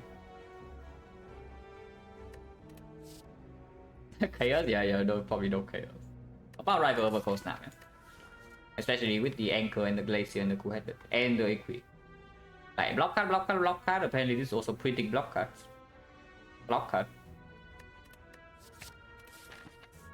We can head to upgrade, or we can take 2 more hallway fights. Upgrade right now. Sweeping beam upgrade, I don't mind, and then we can make worded upgrade or Serape upgrade. Or we can see more cards for what's the rare chance? I haven't seen a rare card this act yet, right? After taking 2 edits. Meteor Strike, Meteor Strike. On floor. When was the Meteor Strike? It's here. No, it was here after 4 floors. So 5th floor is 1, 2, 3, 4. Meteor Strike is here. So yeah, rare chance reset, and then elite number 1, elite number 2, and now we haven't seen a second rare, which is a decent chance to see a rare. We take 2 fights. It is -1 upgrade, but I don't mind seeing more cards because farming hallway fight is also somewhat free with anchors and repair.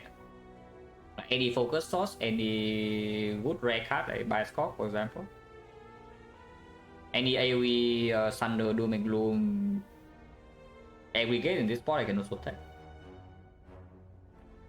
Yeah, there are a lot of things I want. And the upgrades right now are okay, but they are not run defining. They're not extremely important. Let's take the fight. Is it impossible to see 2 rares on hallway card reward? From hallway, I think so. Without the lost gift, yeah, I think so.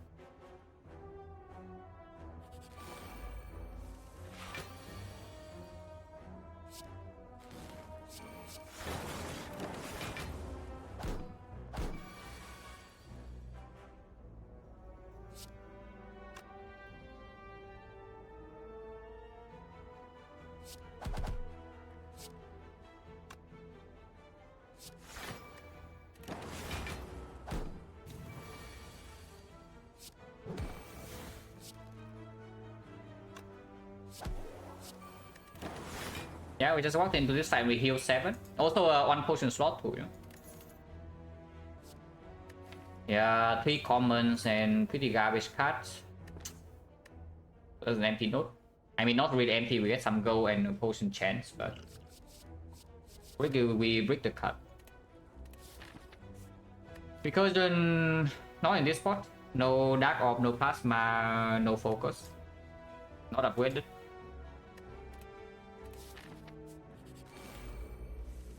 This hallway fight is probably also a free one.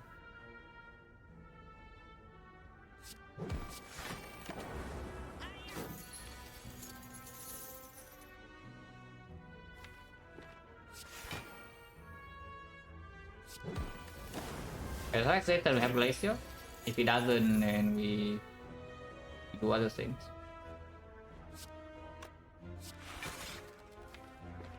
I think Serape is still better, so I guess it will. Get Bento anyway, so we have full HP. Going away money, not even close. Okay, high pot.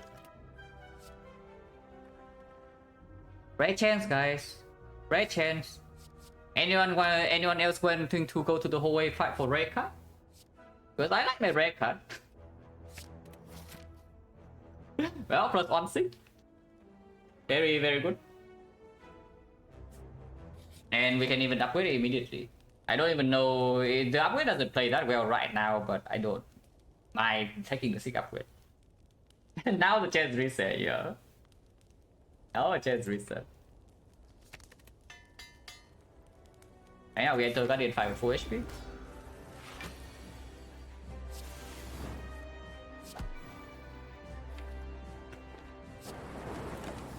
Sometimes I cannot split here even with a Pandip, but not very often.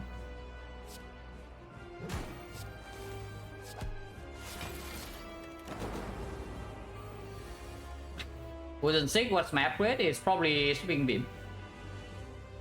You can make some argument for cool-headed, but before I see boss relic with our energy source, I don't think I will make this upgrade before this upgrade.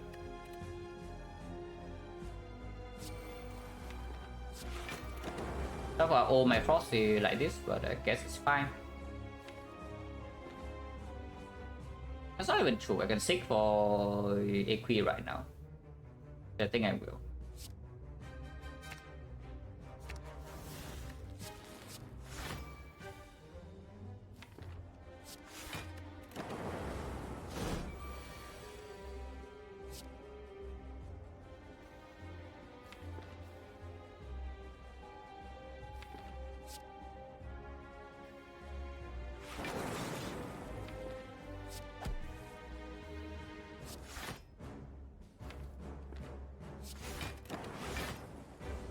If I don't need to take one, I won't take one. I don't think I need to take one.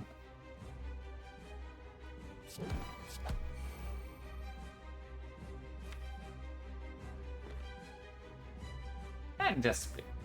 Yeah, I guess that was not very good.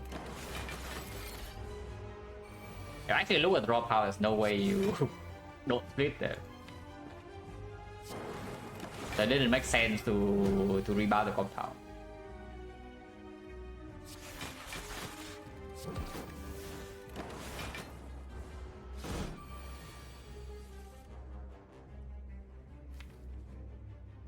Defect deal 69 damage in 2 turns if I full block this turn. Penny is coming, even if I take damage, it's like fine. Probably okay. So take 6 and heal 7, but sometimes I take more chip. And the entirety of this deck is like damage.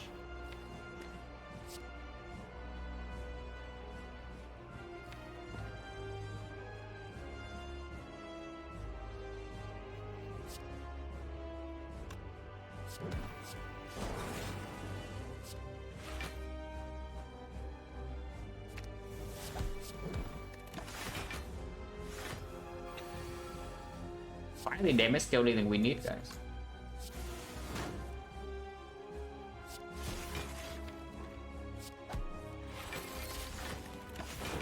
Maybe take some cheap damage here though, because there's no more block.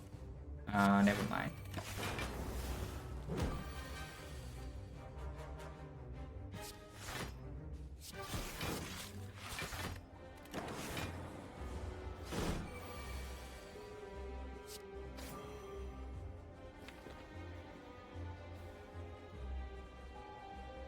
I think damage here is fine. But yeah, still cell repair HP, and we can set up penny to 9 too.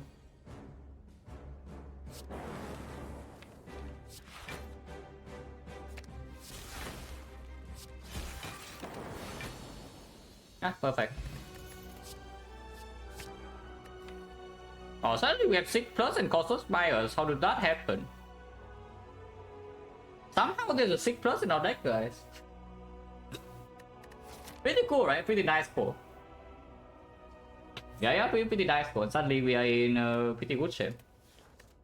Power potion over block is okay because we have fire pot and anchor and self repair to cover for hallway fights, and the power potions for boss fights or elites that we cannot deal with.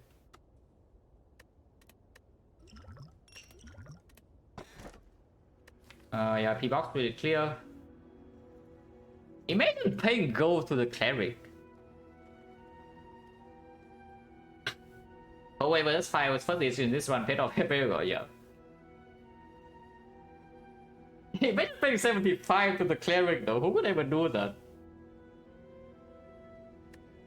But yeah, it's just a clear P-box. Whole deck is ops. These are all utter garbage. Already have retail, already have sustain, already have anchor. Okay, this is the remove and everything else good.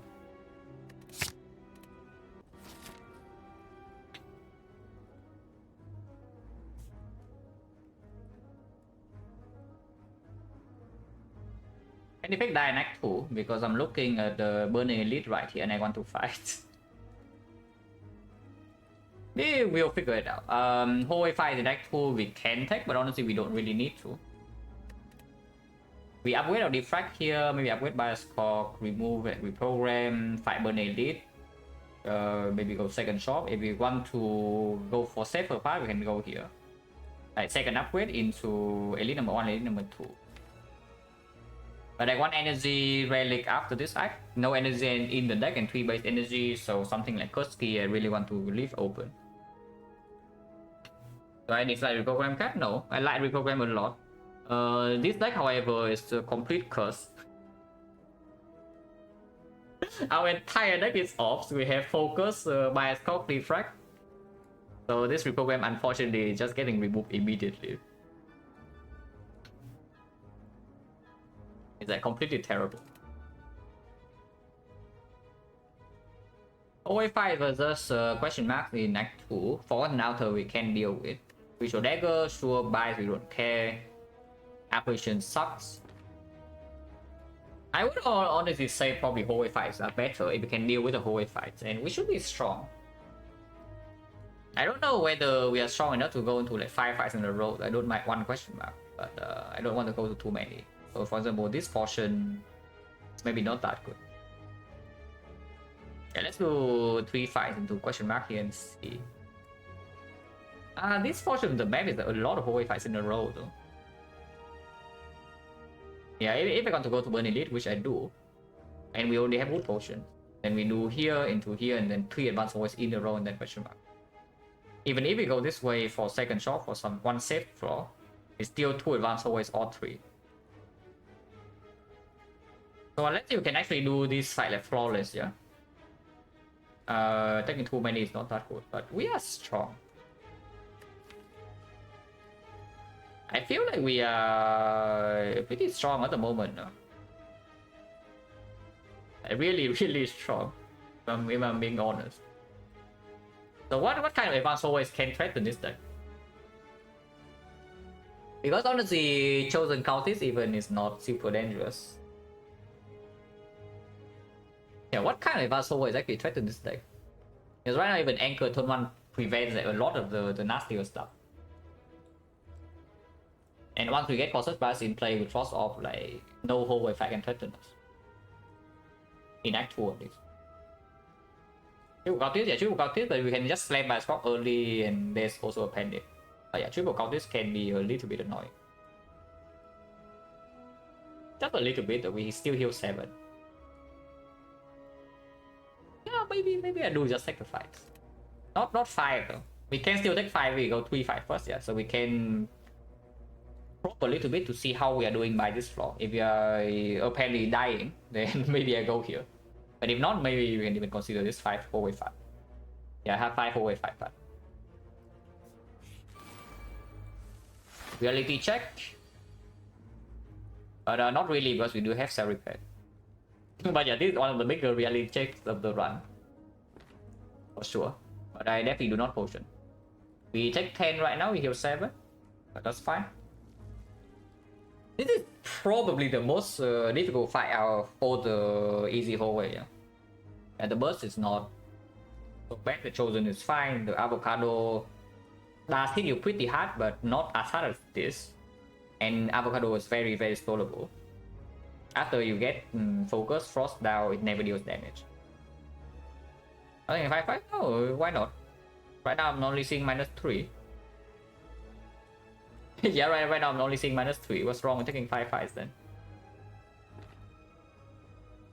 Yeah, Costas, this is 28 damage. It does give some threshold for this guy.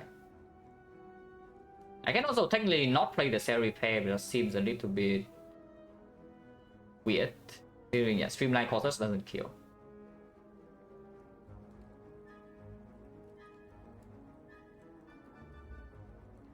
Yeah, let's just Costas coast not cell repair. Next time we can take a lot, but we do also have a lot of things that can full block.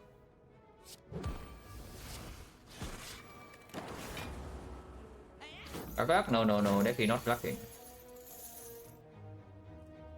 Definitely not blocking time, guys. Taking another 6. So that's a fairly low roll because we bottom deck the cards that would actually give us full block. We attacked on 3, which is actually fairly stupid of them. Because with this, I think we are going to be like not going to lose our goal.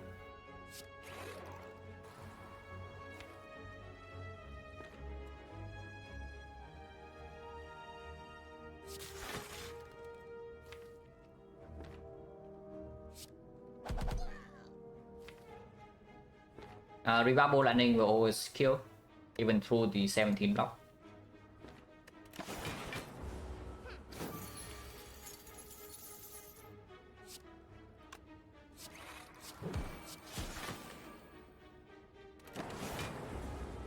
Always, but yeah, it's often enough.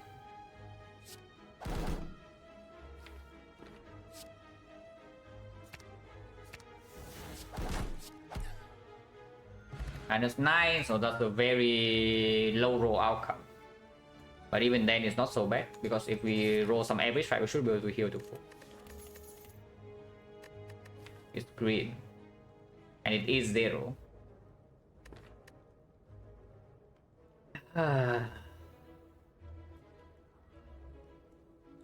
Why do I get better by green so easily, guys?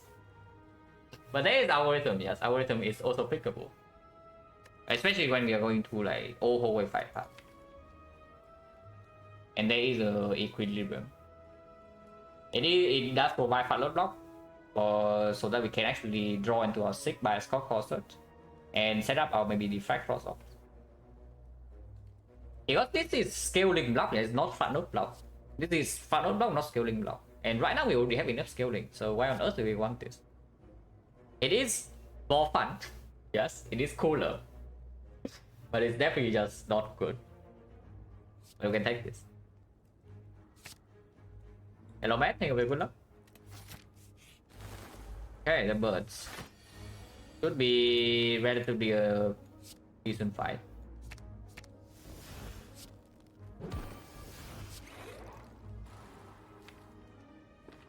So this is a Glacier we evoke the Frost here.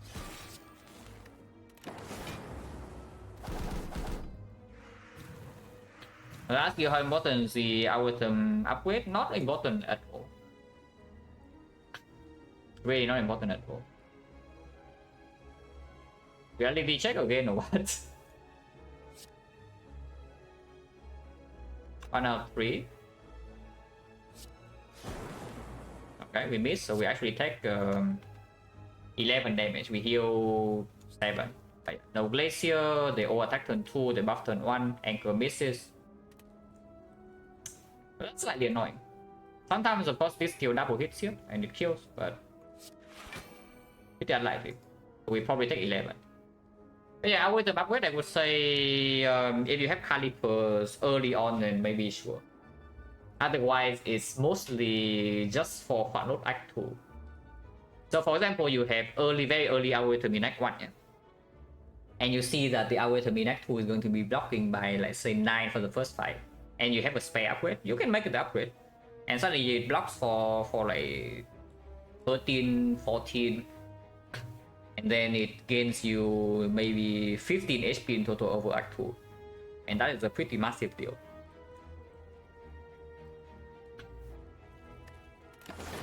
Usually just Caliber. How?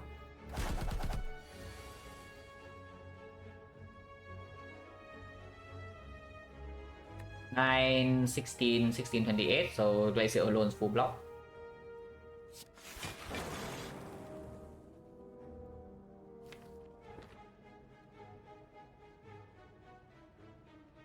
This is a really awkward draw order. I'm scared that I kill them before I play my stuff. But probably not. Yeah, probably not.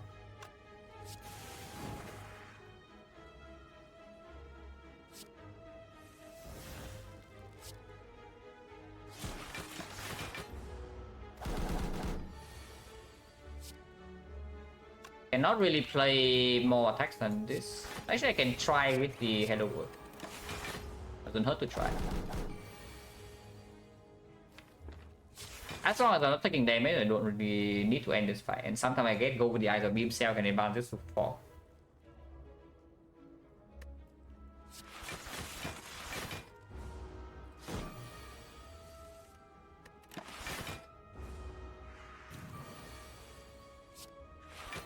I mean, if it's not giving me the things, then it's not giving me the thing. Which is library uses your current red chance. Which is why I think library after you have taken a few whole fights is way better, because then you have you can see several rare cards.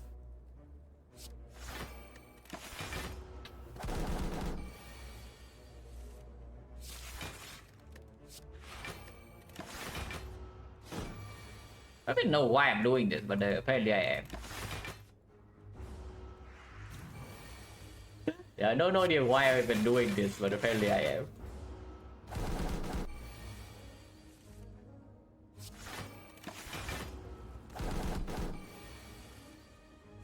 And it's not like we're losing HP either, so it's like whatever, right? Oh, one damage, so we can advance it another time, guys, with the next claw. So we need another claw, or go for the eyes of himself.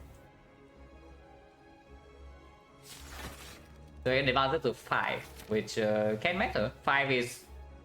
Basically, if you get it on 3, you cannot proc it on turn 2, but on 5 you can actually proc your pendulum on turn 2. Which is honestly somewhat important. Right, too strong, huh? This one's getting really big though, I will tell you that. Getting pretty massive here. And apparently we cannot block this. Well, I guess our adventure ends here, guys. Yeah, we cannot block this. We currently only block 33. So we're taking 3 damage.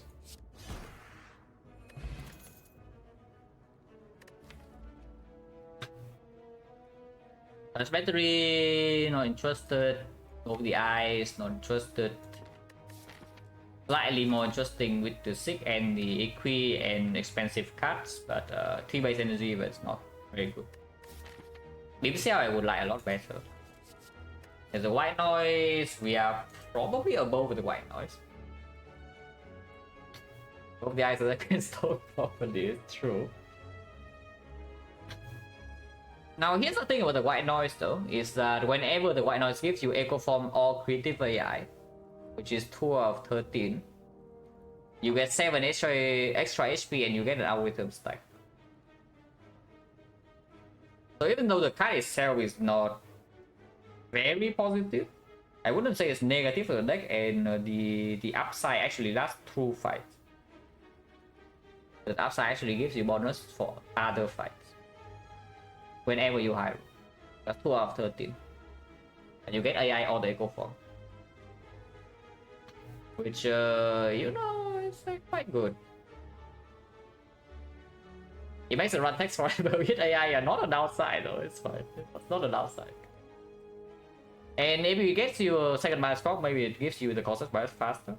So Echo Form, Bioscope, Electro, Creative AI, Loop, Capacitor. These are all good hits. Yeah, I don't mind it.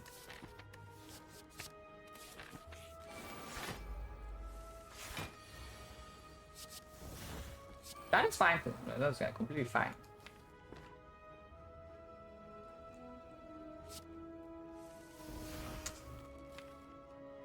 Oh, no hologram, no equi, so we cannot get causes bias first cycle. That's quite bad.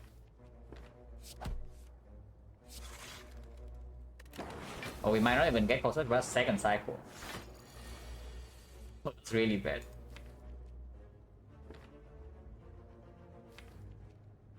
I mean, at least if we play causes now, then it's wasted. So not run causes this turn is fine, I guess.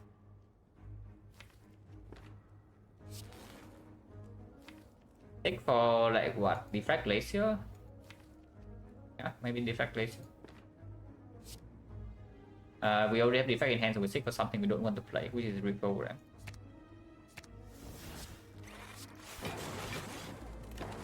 Taking 2. This time we're taking a little bit more, but not that much. It's 2 blocks, it's 3 blocks, so this is just better. So far we take 6 in this fight, yeah? If we can heal 7, that is still positive.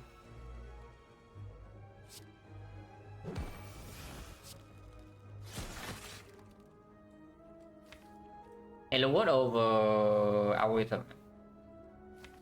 Because if we can play the bias stock, we do have full store, like 21 block per turn. It does have 22, so we don't really take damage. And if there's a turn we take damage in this fight, it's next turn.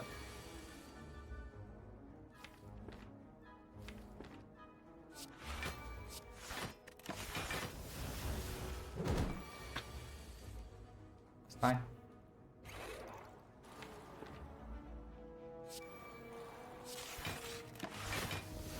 So no clue how we are going to do Panic. But, take a while. It's my guess of how we are going to do it.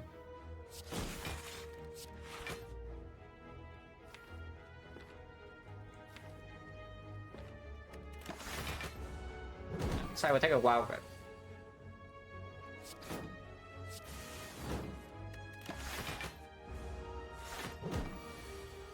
that's fine. The power of claw, everything's possible.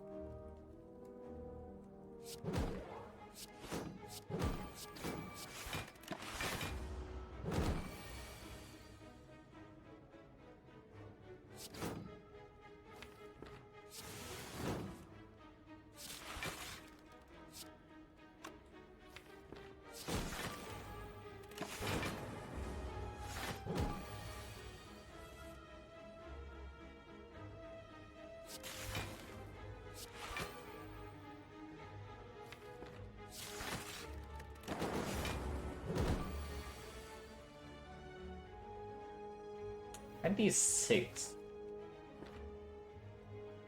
Not enough. There's no dual cast here. Dual cast next turn, but against 13, against 15, so we deal what? 21. We deal like 21, no, 13 now into another, yeah, 21 plus another 26, 47. Is enough to kill, enough to kill. If I draw dual cast, immediately I can kill. If not, I can dual cast next turn. And machine learning always draw to dual cast, so we get 20 but 9.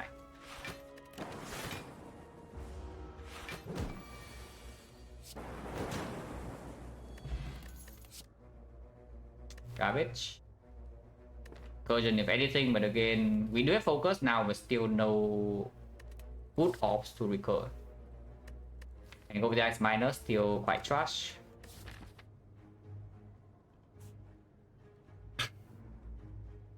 Duport, yeah, Duport we take. I think over Power Pot.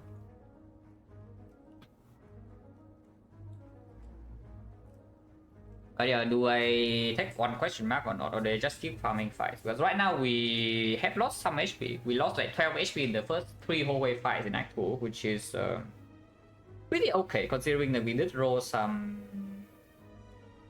like best stuff. And we can build up our item bigger, yeah. I do want to fight this burning elite. I'll go to the shop and Forgotten Outer can still be here. ABC Outer is just straight up worse than every single other node in this map. I think I just keep taking fights. Considering again our red chance are pretty decent right now. And the cards we have seen so far like pretty hot garbage. So part overpower, I guess. Golden chains right now, we have 2 boss drops, so it's 30%. Okay, would be nice we have a cell repair. If I don't have a cell repair in the deck, there's no way in hell we are going this fast, yeah. But we do have a cell repair, so that's why we're taking 5 forwards.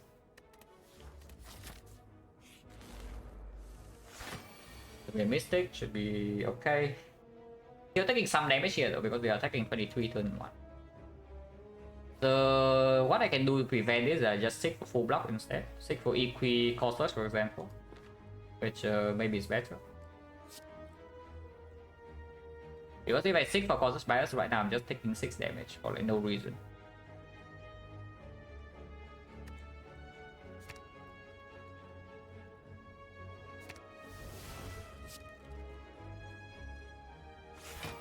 He's also faster to heal next turn, but maybe I do Queted.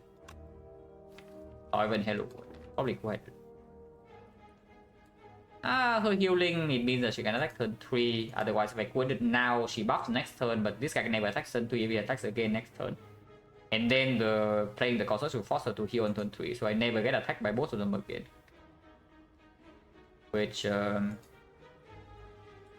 yeah, right, true. Colossus now also lose that effect. Right, of course. Of course.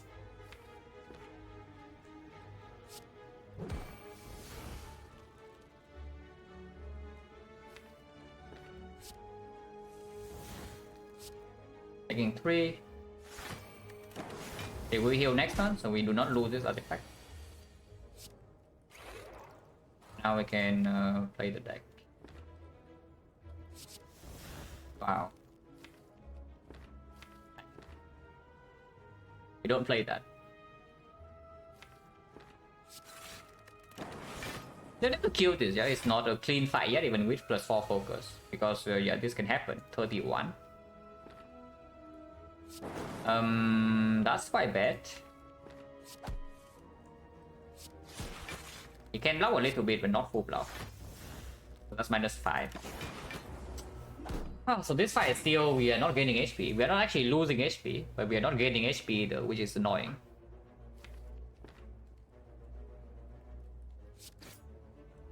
But I guess.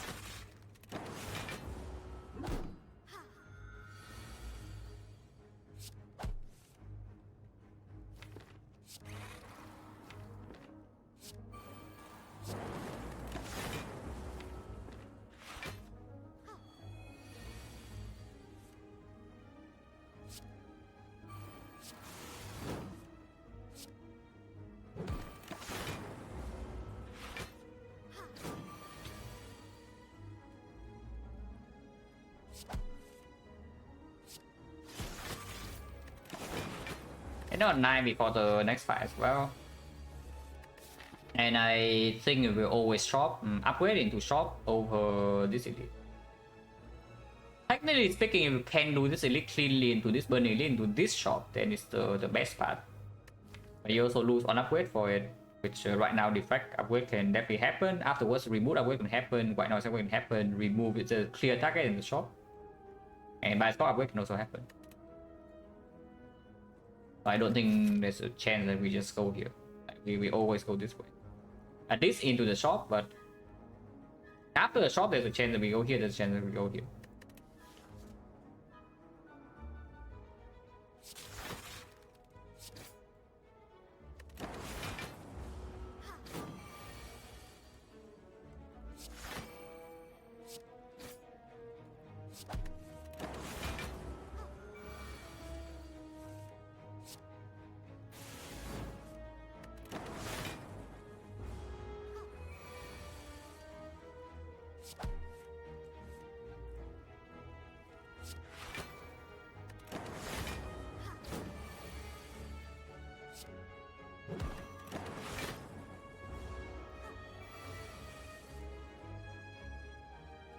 So now ready for elite, burning elite. The bigger problem is that we are not even gaining that much value out of it, and suddenly the risk is very high because yeah, we don't spend our gold.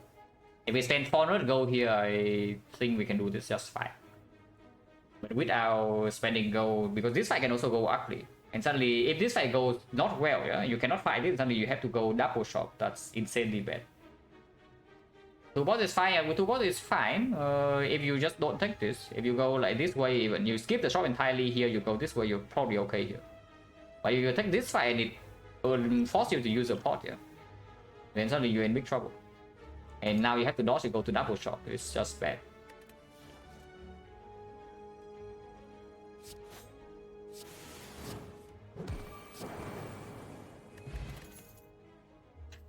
Green. Well, that kills both tapping.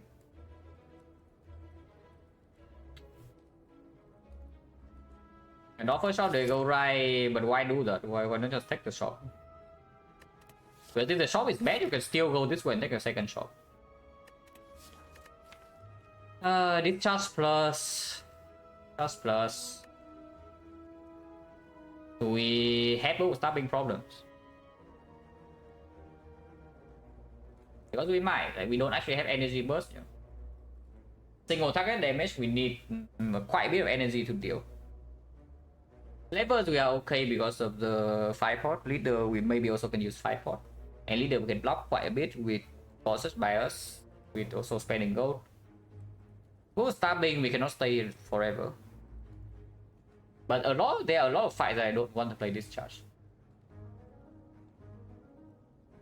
Yeah, there are a lot of fights but I don't actually want to play discharge. So it will be a brick in my deck for quite a bit. But it is quite good in boost stabbing. So do we have problem in that fight or not? I don't think so, right? I think we just potion boost stabbing and we are going to be okay. Because the defect is also going to be green, yeah? So we can use it as focus spot. Yeah, I don't think so. Right? Green, but it's not the green we need. Ah, so you just go to all the fights, you skip all cards or what? You pick. I guess you did pick our item into the white noise. But white noise has not been performing. And our item right now is just a bad leap. It will be a leap here in this fight. It's not a good card. Not yet. Doesn't count this. Yep, that's one of the nastier fights that we can see. And no focus down turn 1. Hello World, Cell Repair, Rebound, so we don't get Glacial Frost in play, but we have Cold Snap, who doesn't have Reboot. But we had Hello World in play to counteract this thing.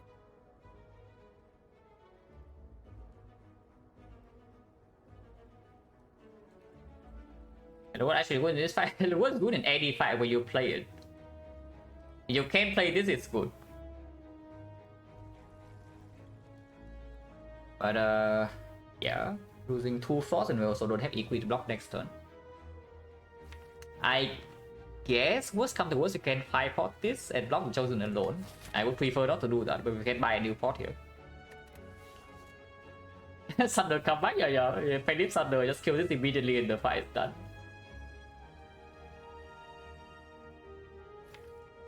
Oh, yeah, sure.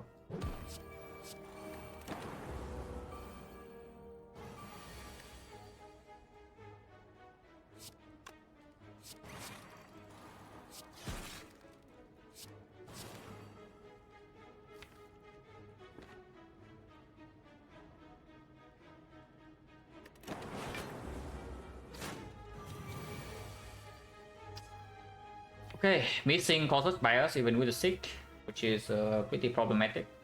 But I guess we still have to play bias for immediately.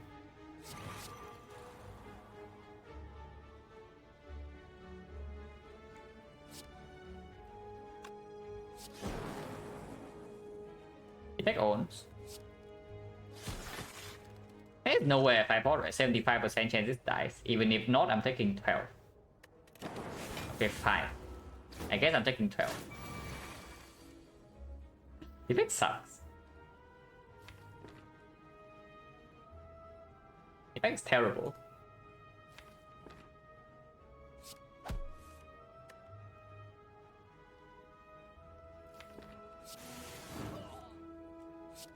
It blocks the weakness. And it doesn't give me days. I can seek for double days to gain 1 card draw next turn, which is probably what I'm going to do. Actually, no, this blocks the focus down. So I'm still weakened, but I gain 1 focus. 96 plus, by the way.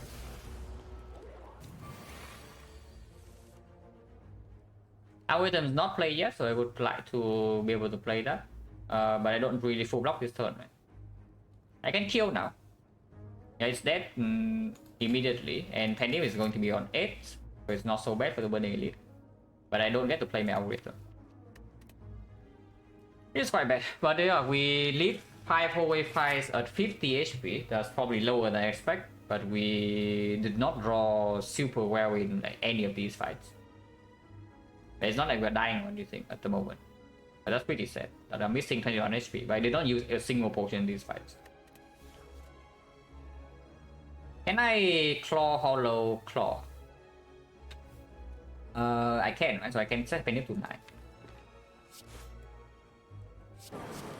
Yeah, dual cast here. 28, so hollow claw will kill.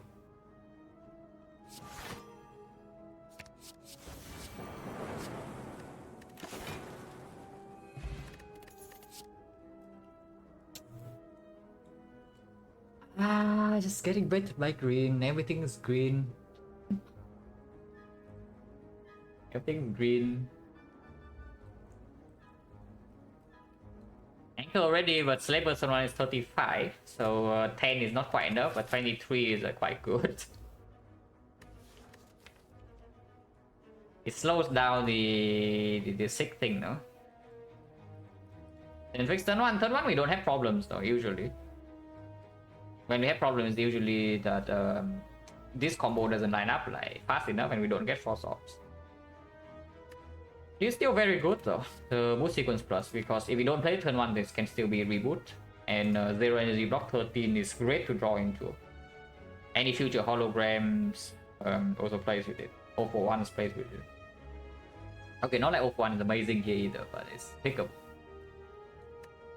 It's probably still just good.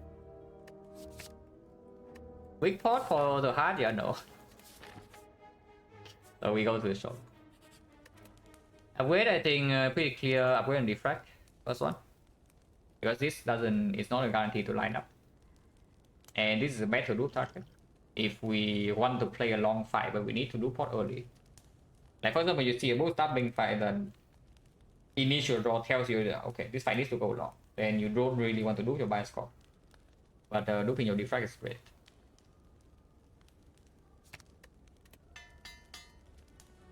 Also, if we see a mirror in here, maybe we mirror the Defect plus. Change the plan. Are we dodging? Yeah, because this might tell me to actually dodge the burning elite. If it is, no, we fight normal elite, but I might not fight this. Because I see Echo Form Apotheosis in the shop. And that's kind of strong. Unfortunately, it also cost me the remove, so the reprogram stays in my deck for now. But it's probably fine. No energy generation whatsoever, yeah? So the Echo Form and the Apo both are not going to be performing super well here. I don't know, so. Echo FTL so strong, we can buy this as well, yes. FTL also plays with the pendant.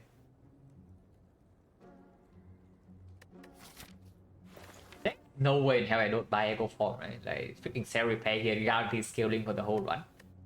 I had boost sequence turn on with anchor and the 6+. And then afterwards there's like R4 is probably also just clear. It heals me 6 per fight because cell repair is now plus. Every single thing here is suddenly blocking our with spine.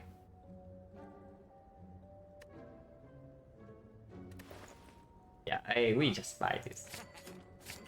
And yeah, FTL to cover for short term, because long term we do not need so much value now. Now the biggest problem I have with the burning elite is that afterwards there's no safety path, so we need to go to at least one advance away or the second lead immediately before we have to heal up with the rest side or the cell repair. On the other hand, if you go here, yeah, if you cannot take this fight, you can also just go here and rest. Sometimes of course you see red mask, but red mask now can even give you the roll. On an outer you can take curse, I guess, not happy, but you can. And a curse and a half into elite fight, not really, it depends on what it is. Because in some fights these cards actually make the fight completely free for me, but they are not easy to play, both of them. And these are very difficult to play at the moment. But long term is an insane value. I think it's time to dodge burning elite. Upgrade up 4.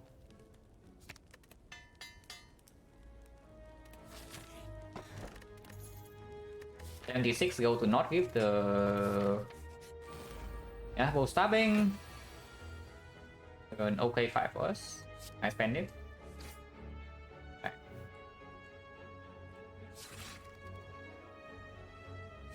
Just don't open white noise. Play Colossus so that bias cock plays immediately. And reboot still in the deck, so I keep the boot sequence around.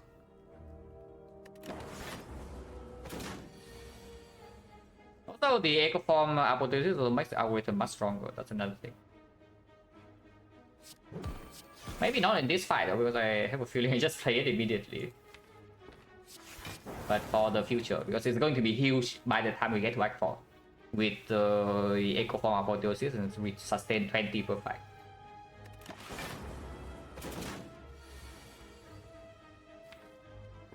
Echo over Apo. I mean, you can also just play Apo Cold Star Bolt Lightning, for example. Which means we have +1 focus and then we can still play the Echo afterwards. Actually, no, we cannot play Echo afterwards. But playing Echo Form right now loses HP immediately too. If I draw into cost by score immediately, I can still play it. I cannot play this though. Bolt Lightning here is slightly risky because if I don't draw by Shock Glacier exactly these two next turn, I'm going to take a lot of damage. And then also miss out Cell Repair, heal 10. I lose 3 pre-block and quite a bit of damage, like a lot of damage. But I think I can just block 35 into 42 if I keep this Force Over around. Let's not play Bolt Lightning.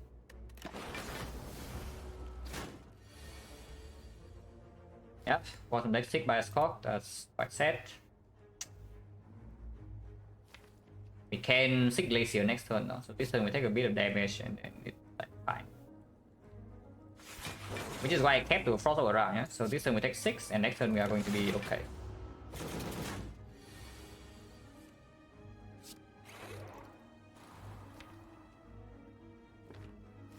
And sick for White Noise Bolt Lightning in this spot.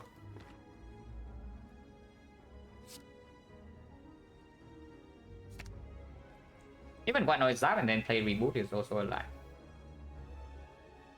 Maybe that. Fine. They want to look Frost, I think.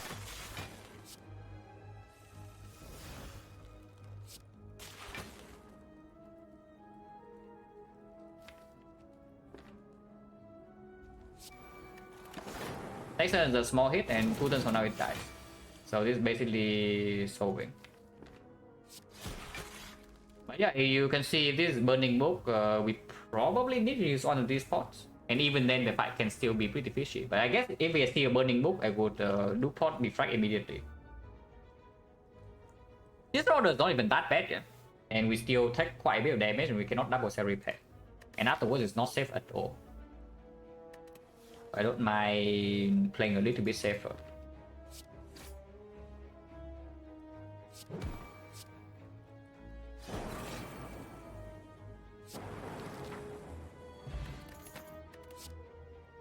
Hologram card, consume we don't need. Hologram pretty excellent.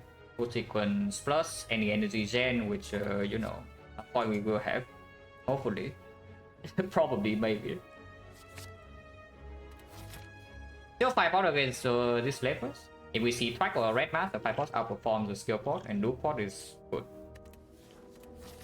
So Penny Nunchaku, at least we set Penny to 9 so they are not off sync so much, but now it's like 8, 9 probably.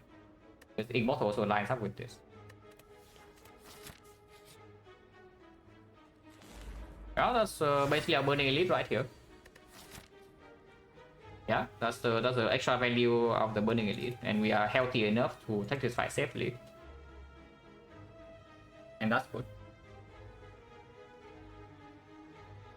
It's just what? Boost Sequence, Glacier, Hello World or what? So we can be vulnerable, Penny is still down, and we can fight pot. Or you can just streamline fight pot immediately. Only chance what? 1, 2, 3, 4, 5, 6. 6 fight. 6 fight 3 potions, so it's 40. After this, in fact, it's unknown. No? We do not know the potion chance. Is the value completely a lie? Because you can see right here, combat avoidance 0, and it doesn't glow either. Full block in this turn, taking Halo Wood down, but nothing is in play yet. Maybe I meant to take 4 and just play Streamline Boost Sequence Halo Wood. Reserve the 5 pot, but after we kill one, we can heal 20 in this fight for sure. Yeah. We can keep the 5 points for the knob fight next floor even. Like, it's not like the knob is so insanely easy.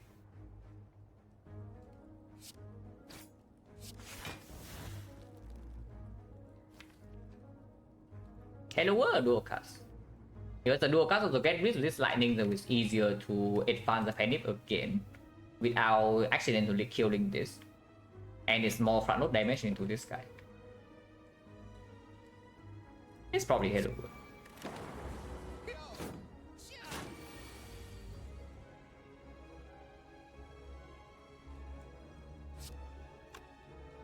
You can kill here, but we're taking 8 if you want to do that.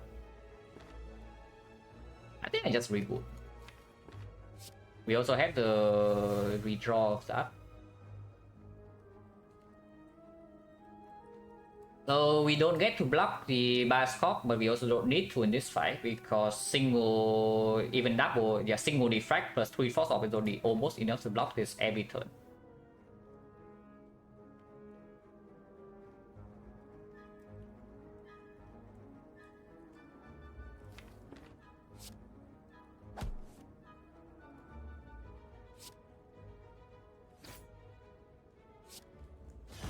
I can also get this. Echo.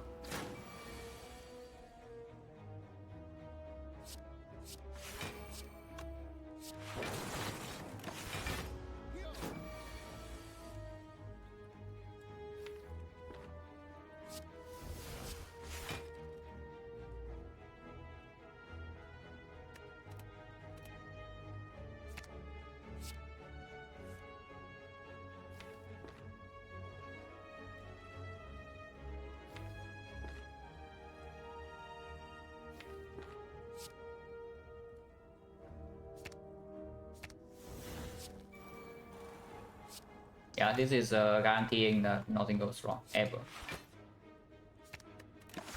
So we will get our thing here. And I definitely want Penip on is a 8-9. So ideally we get 8-9-9. Which is pretty easy to do.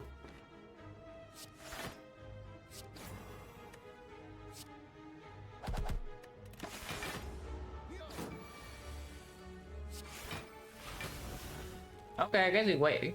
We can go around. If it insists that we go around, we go around. We never take damage here. Our Echo Form Sack our twice, yes. It stacks our twice, it's double heal self repair. It's very good.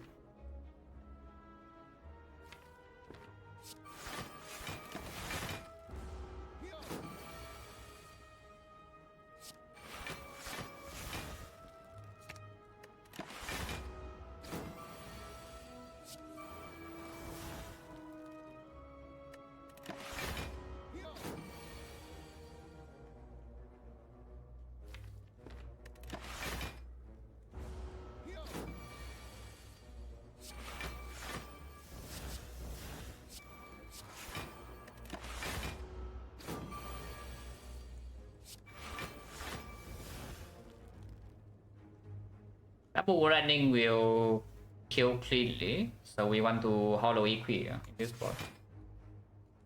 So 6-7, and the next turn we have double wall landing is guarantee 8-9-9. Heal 20.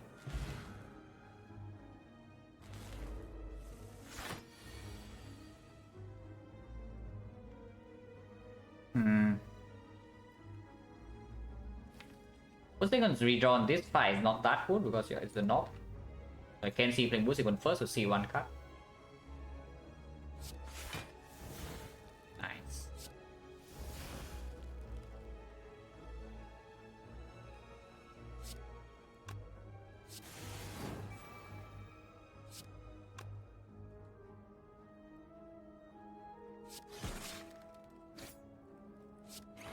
Let's play it.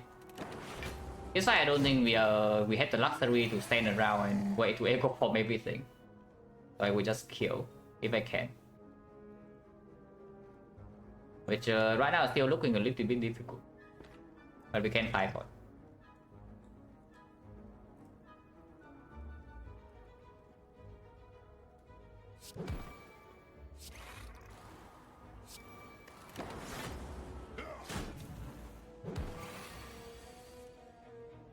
Okay, we are fine.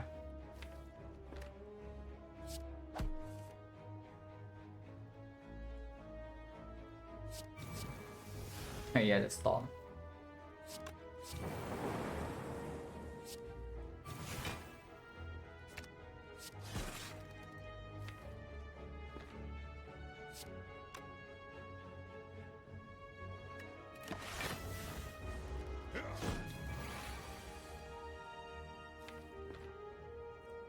I don't think we are going to get double anything here. So single algo, single yeah, single algo, single cell repair is like fine. If we can't even get single cell repair, it's not super easy.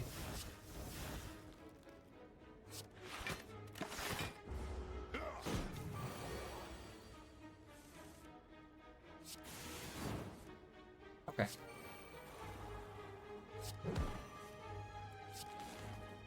This will make something mortal, yeah, but we have the other two in play maybe.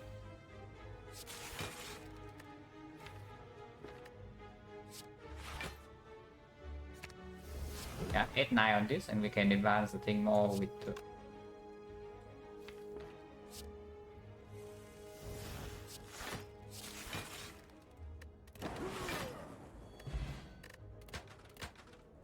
Yeah, suddenly completely worthless, but Helix is fine.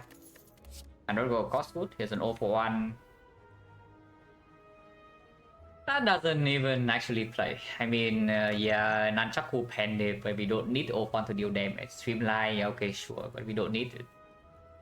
And it's just another card that you want to draw later in the fight. It's like another slow card, you know. It's like 0 for 1 doesn't work on turn 1. Yeah, the Ghost Snap is possible. It's very possible to just take the Ghost Snap. Cross generation right now we have 1 Glacial, 1 Coordinate, 1 Ghost Snap, which is not that much. I think another Ghost Snap is fine. I don't mind it. Yeah, I think another Ghost Snap.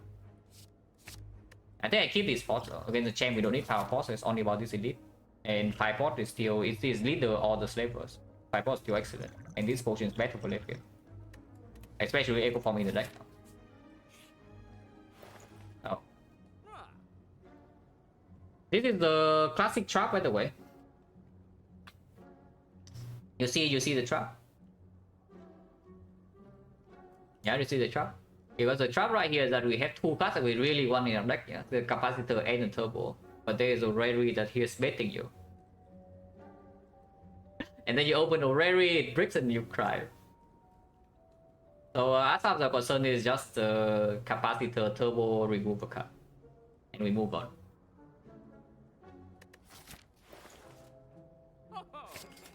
And we ignore rarity.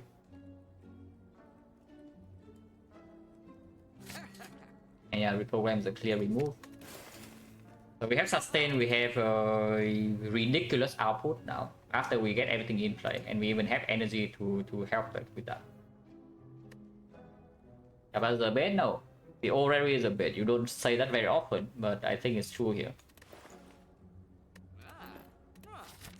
Yeah, of course if I delete. Oh yeah, nice. Add 5 buys to my deck when I heal 20 per fight into 25 into grab. Yeah, no thanks.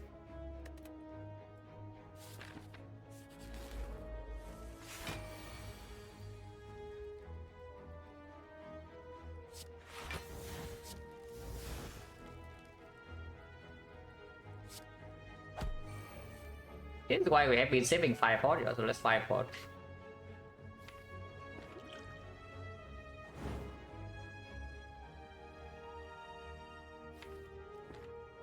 I don't want to rebound anything here. It works then.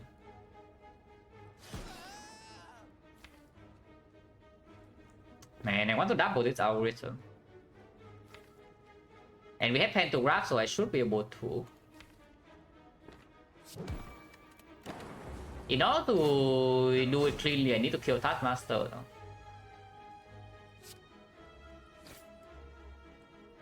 But it's fine, we can heal a lot here. Yeah, losing Helix, so that's whatever.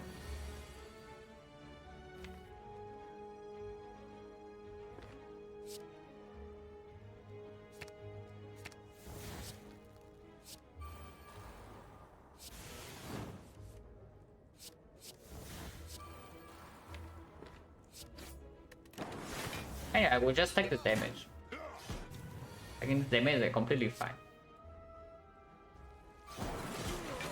And now the fight we just stall here until we get double everything. So you never take damage.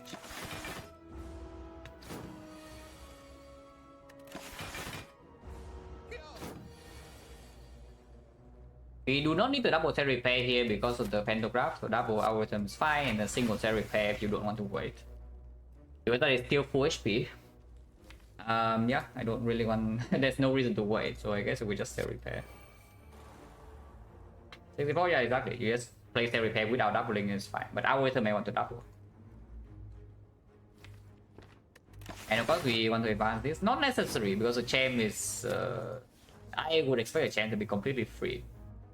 But if you can set up your relics, then set up your relics.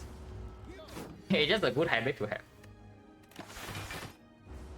Sure, double glacier, yeah. They need to play some double cuts, but not attacks. Like this.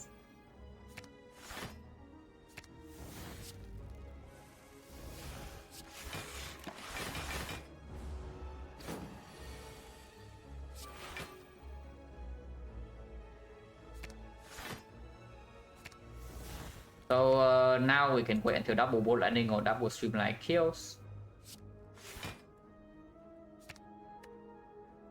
I also just play single bolt landing FTL and it works too. So yeah, let's just do that.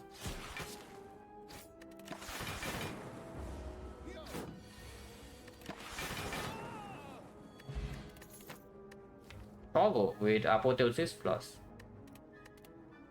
Don't mind that. Buffer. So a ton of power for Awaken 1, but again we massively outscale Awaken 1 is only about the initial turns. So don't mind adding another one. If you say this is even good. So is this even good or not? Because maybe it's not, you know. We already have Helix, turn 1 they have Anchor Boost sequence. So when do we need this buffer? We do have Insane Sustain, yeah? So the only fights we care about is just... Yeah, the only fights we care about would be the end game fights. So when does this buffer actually perform in the end game fights? Because against the hard, I don't really care about the buffer plus unless we lose the 50-50, cannot preserve Helix, somehow we're not set up by turn 3. And then we draw the buffer exactly on turn 3. That is when it plays. In Spear and Shield doesn't matter, we still have 45 there, and the buffer is not even a good card. In hallway fights, next week doesn't matter. So when does this buffer really perform? It just slows me down. Yeah, it just stops me from drawing Echo Form, Apotheosis, Secret. Like, why do I want to draw into buffer? We already have Helix, we have Boost Sequence Anchor, we have Algorithm going to be a 90 block. In buffer plus 10 HP? Yeah, okay, sure. We can just get another remove though. Like, for example, in this deck, wouldn't mind tossing away something like... Even Halo World at this point. Yeah, Halo World at this point can go.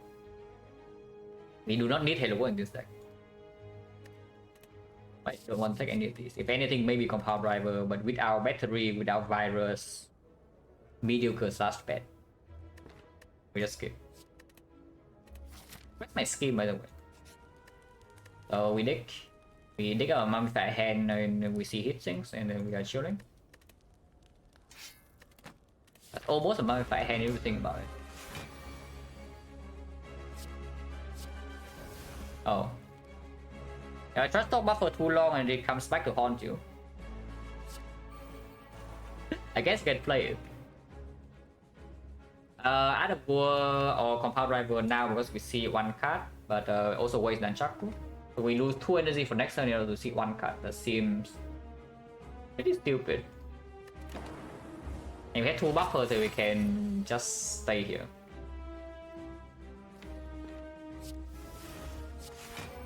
Here a bit.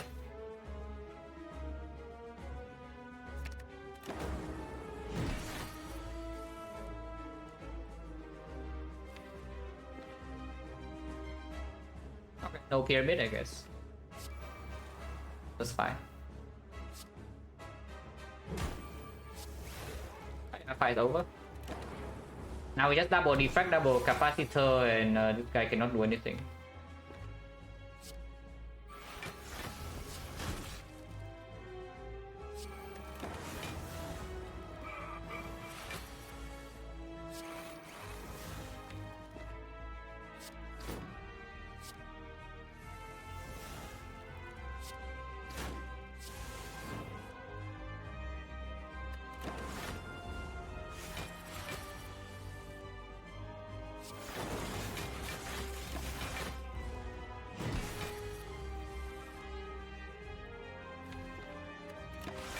Hey, 9 focus, 9 off slot seems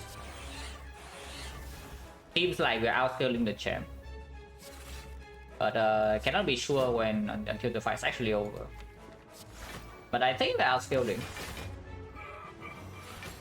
just a gut feeling, you know.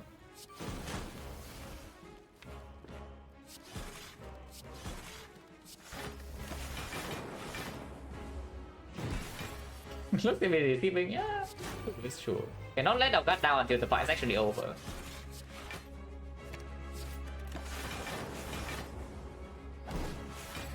My turns change to break 100 block 2030. It needs to buff, so if it never buffs, it never gets through this. The base attack is 22. In order to vulnerable to reach, like let's say 50, then the base attack needs to be, he needs to buff strength 3 times. Yeah, 3 times 34, 34 is 51, so it's 102. That's quite well.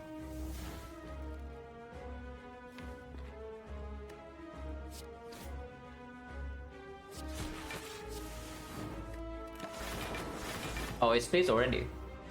Yeah, okay, doesn't matter.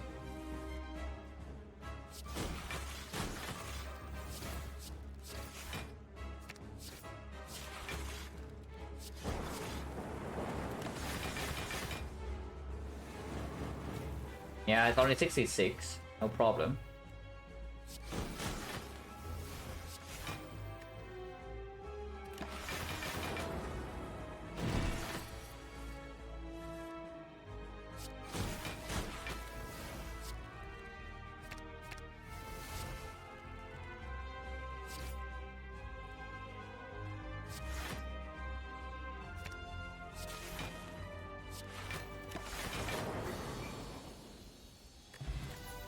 No potion.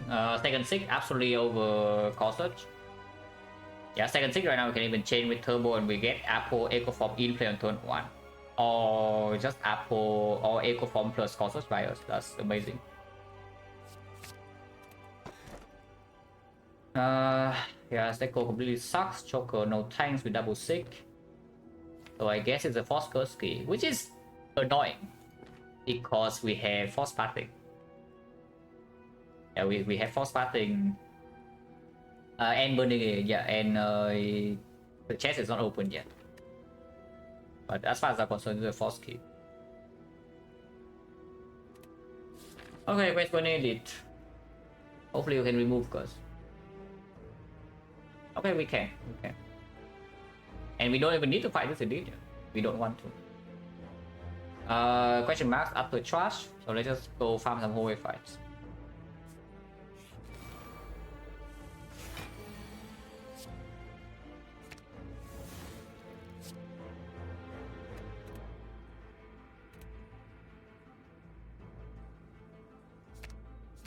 I don't know whether it's good or not, but I think it's fine.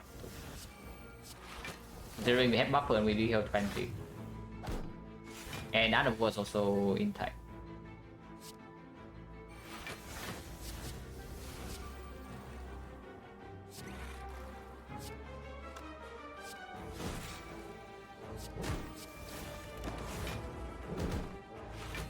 Now we're gonna worry last one, yeah, sure.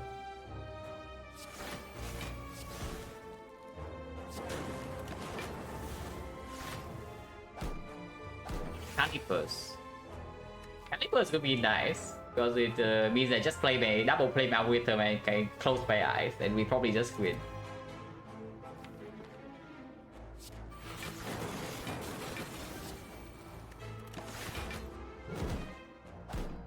Oh, I lose buffer like that. Okay, doesn't matter, just buffer.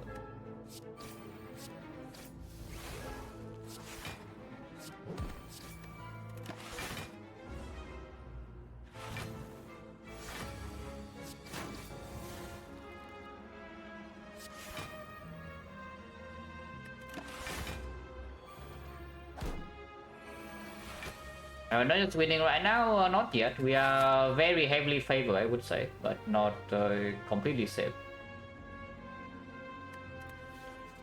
As of now, like extremely favored. But like 4 can just happen. Retomancer can happen.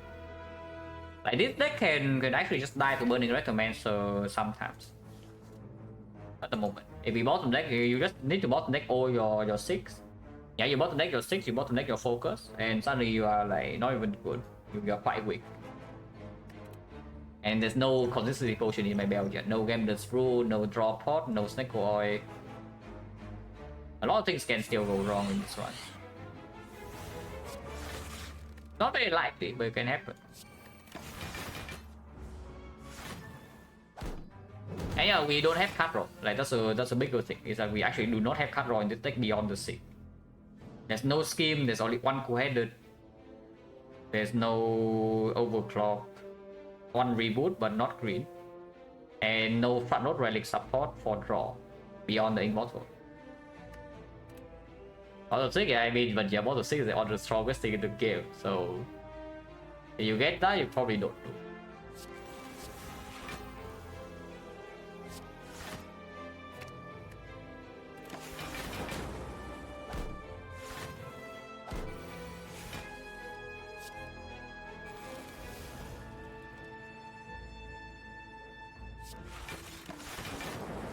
I hope it's enough passive damage, but it looks like it is to keep my relic setup.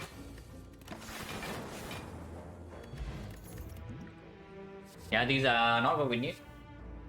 We skip. I would like more two-headed, any scheme, any overclock, more 6. So the decision that we took in Act 1, yeah, to take one extra fight over the fight was paying off like huge here, because this deck without the 6+ is actually quite bad. I wouldn't say it's bad, but it's very vulnerable to bad draw orders. So that might actually be potentially the run winning call. That we go to one extra fight next one.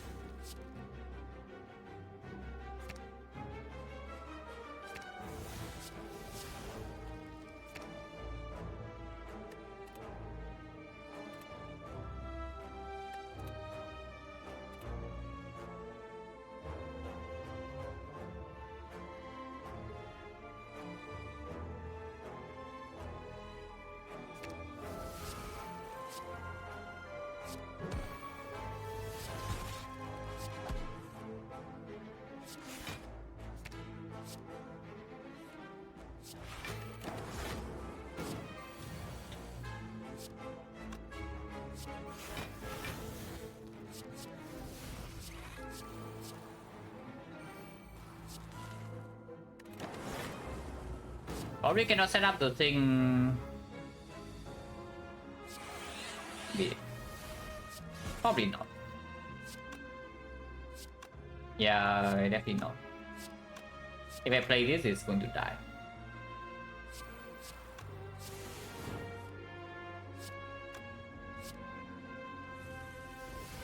Ah, the boy.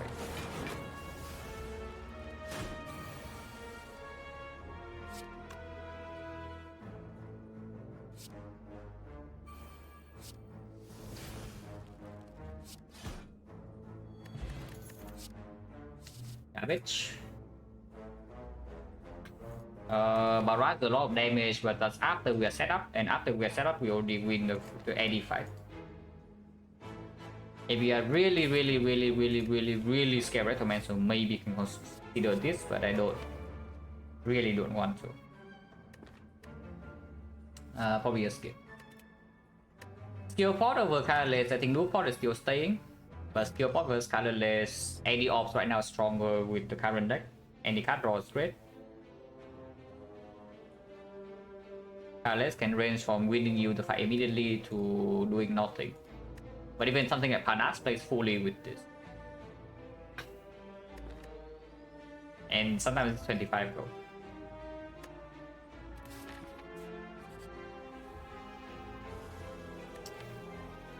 Well, I guess we say goodbye to Cold Snap. That's not very good falling. It can ask for Halo Wood. It can ask for Zap, and I would give it away. But otherwise, I guess our deck doesn't really have like, a lot of bad cards. Yeah, we just say goodbye to Cold Snap.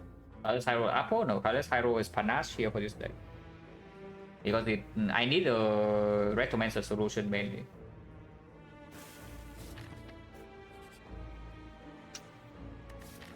Yeah, question marks. Just empty node one after another. We definitely do not take this madness.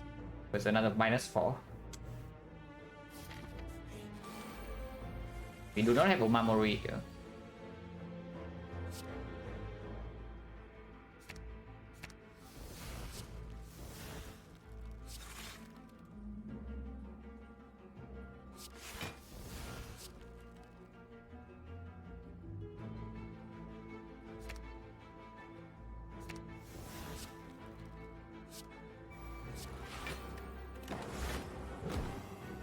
And go procs.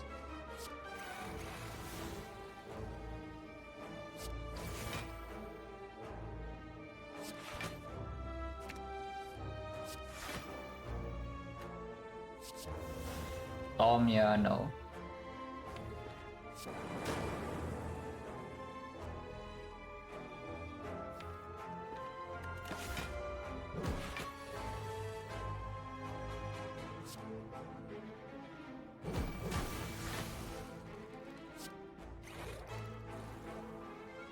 You can buffer this.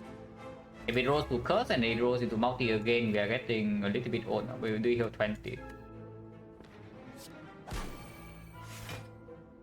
Okay. Debuff, I guess it's fine. We already have Bioscope in play. Yeah, I think buffer now is okay. Does the effect block the curse? No. Even though it shows as if it's debuffing you, artifact does not block the curse. Actually, question mark sucks as usual, yeah, of course. If I have a choice, I don't go to a single one. We only went to the path that goes to the least question marks. I mean, at least the first two are bad, so surely this one will not be something garbage like red mask, right? It's just a rare relic. Yeah, this one is just a rare relic waiting for us. Or Sensory Stone, I would also like the blind, the master strategy, the secret technique. Pretty good. Dark Shackle. Cosm remove is not bad, no. Cosm remove is negative for this deck. I would add a new Cold Snap. If you ask me, if you give me the option to add a Cold Snap and not on this card reward screen, we'll just skip. I would add a Cold Snap. So removing Cold Snap is just bad for this other moment. Yeah, we don't have enough force field. You have 9 off slots eventually, but you only have 3 cards that generate force, and one of them is only one of them is a Glacial. I would like to fill my deck with more cool headeds, but we haven't seen any.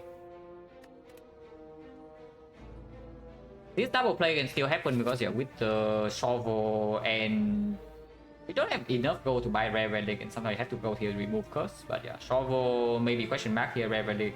Sometimes you can see Caliber still. And then this actually matters.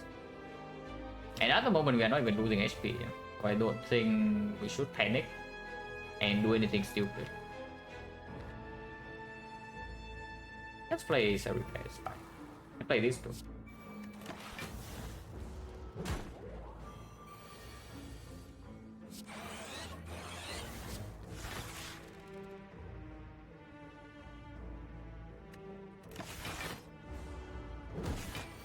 Because the Halo World also gives me a lower chance to actually get curse.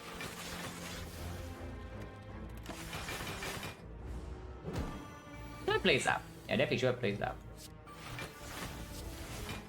Actually, it doesn't even Zap. Full Lightning. That's fine too. Tier 7, no problem. We can do advance.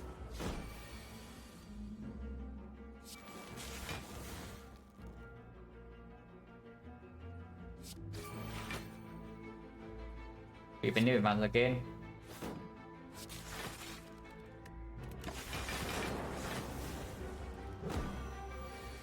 Immortal is more important. If I don't get Nanjaku, so be it. Immortal has to happen before burning Elite.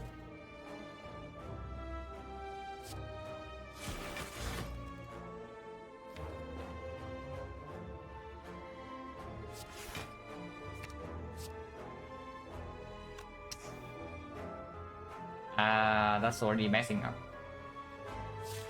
I guess it's fine. We accept 697.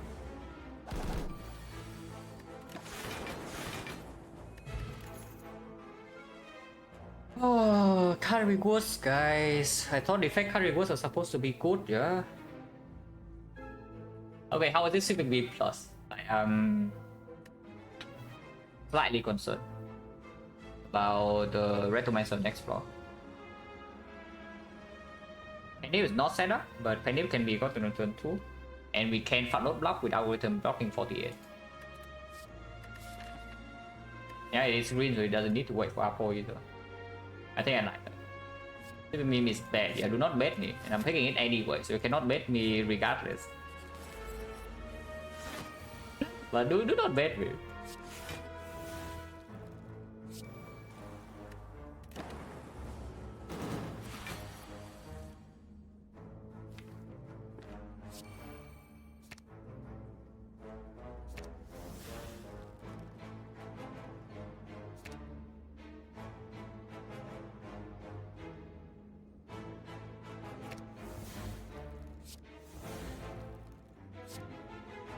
I'll play that first, maybe, but yeah, doesn't matter.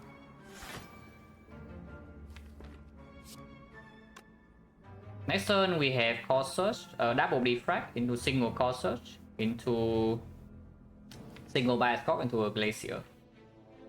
And that is 5 energy, but we have other wars so we can use them. If we can use that though. And we just keep this card in hand and next turn go in. You can also play core search immediately, that's fine. Yeah, it doesn't really matter too much. I guess you draw one extra card, but I don't want to draw algorithm or the capacitor next turn.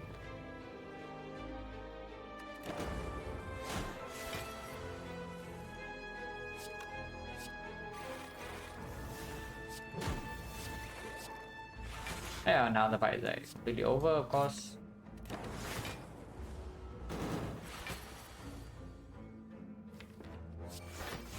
I do not need to double algorithm in double capacitor in this spot, so I just play single capacitor.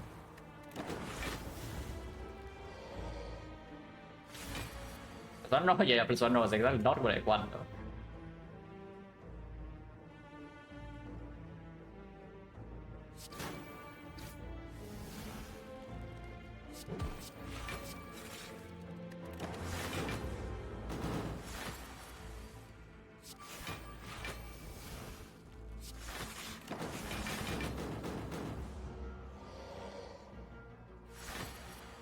Takes 4 damage per turn, by the way. If we leave it like this, we are invincible. Even if we draw all burns, we do not take damage. And it takes 4 damage every 2 turns, so 2 damage per turn if we leave it like this. Let's not.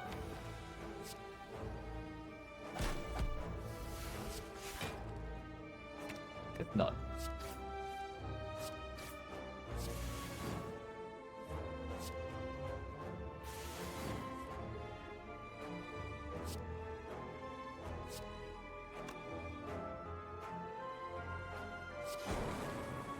It's currently at 1 HP, and we can play some other cards.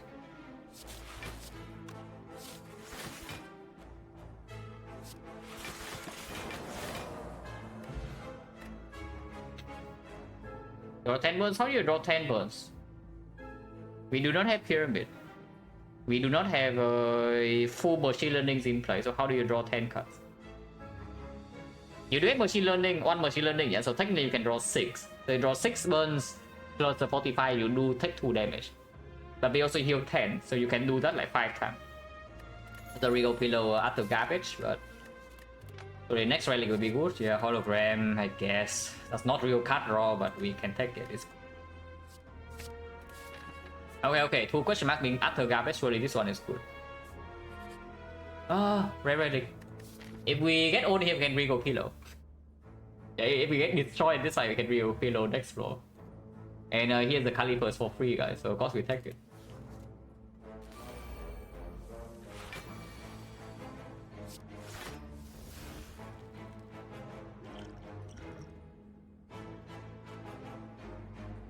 Patience. Sure.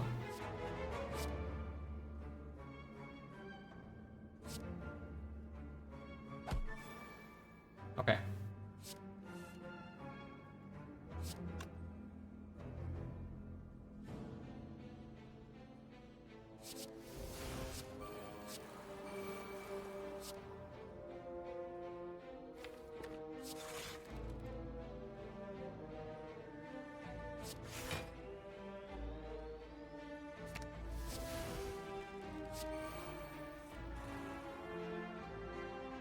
Ah, yes, it keep going. So something to take note of is that we cannot play this reboot. But that's fine, that's not a problem.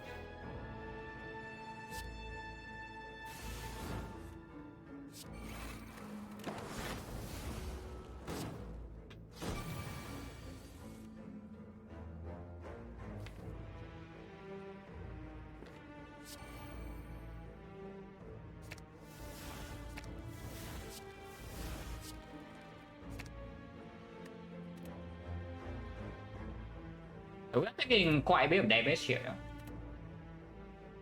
There's nothing I can do to not take a ton of damage if I want to set Cautious Bias down this turn. But I guess I don't mind. Taking 21, but afterwards you can double Glacier and fight that.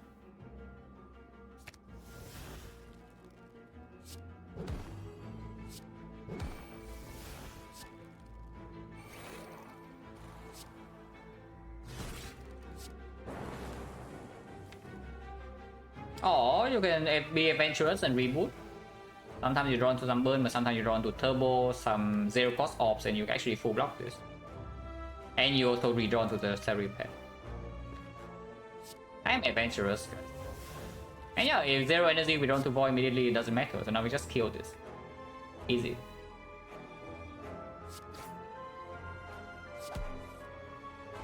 So I can lose buffer. Okay, free fight, free fight. Yeah, free fight, guys, no problem.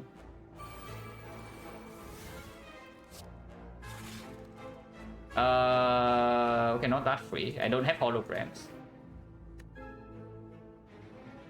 It's fine, it's fine, it's fine. We block enough to go around to the algorithm.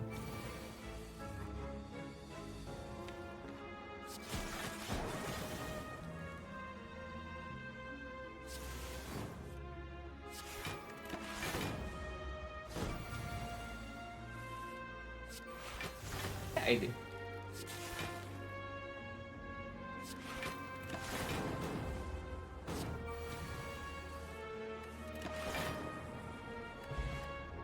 Okay, Caliper's next floor. Here's a second core search, here's a compound driver, but again compound driver is not so good. Second core search you don't mind, because it does mean we can double get to... We can block vulnerable first cycle of the heart, or you can also use your loop pot on your bias core. And that's pretty sick. And also makes the Echo Form bias core like a lot easier to get. Yeah. Don't mind that. So go here and dig, or go here and recall into here, but we have to fight one elite with the curse, which can be Retromancer. This can be Retromancer. We have explosive pot now though.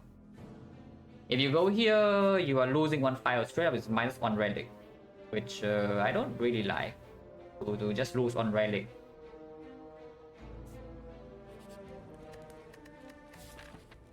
Dig now, because I can. The path I want to go to is like this way. That's the optimal path. Or you can recall first in case you need to recall pillow rest this floor. Sure. I turn off later only here, no? If you dig here or you dig here, that's just it. Regret. Slightly annoying curse, but it's not going to stay for that long. And it's not normality, so it probably doesn't kill me. But that's probably the third worst curse here.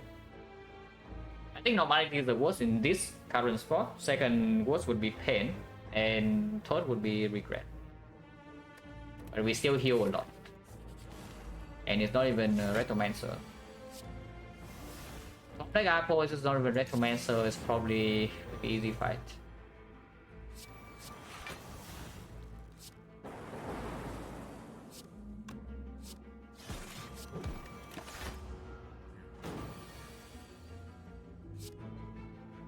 Cannot stay here for that long though, because the regret will kind of own us a little bit, yeah.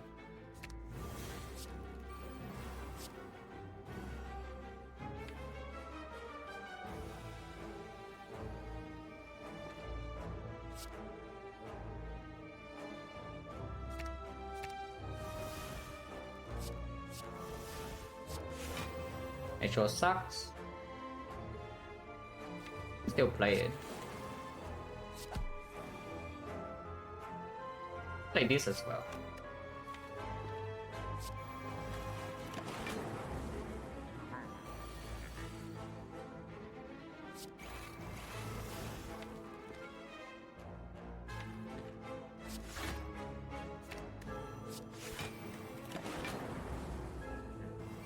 Inside should be no problem. The only damage we should take here is from regret.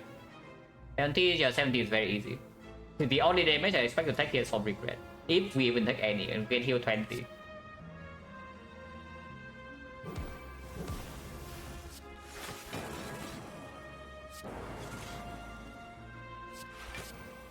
Regret be gone. yeah, regret is gone, guys.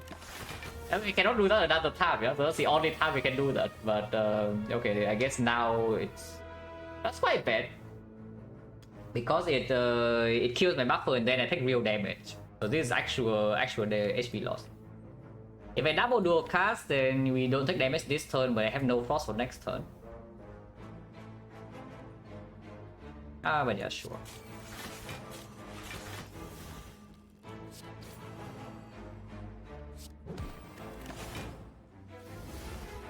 Oh, there goes a buffer.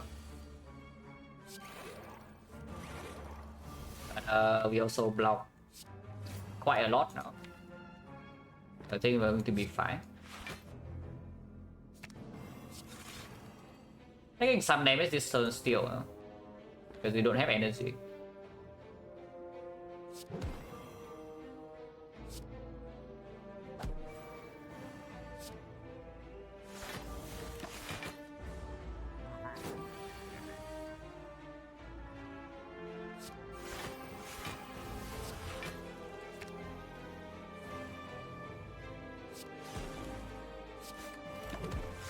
I regret now we deal a lot of damage.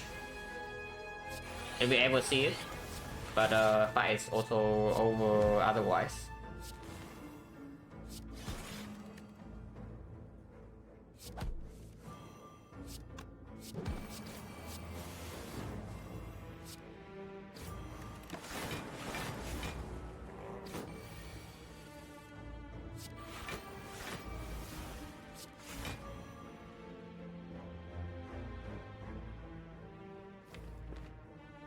Is that next turn? Yeah, this doesn't deal 10 damage, so it doesn't matter the damage I take this turn.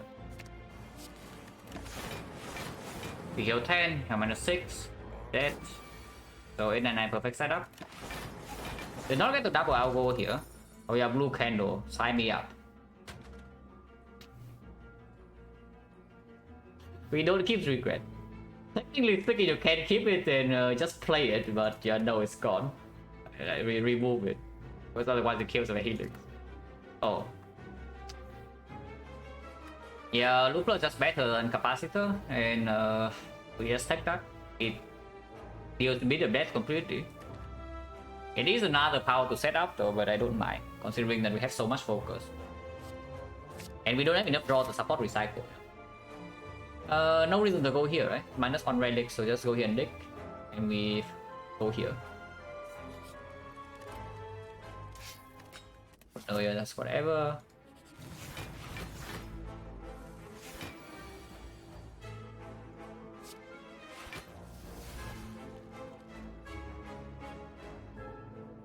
$30.52 does killing this but not the other ones. Quite annoying.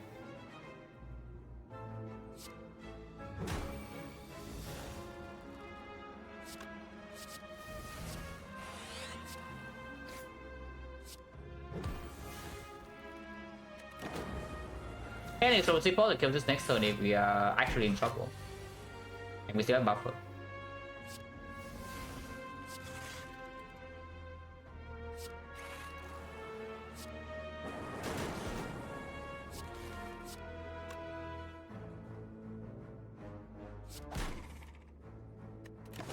Should have run the regret then take 17, but it's fine, we do heal 20.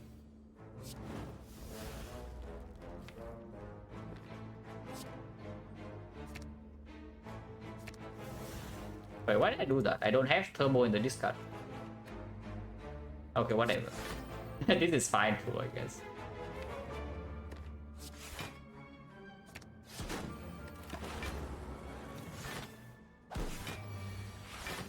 Yeah, I definitely should have 6 turbo, but we can still do it now.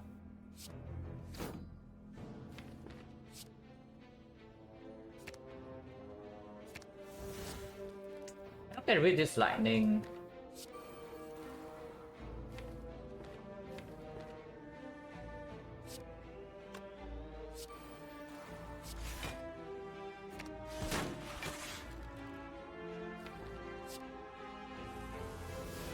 Come on. No, we do have more holograms, but yeah, kind of annoying. I guess it's fine.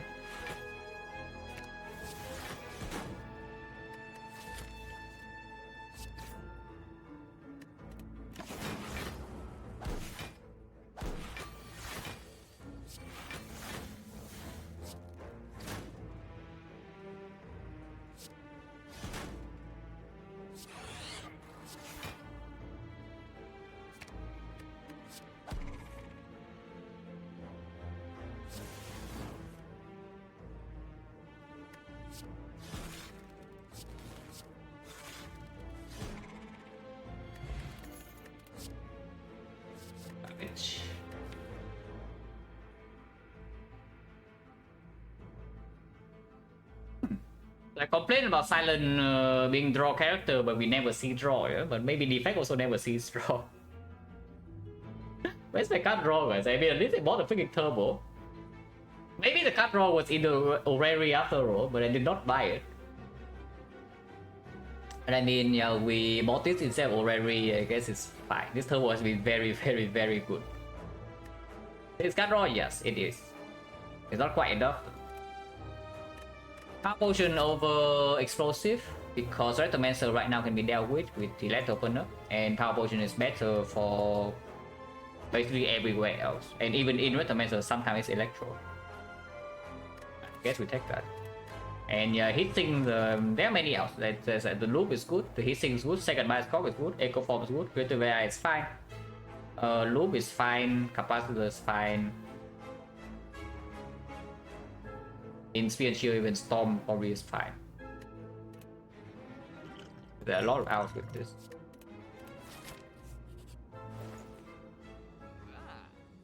No cut on the shop either. We can remove regret and buy data disc. You can also just not buy data disc and save for Act 4, which is probably the better play because data disc is not what we need in this type of deck. I will still remove regret though, even with the blue candle, because yeah, Helix is here.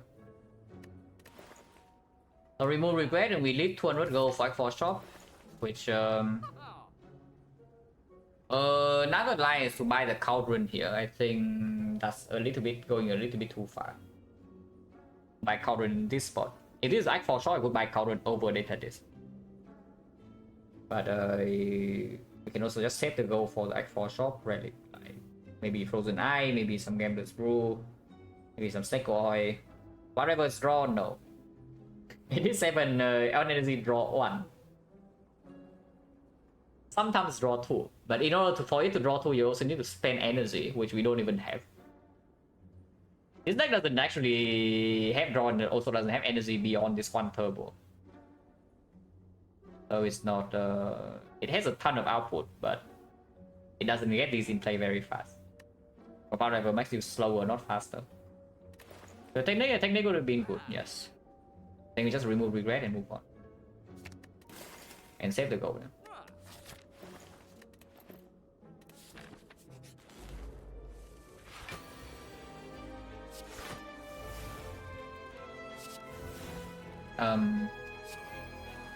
Well, that would be nice if we actually drawn to the God Surge. I mean, we have Pentagraph, so we will enter the boss fight with 4 HP as long as we don't die here. And we have buffer, so it shouldn't be a problem, but it's still slightly scary.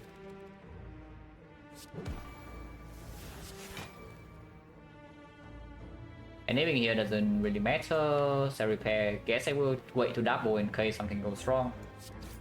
But yeah, Penny doesn't matter, so just advance. But I do not want second lightning. In case they gain off slot, they cannot retrieve this before using dice. Does he lick this?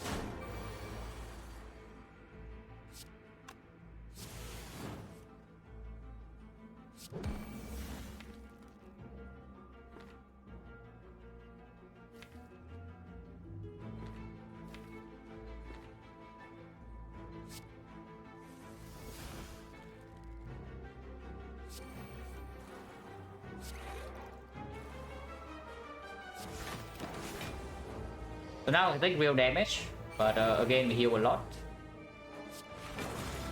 And looks like we're going to be fine.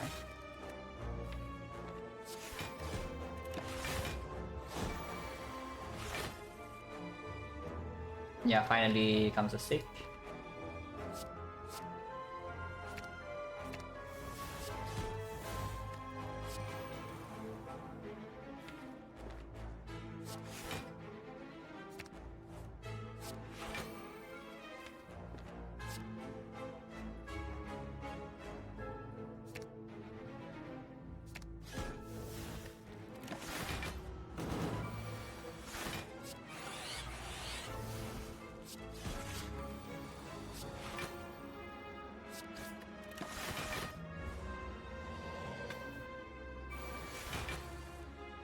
Secret technique, yeah.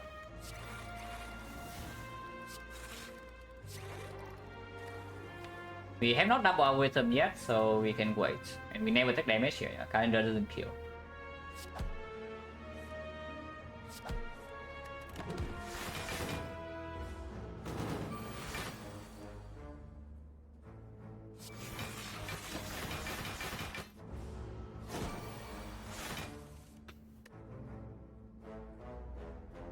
Right, so skills it, which of course we don't want to.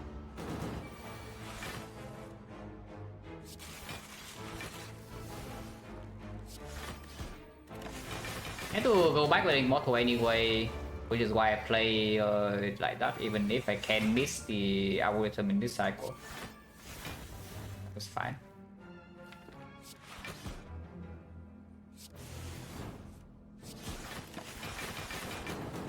Honestly, it doesn't matter that much for Awaken 1 either, but I would still like the relics to be set up, if possible. So just double play your skill or power, then it's dead. If we had Peace 5 where they got remove in this spot, probably remove. In this spot, probably remove, because output is already enough. Honestly, I can even see upgrading the second sick over nicking, but I don't mind nicking either.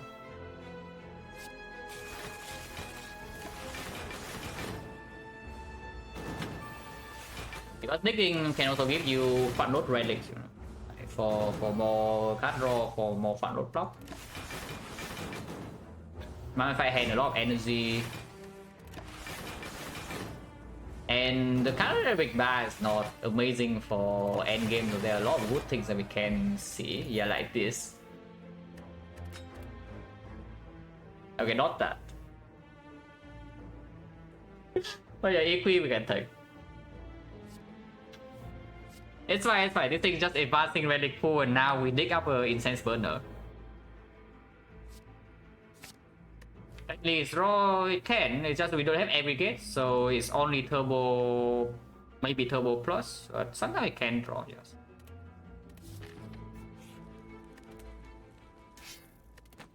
Not quite the incense burner next act then.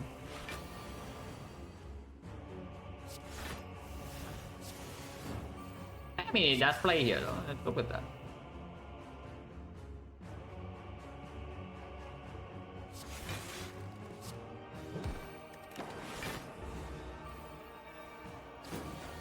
Relic kill list anywhere? No. Don't want to make one either.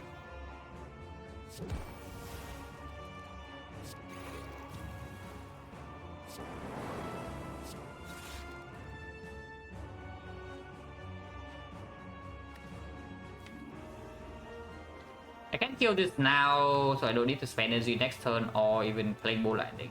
Well, this turn we can take damage, but that's the last time it can happen.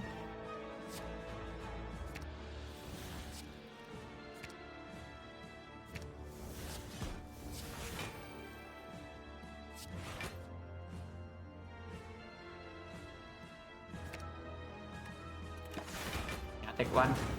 Fine.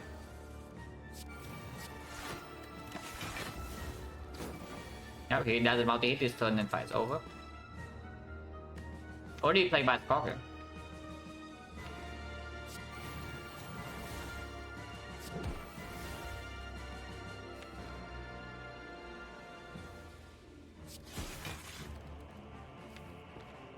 We are not retaining.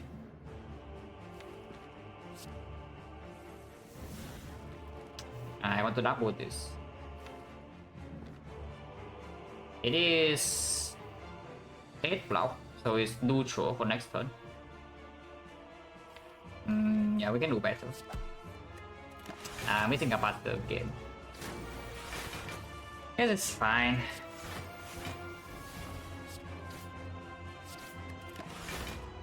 I can play this slow. It's not like we are in any danger.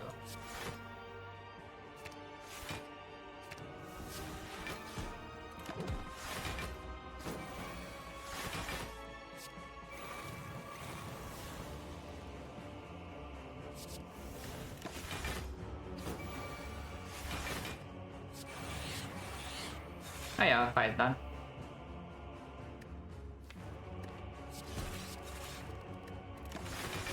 It's already 96. We have 130 passive block.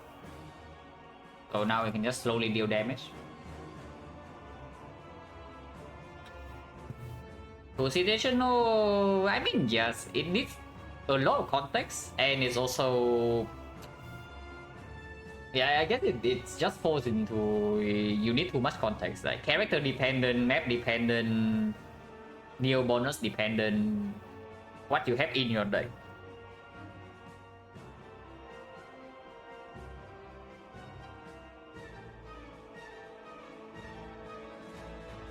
I guess I can play one bolt lightning, it makes it faster. We 1, 2, 3, 4, 5, 6, 7, yeah, 110, so that's already never taking damage.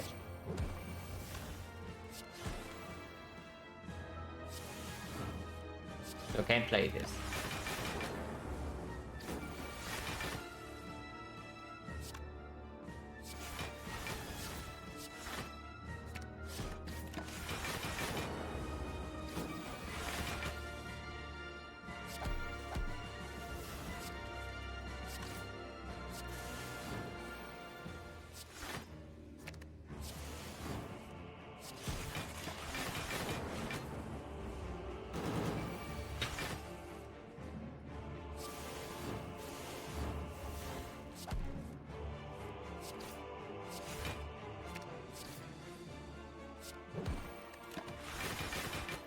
So we need to play self repair, yeah, because they have pantograph. But like, why not? How big is this? 28 times 3. 28 times 3 is 84. 84, so we need 5 slots, which means Zap, Hollow Zap is still 5.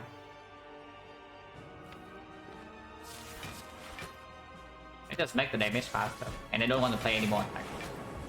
We just kill with like the lightning.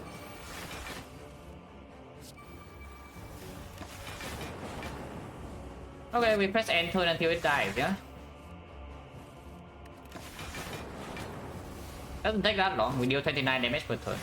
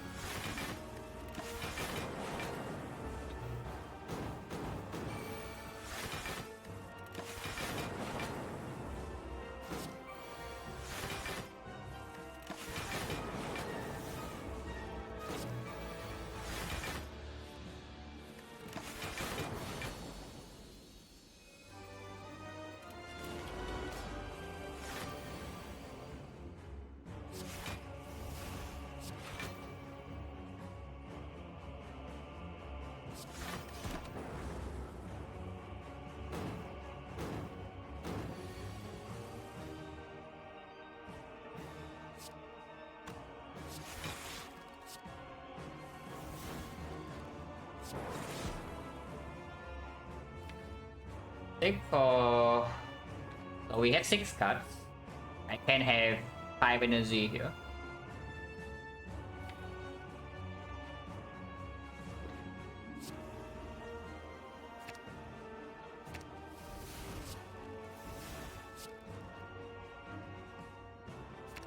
Echo Form definitely wants to be played.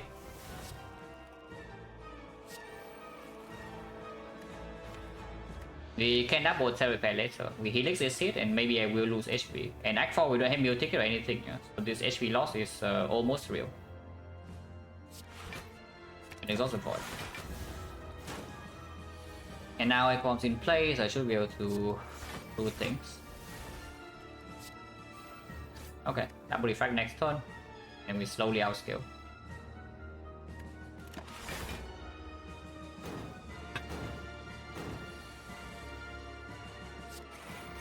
Still retain this. That's fine.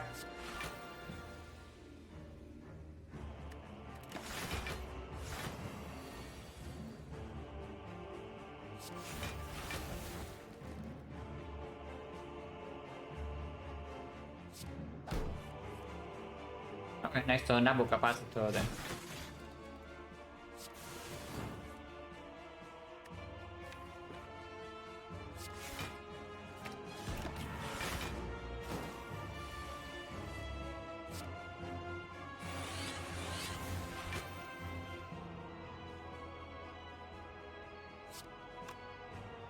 Taking some damage here, but that's fine. If you want to play your score, you can play dual cast. But I don't care about the score.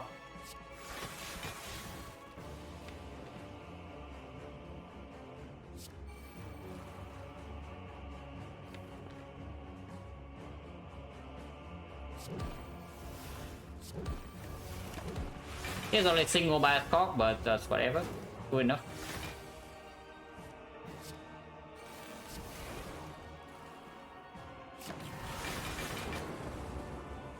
So we can need to be here, yeah? Just play Cell Repair, set up relics and move on.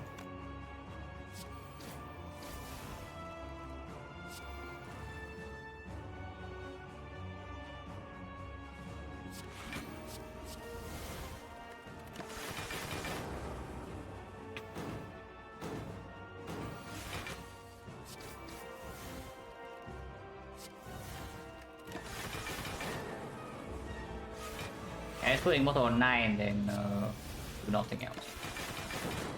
11 cards, Pog.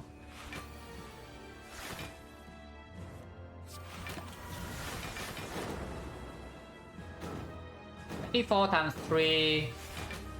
Passive block we have is currently 99. 99, so I can get rid of this to 2 Frost, right? Yeah, if I play double zap in here, we still have 77, and 77 is enough to block 72. So just speeds up the kill.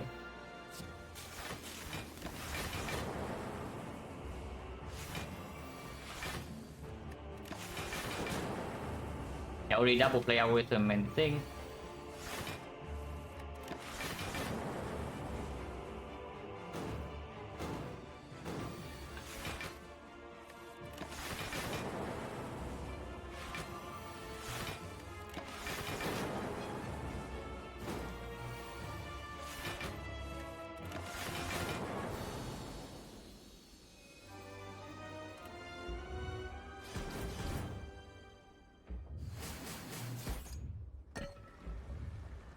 Okay, have been advancing relic pool enough, yeah? So surely we dig up something incredibly overpowered now.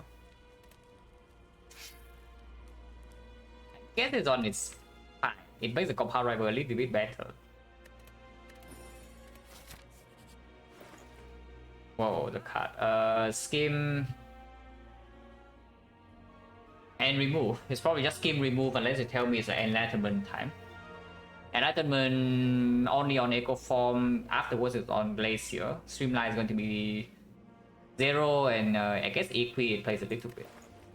I mean, this is definitely clear. Yeah? It's afterwards whether you text. This is debatable. The scheme you definitely buy. And there's nothing that tells me to buy something else over this. So you can remove or you can buy enlightenment of the ice. You do not need a second capacitor in this spot. Potions are not good enough to exchange.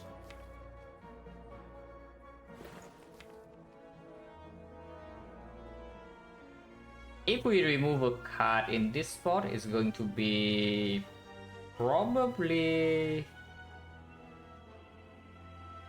Yeah, what is the remove?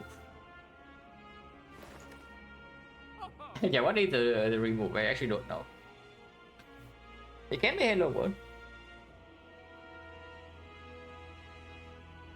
Because everything else actually gives you fat load block, and we do not need the frost field potential from this. Don't need the weakness either. It is a better draw on turn 1 compared to some other cards here though, like for example Streamline. Why do we need Streamline? We never care about Streamline. When you see him, is this not the first time that somebody asked to remove Sweeping Beam or whatever crap in Act 4? But Sweeping Beam cycle itself. So do you really want to draw your beam or do you want to draw your Streamline? Do not remove anything to cycle itself, guys. Like, come on. But yeah, the Streamline quite garbage. If I draw Streamline versus Hello World on turn 1, I would definitely prefer to draw Hello World. Because Hello World actually gives me a card on turn 2. On Streamline, it's not even being played. So that is if I remove a card. On the other hand, I can also take Enlightenment. It gives me 1 energy, 3 energy, 4 energy, 5 energy, potentially. So I expect it to give me maybe 2 on average. It does make future increase 1 cost, but that's irrelevant. After Apple is down, after Echo Form is down, I don't really care if the EQ is expensive. I just remove Streamline. Like Over the Eyes does play with the double hologram and the Funnel Artifact strip, but in Spear and Shield it's still not a great draw. And in the hard fight, it needs to, yeah, it also needs to land at the correct time. First cycle is the most important. We survive first cycle in the hard fight, then everything is probably going to be okay because we have loop as well, and we scale a pretty ridiculous amount. So we just need to survive. We enter the hard fight full HP, we survive first cycle, we probably will just win the fight, all of them. But yeah, there's definitely a chance that we just die first cycle. Which leads me to this weak port. It's just that if we buy the weak port, it also toss away the power port, yeah? And we also cannot remove a card. And it doesn't play at all in Spear and Shield. Power port can play in Spear and Shield, weak port will not. Let's just remove Streamline. Streamline sucks.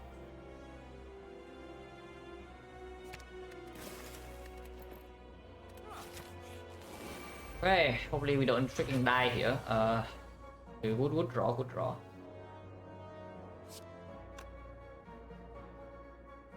Man, I still want to play Mood Sequence first to see the card, but I'm probably seeking for Equi here. So I seek for Stick and the Apple, yeah?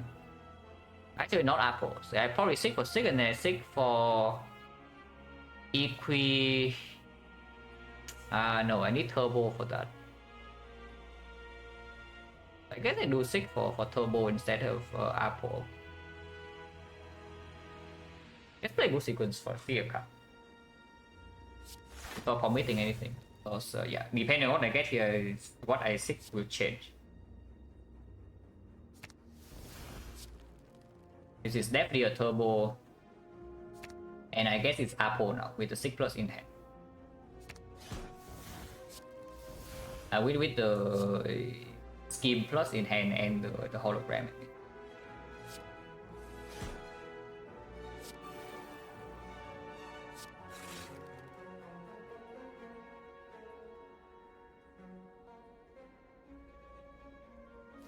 Pretty scary. We can get on next turn. I guess we just play the powers.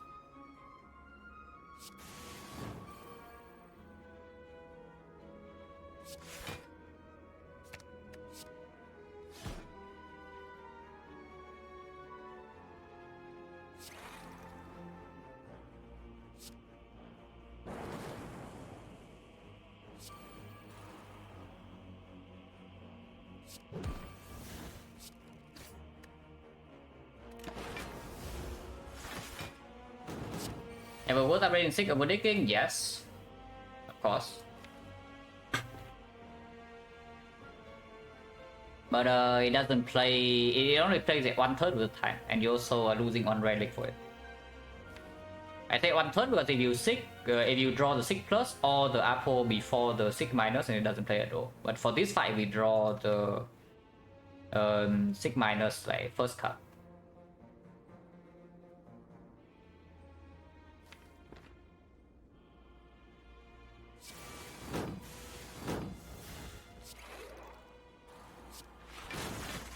Taking some damage here, but we do have pentagram, we have double cell repair. And most of the things we need are in play. Taking 20, but that's fine. It should be fine. I think this is a full HP into the hard fight with no potion use,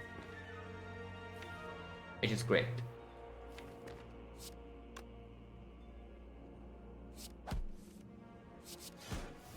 Yeah, especially with that.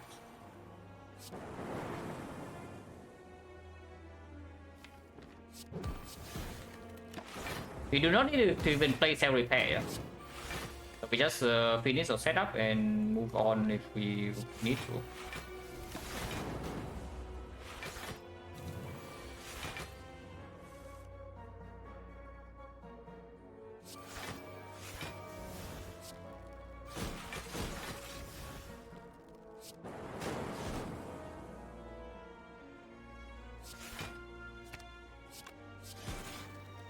Let's not damage this guy, so we kill this guy and then we can set up against this alone very easily.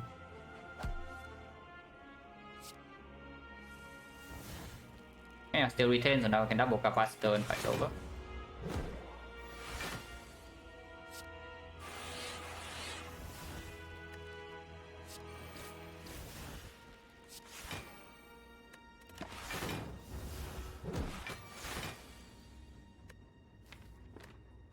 We are retaining this crap though, so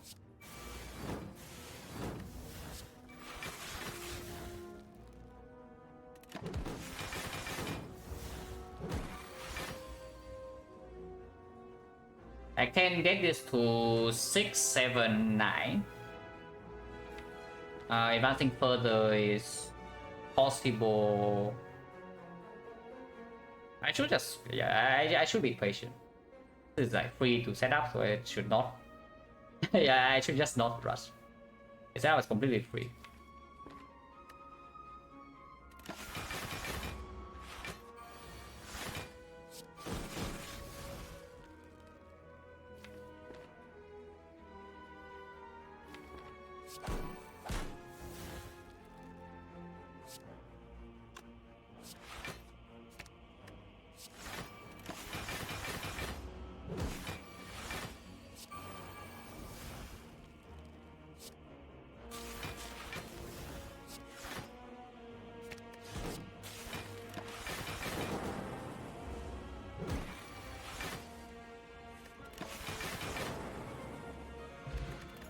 Total plus 10.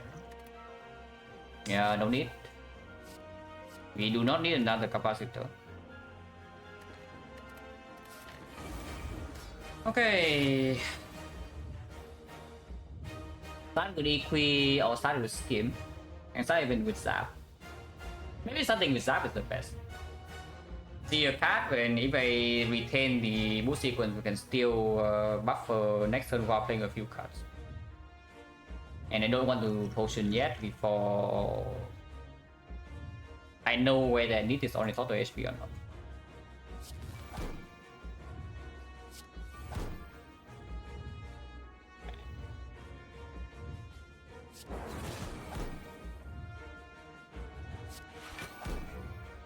Let's see what the white noise is.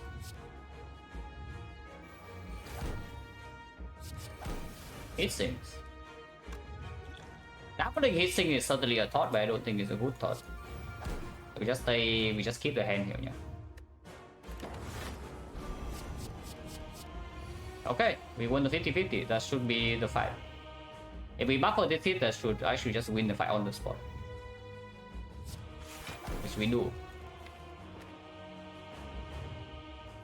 So I just need to make sure that I do not kill my buffer with something, some stupid line. I still need to draw into my Echo Form and other powers, because next turn I'm still facing like 45 damage. Yeah. But if we full up the seat, it's very easy to survive. Hollow Coheaded.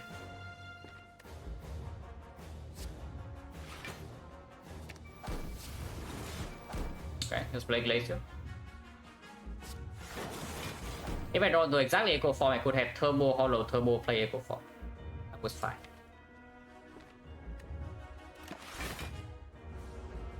And it was intact.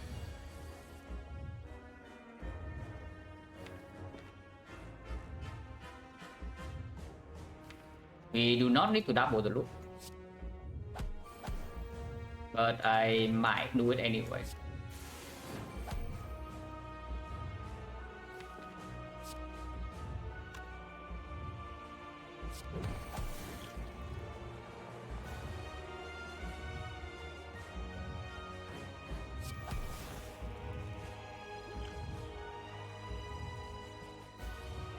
I think we're at full HP with this, but yeah, okay. If we see by score, we just play it.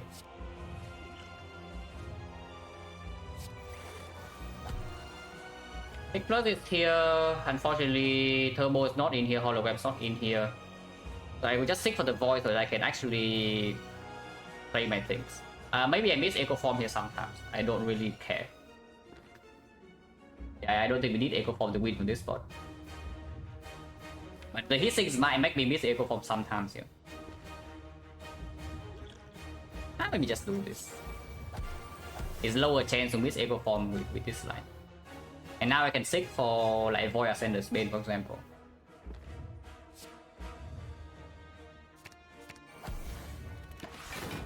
Yeah, we take damage, and that's potentially the last amount of damage we take in this fight.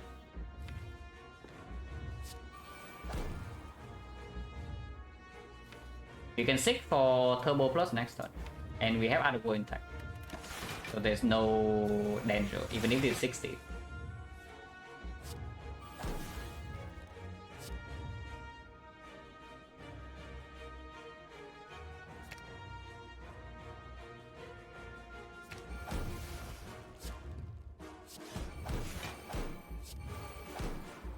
I play this now, which I think I will. Biascock is already play. Actually, no, it's not. We can't even try to double the Biascock here. Very unnecessary, but something we can try to do. This side is completely open.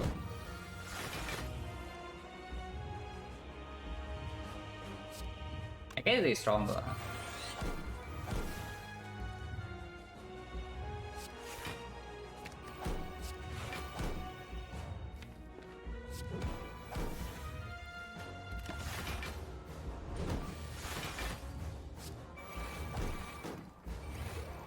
Hey, is this winning, guys?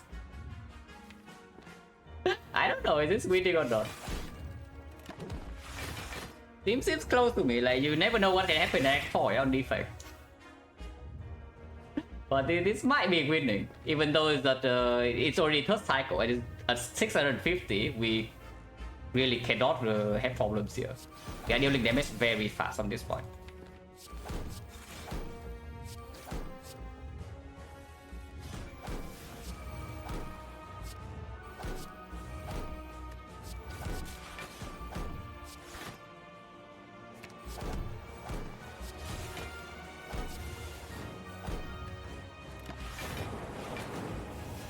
Deal 160 on this turn. Bid rate is 3, I just play cards.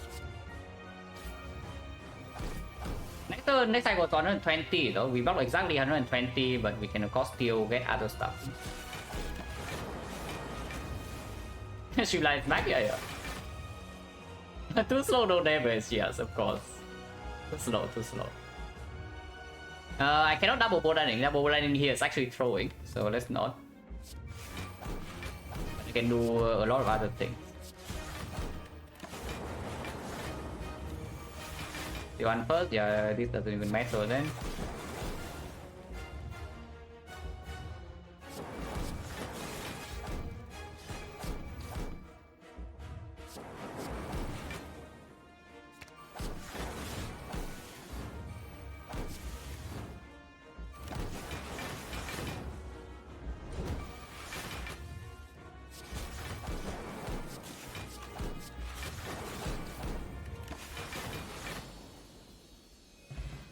Oh, yeah, easy fight. After, as I said, right, we should survive first cycle and then the fight's extremely easy. Our power setup was even really slow, yeah, because Echo Form was absolute bottom of the deck and Double Six was bottom deck. But still, like we can just wait 6 turns fully set up and we to hard never damage us. Actually, bad draw is a pretty bad draw.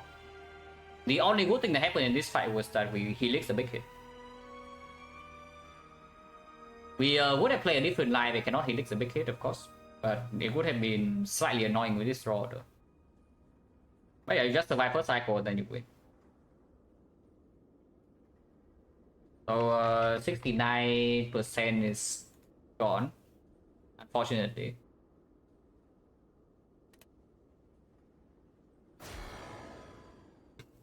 Nice, no longer nice. It was nice before this, but now it's gone.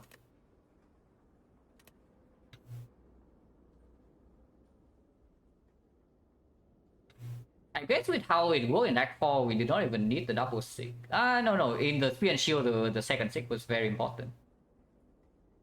And with the 75, I don't know. You ask whether I can win 5 more runs in a row. It can happen.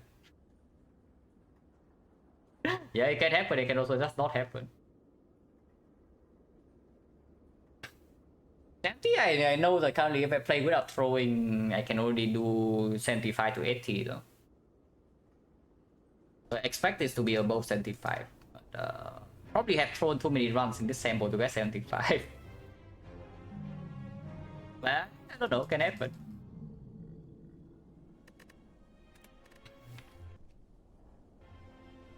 And this is just the beginning, yeah, because we have Crosswalk only, and afterwards I do expect the potential to be improved by maybe 5+%. We do still have things we can squeeze out Defect. But this score right here is run winning. And it actually matters. Like honestly, if you get P-Box Act 1, yeah, and you have like sustain now of your the heavens right here, and with the anchor, you usually have a very easy run. But the thing is that we actually never see cut draw. We don't see energy gen, we don't see cut draw, and then suddenly the run is I wouldn't say we're in danger, but it's always in the spot where you need to think about, yeah, okay, you can die in this Act 4. So in the end, this call actually matters, which is cool. Because it was a very, very good call to just ignore fire here. With actual upgrades in the deck, in order to get an extra hallway fight, because we know our rare chance is like decent. And yeah, last fight of the act, there's a 6. And suddenly now you have 2 6 in the deck. Which is pretty cool. The second 6 definitely played here. It did not do anything in this fight. But it 100% played here, and it played every fight before that. But honestly, without the second 6, this actually we are still completely chilling. We heal way too much for this actually be dangerous. Unless we just die from full to 0 in a bad retro fight or something. Like, this actually cannot hurt us. It's just about this. Oh yeah, pretty solid run. Silent was clean. I mean, it's Act 1 Pyramid, but it's still, again, once again, we make another run winning call right here. That you walk into Hex the Ghost fight with 7 HP and you live instead of resting. And this live actually saves the lizard tail. You do not live, you die here. You lose your tail immediately and you lose your live. The overkill by 2 damage. So that was very, very good. And afterwards, of course, pyramid, so we can convert.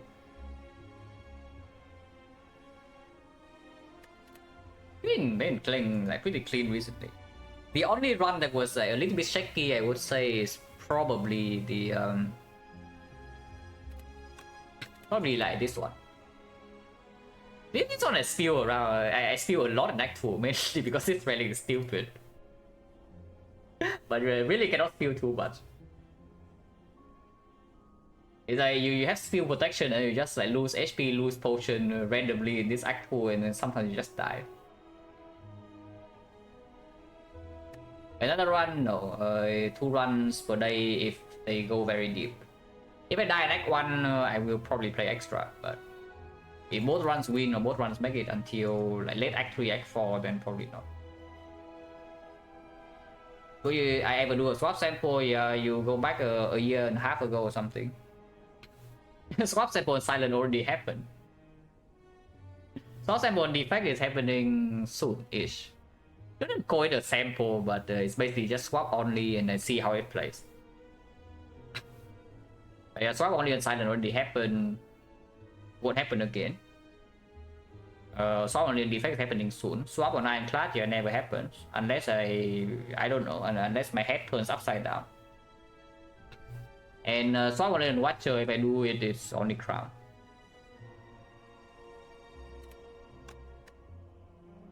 Okay, let's get out of here.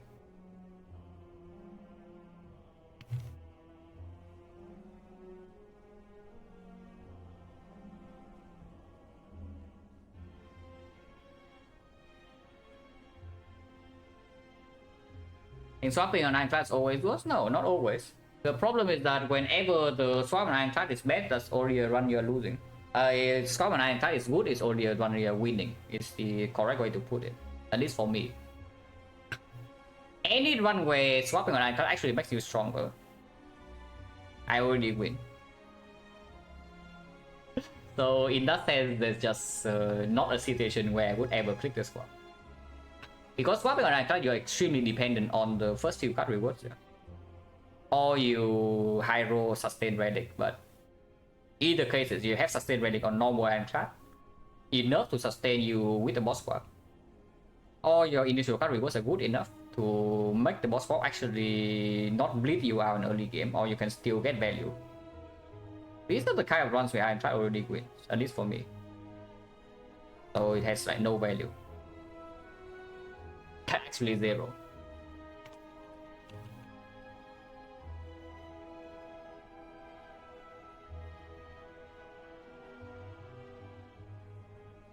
And I don't just say that as a theorist. I do not say something super major like, okay, you never swap.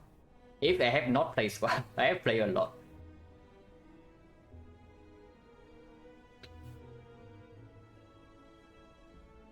Like something as major as never swapping on class has to be basically after I theorize, I need to test it out. Otherwise, like way too big of a hole if it's wrong. But yeah, I have played, honestly, I play enough spots on ironclad after I get like somewhat good with the character to just see that yeah, it just doesn't work. I don't think that you swap on ironclad, you just lose. You swap on ironclad, you still win a lot. But you just don't win the runs that you are losing. And if it does not make a difference between a winning run and a losing run, then it has no value. But yeah, thanks for watching guys, as always. And see you.